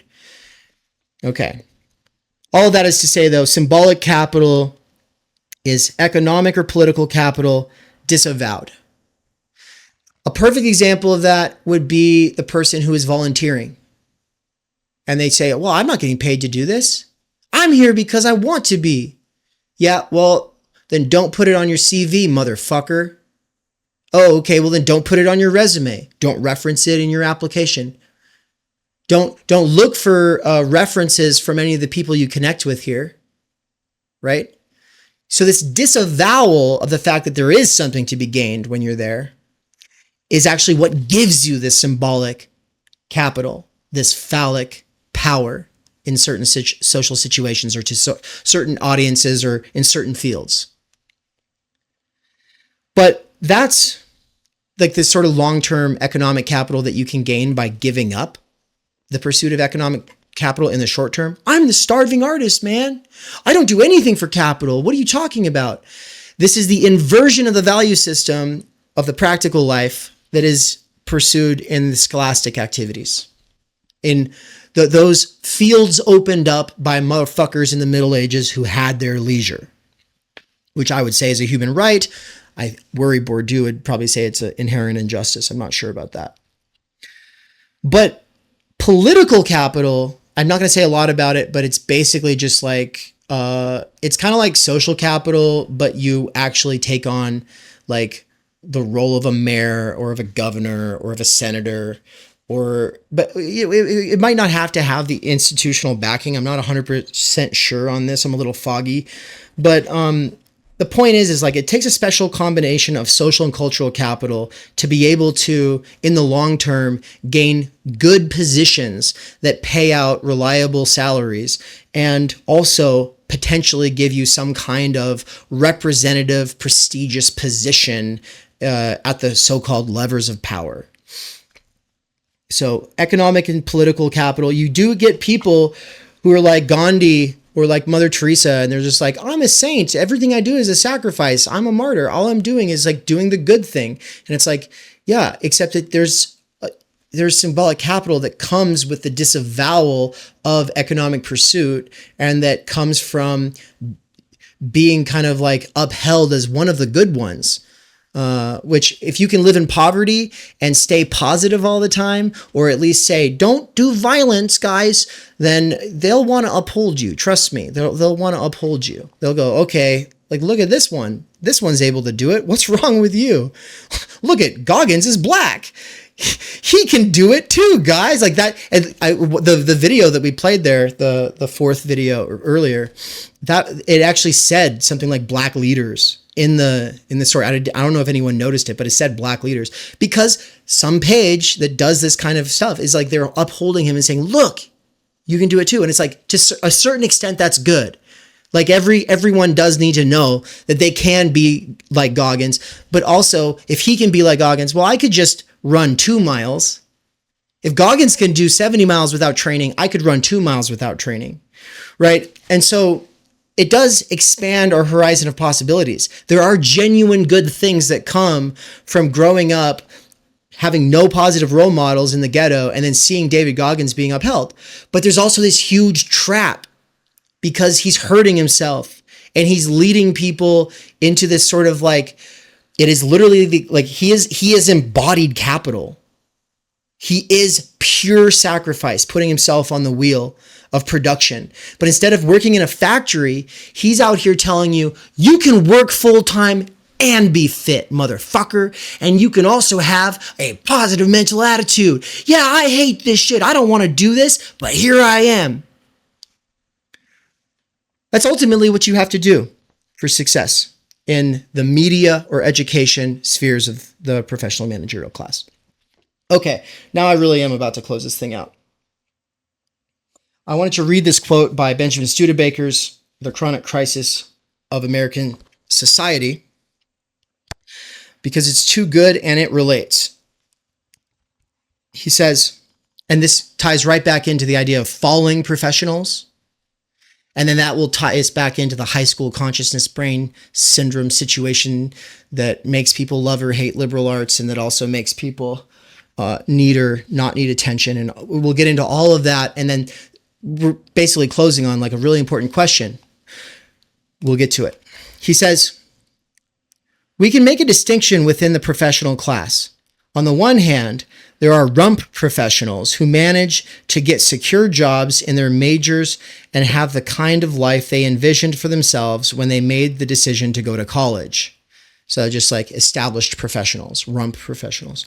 On the other hand, there are fallen professionals who are forced into jobs that are precarious, low paying, or not in their preferred field.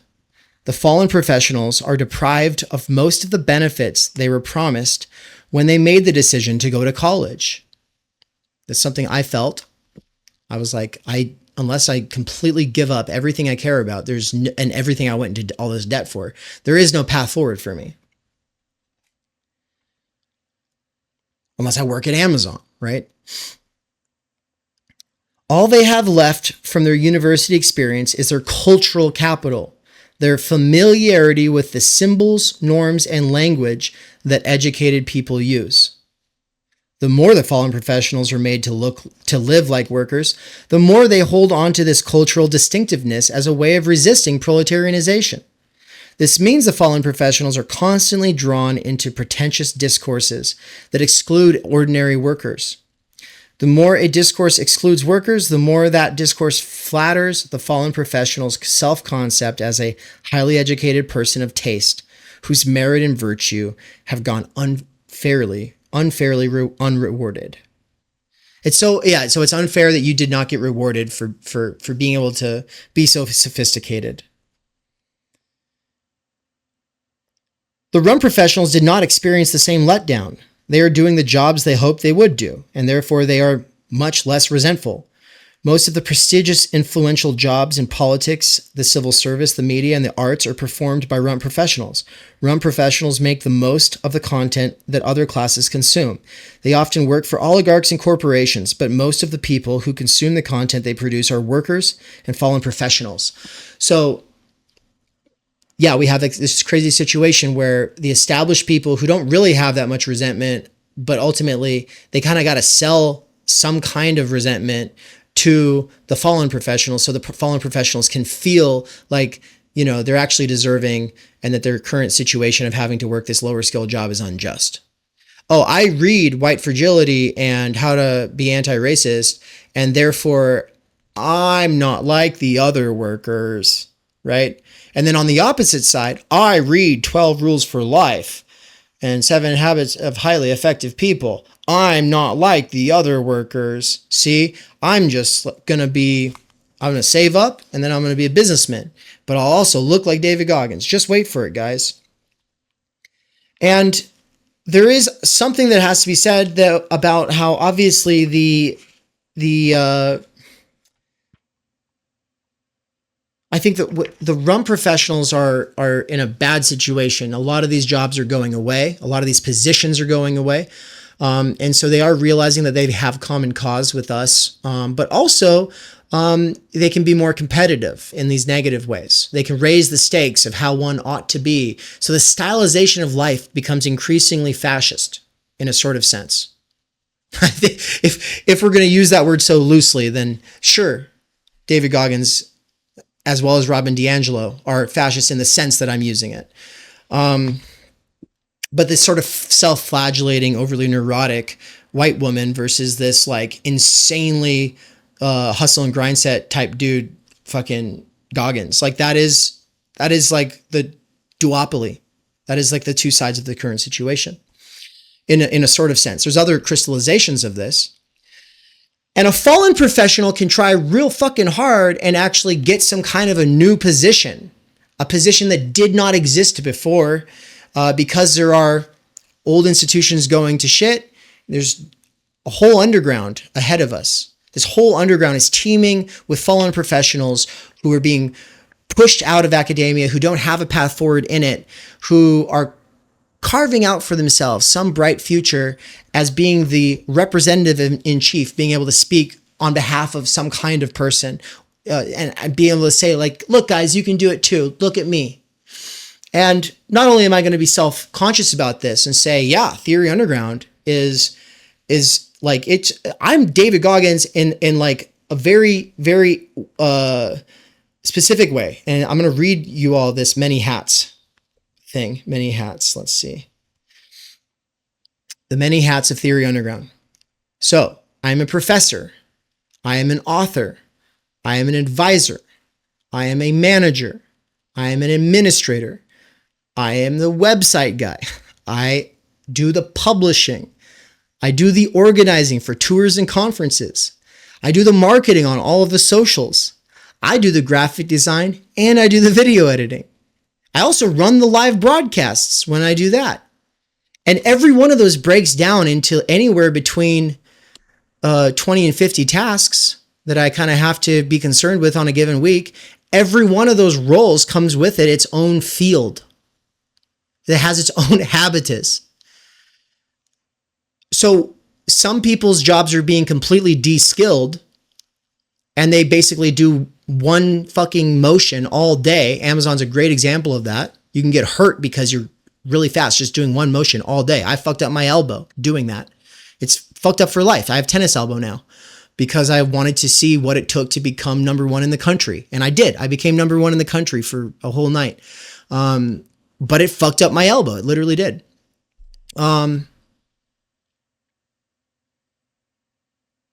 This de-skilling is coupled with, on the other side, insane juggling of different roles and ultimately the development of habitus that is able to cope with and navigate all of those different associated fields. Because every one of those roles comes with its own field, or there can be multiple roles in a field, but all those fields have their own relations as well. See. Well, for whatever reason, I get off on doing this stuff I fucking hate. 1, 2, 3, 4, 5, 6, 7, 8, 9 of the things that I have to do to make Theory Underground work today. But I do them because I have to. So I'll make an announcement right here. Slavoj Žižek wrote a blurb for Mikey's book.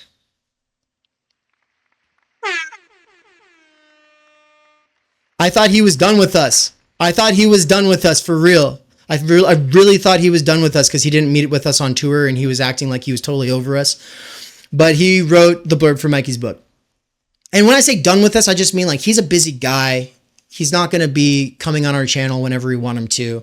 And most of the time, he just seems like annoyed that we would ask anything. And so I hate writing emails that ask anything of anyone ever. I literally hate emails. I fucking hate emails more than anyone I know. And that's why when I write them and they have errors, it's because I just couldn't stand the thought of sitting with it existing anymore. I just hit the go button because I couldn't think. I can't think about it anymore because I just have to get it off of it. Just get it out. So the email that I wrote, Slavoj, putting out the ask, like when Mikey was like, look, I think we should probably ask him, how do you think that this should be done? And, you know, Mikey sets it up as, obviously I'm going to do it, but he's kind of saying, well, should he write the email? And I was just like, I sent him this voice message. It was just like, because I was like, I was like supposed to be focusing on some work at the moment. And I knew he was like trying to get something out of me. And when I found out that's what he wanted, I was like, he's right though. It does make sense. And it doesn't make sense coming from him. It has to be me who sends the email. I fucking hate this.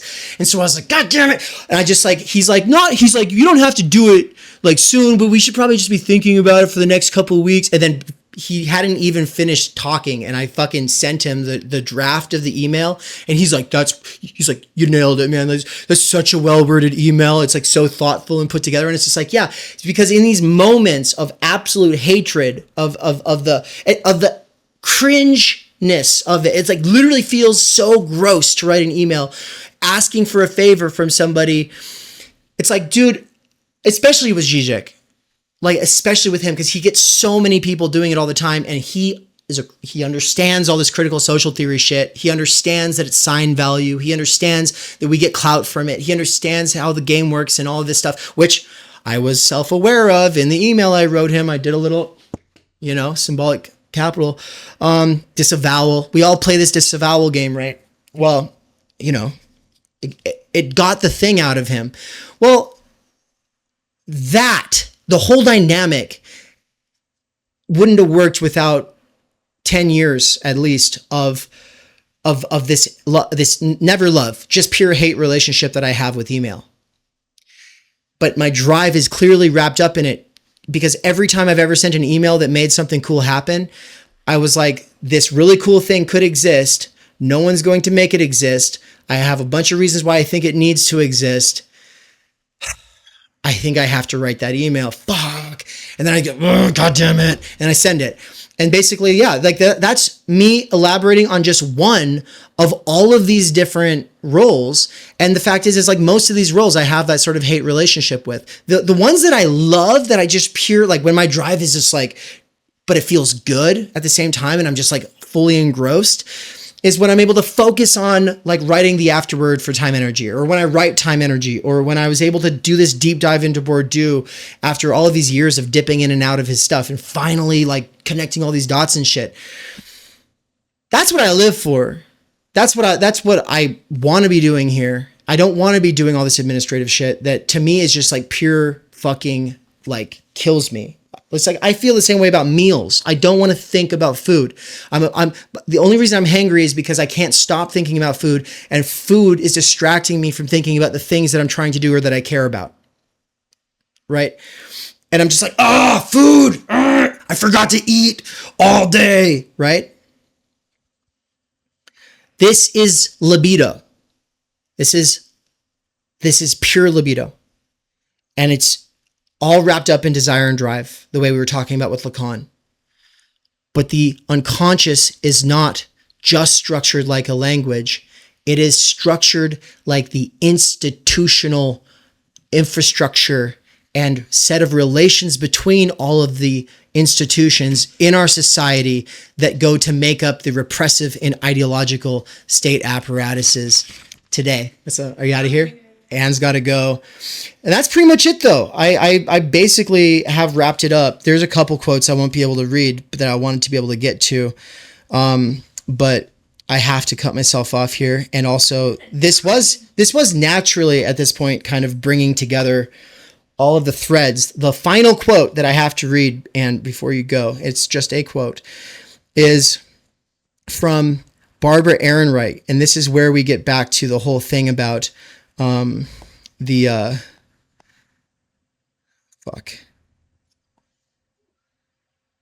we go. So, in the field of cultural production, if I was able to keep going, I believe it's on 169. He talks about parents trying to help their kids choose schools. And he's saying that these are not particles determined by mechanical forces. These are particles who have internalized the lay of the land and are operating within the field of the lay of the land. And he's talking about choosing schools. Anyway, so it's a nice tie-in here to the split between authoritarian and permissive parenting. Barbara Ehrenreich says, the child of authoritarian parents can at least withdraw into fantasies of freedom or revenge. But the child of overly permissive parents has little inner space to retreat to. All of its whims have been noted and addressed, even if not always indulged. It has learned to expect from its parents not only security and affection, but the pleasure of instant response and approval, which is, by the way, obviously replaced by the smartphone today. But here we go. This is the part. She says, by the age of 3 or 4, it has, more likely than not, become addicted to approval, or at least to attention, and has no sure sense of itself when the attention is momentarily withdrawn. As the perspicuous social observer Philip Slater has observed, permissiveness is actually more totalitarian. The child no longer has. There's a missing word or phrase from when I copied and pasted this from a PDF. But basically, it gets to the point where the child has no private sphere, is what she's saying, but has instead his entire being involved with parental aspirations. Those parental aspirations are not based in their conscious field of concern so much as the circumspection unique to the field of the middle class itself. And the libido of the middle class is structured in relation to what's below and what's above, but mostly what's below, which is bad. It's not a good place to be. Young middle class people will say, oh, it's easy actually. I could just be a punk my whole life. I could be a hippie my whole life. And then they eventually burn out and join the institutions. It's guaranteed to happen. But everyone who's from the lower class knows that it's not a place to make your home. The very, very rare few become so ideologically dogmatic and orthodox about their hippie or punk belief system that they actually just live that way for the rest of their life. But the overwhelming majority of working class people see through it. For them, it is a phase because they want to get out of their shitty situation. And the overwhelming majority of middle-class people also realize like, yeah, like dumpster diving's fun and all, but I want to be an adult now. And by the way, I went to college with a lot of people who dumpster dive. I grew up dumpster diving. It's not funny. It's not fun. Like, we weren't dumpster diving because we wanted to. My parents weren't taking us there because it was funny, right?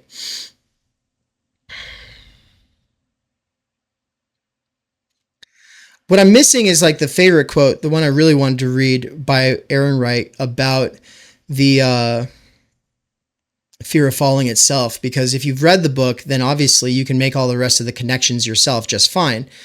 But I found it. Here you go. Yeah, if you haven't read the book, then obviously you need this quote. So she says, the middle class is afraid, like any class below the most securely wealthy, of misfortunes that might lead to a downward slide. But in the middle class, there is another anxiety, a fear of inner weakness, of growing soft, of failing to strive, of losing discipline and will.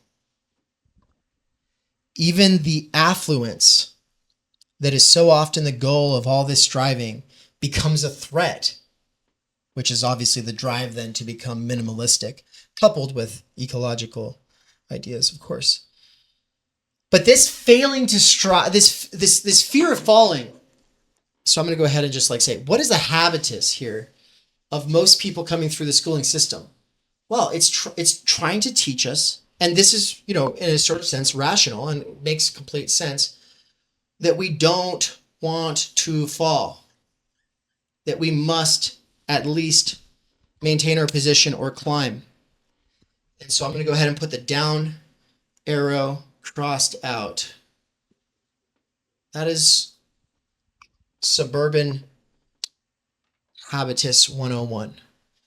And this gravitational force of falling, because everything that is solid is melting into air, because socially necessary labor time is always being reduced. And so all of the professions are always having to re-rationalize themselves, and everybody's jobs are always being reassessed. Is that role really necessary? Can't we replace you and 10 other motherfuckers with this one person in a computer, right? Like, that's always happening. And so, well, then all of these scholastic activities, scholarly activities, activities built by people who had leisure, become pure sign value.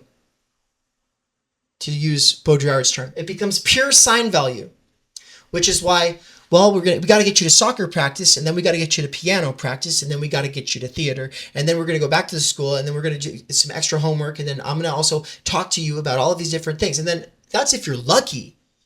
If your parents love you and they have the relative time and energy, if they can find it in their libidinal economy to supercharge their energy time and be able to make all that shit work for you, then they're probably the best parents you could possibly have in this society. But they're probably going to, it comes along with a bunch of baggage, doesn't it? Of course it does. But their fear is rational. They don't want to see that. They don't want to see you fall. So that leads me to, I'll finish reading the last bit of this is just, she says, even the affluence that is so often the goal of all this striving becomes a threat, for it holds out the possibility of hedonism and self-indulgence. Whether the middle class looks down toward the realm of less or up toward the realm of more, there is the fear always of falling.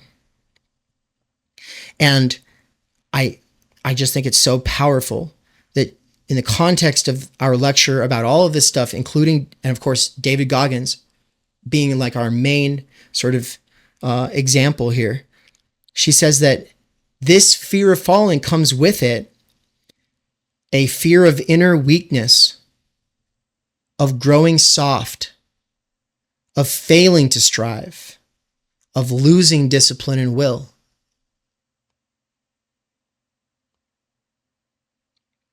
She says, of course, and this is where it's rational. This is why that fear is rational. She says, of course, as the poor become dangerous, addicted, short-tempered, diseased, the middle class withdraws still further from contact. Better to close the park as some affluent lower Manhattanites have argued, than risk mingling with those who have no other space in which to sleep or pass the time. Better to block off public streets, as some Miami neighborhoods have concluded, than allow free passage to the down and out. Even our city streets are less likely than in the past to offer the promiscuous mingling of others. Suburban malls have drained downtown shopping areas and left them to the poor. The new urban skywalks lift the white-collar population into a weatherproof world of their own, leaving the streets to the overlapping categories of the poor, blue-collar workers, and people of color. And the more the poor are cut off or abandoned, the less they are capable of inspiring sympathy or even simple human interest. This fear comes with it the sort of draconian, austere, militant idea that we need to get hard, go hard, and stay hard, motherfuckers. And that's the conditions of possibility and intelligibility for David Goggins. Thank you.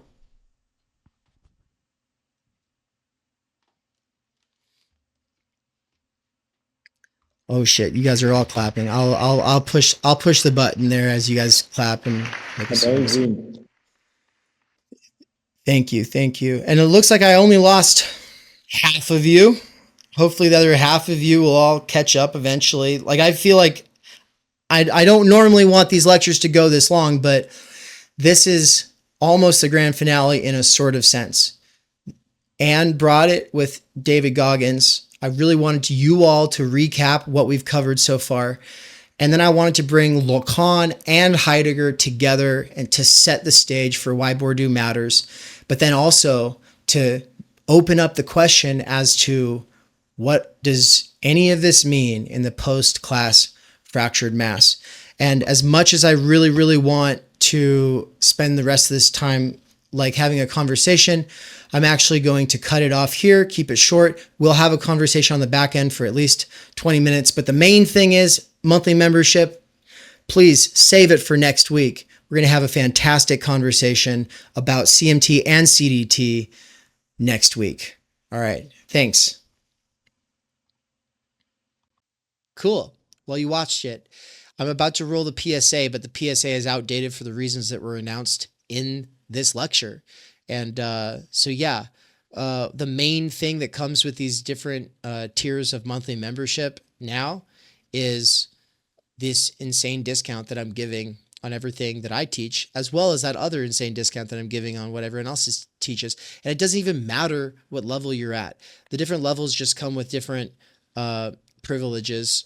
But ultimately, I want to make sure that everybody has access to what I consider the essentials.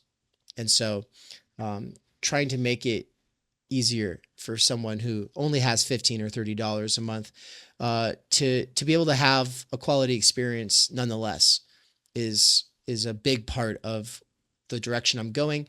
And I expect that because I'm about to put a bunch of this stuff out and there'll be a new PSA and I'm going to be bringing in Mikey. We're going to do a bunch of cool shit in the next couple months.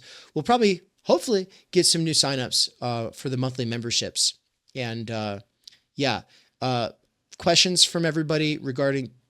Look, I got so many questions regarding these memberships. Just don't worry about what it says the membership offers you. Just realize you're going to have a great experience no matter where you're at. And if you have the additional income to go higher, then that helps free me and Anne and Mikey for wage labor, and that's great. But the main reason I want to do this little additional video here at the end of everything is because I said like 15 or 20 minutes before the end of the lecture that I was going to end everything on a question, a really, really important question. Right. And then I completely spaced it. Well, like the 45 to 50 minute long conversation that I had with like 7 of the monthly member, subscribers at the end of that I ended up bringing it up and sharing it with them, but I wanted to share it with you all here. And the question, the critical question is, might a critical social theorist have a better shot at understanding the unconscious than a psychoanalyst? We could add a phenomenologist to that. Are there things the phenomenologist cannot see that the psychoanalyst can see? Yes. Are there things the psychoanalyst can see that nonetheless miss sort of like the context that the critical social theorist is going to be able to pick up on? And then what I said, look, that kind of comes down to Lacan versus Bourdieu. But Bourdieu is already going to get sort of hyper realized and overcome in some ways by Baudrillard, who we'll be getting a lot more into soon here. So I hope that you had a good one. Hope you enjoyed it. Now I'm going to roll the PSA. Thanks so much. Take care. Peace. We cannot do direct revolution, but the only way to lay the foundation for it is to do what you are doing to move the underground. It's a theoretically correct title.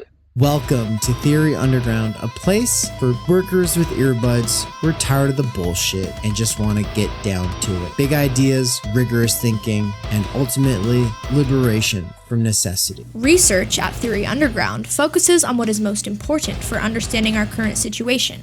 Theory of the subject, capital, time-energy theory, critical media theory, CMT, and the most essential critiques necessary for understanding why the theory, ideology, and common sense of influencers left to right misses the mark. Theory Underground is coming to a city near you. Besides a commitment to publishing certain underground theorists and popularizing certain fundamental concepts, we have toured the United States and are touring Europe to promote our ideas, courses, and publications. You've been reading Underground Theory. Amazing book. I'm a publisher and an editor. I run and review books. Literally, it's my living. This is the best edited collection I've ever read. Okay, picture this scene. America, early 2021. An Amazon warehouse worker arises from the emerging underground theory internet scene to create spaces for untimely topics and concerns that are too often neglected or kept in isolation today. Joined by a revolving cast of underground theorists, academics, and critics, he establishes what will become Theory Underground, a teaching, research, and publishing platform by and for working-class intellectuals, autodidacts, and academics who want to do more than they're able to do within the confines of academia. That warehouse worker's name is David McKerracher, and his book Timenergy is his first major contribution to the world of theory. It was recently reprinted with a foreword by none other than Slavoj Žižek, who also contributed to Theory Underground's latest book. My Bible, it's an excellent book. A collection of essays called Underground Theory.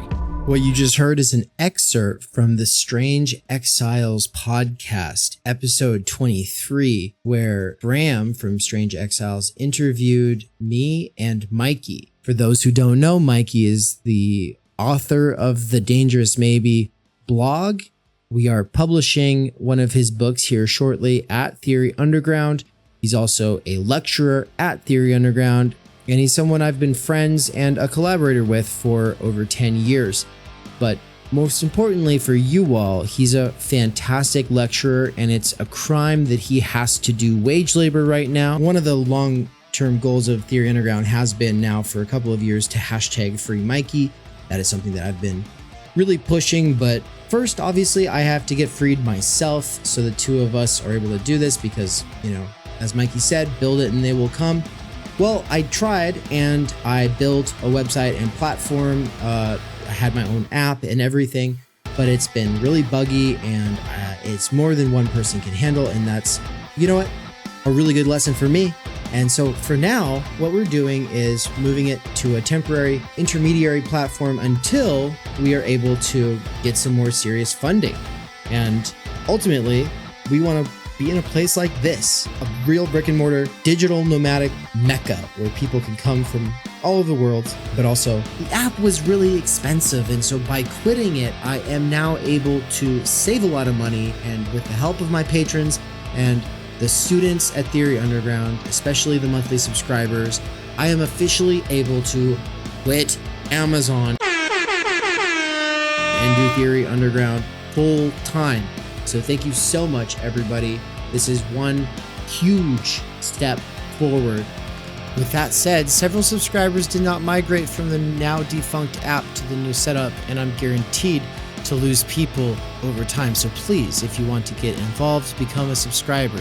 If you're not even sure what this is all about but are just curious, then I've added tier 0 and tier 1 for very basic kinds of access to what we are doing behind the scenes. If you don't have any time or energy to get involved, but you do have some money to help support this project from afar, then please check out the Patreon. My patrons over at Patreon make the podcast and public YouTube possible. Thank you. As for once-in-a-lifetime events, check out the new poster for the American Idiots Theory Underground European Book Tour. Paris, Brussels, Berlin, Vienna, Linz, Krakow, Glasgow, London, and Oxford from April 27th to May 25th, 2024. 2 events are already fully booked out. Save a seat at an event by getting in contact with us ASAP. Finally, the call for proposals to our conference in Mexico. What's up, everybody? TUCon 2024 update here. It's not happening in Mexico anymore, but it is still happening on October 24th through the 27th. The change was made because a lot of the people that wanted to attend and that were expected to attend said they could probably afford to travel if they had more time advance notice. So save up for June 2025. If you have to choose, right? Because this one that is happening this year is happening physically in Boise, Idaho, because we have a lot of collaborators and fellow travelers and co-instructors there. But you can attend virtually for this one. You won't be able to attend virtually next year. So yeah, if you have to choose, attend physically in 2025. The call for proposals already happened. The writing workshop for proposals already happened. You can still get the links to both of those. Just shoot us a message and ask for those links. We'll get you those. And the form goes live on June 1st and the deadline is June 15th. So if you're attending physically, let me know ASAP. Get in on it. All right. Finally, last little thing here is to say thank you so much to my patrons over at Patreon. The Patreon is for people who are too busy to be students or subscribers at Theory Underground, but who want to see more of this free content on the podcast and YouTube channel for Theory Underground. You are the ones who see something of value in the free content being made available here, and you want to see more of it. Your patron pledges at Patreon are a real motivator for me, so thank you so much. Especially thanks to Marilyn Lawrence, Bert Vanderkar, Carl Vanderlip, Nikolai, Sahil Kumar, Zuxandra, Darian Large, Tyler Murphy, Max Mackin, Al, Algeri, Ben Rosenbluth, Atlantic Airlines, Lewis, Matt Payne, Neil C., Simon Condon, Yiz, and Schwabkinson. Thank you.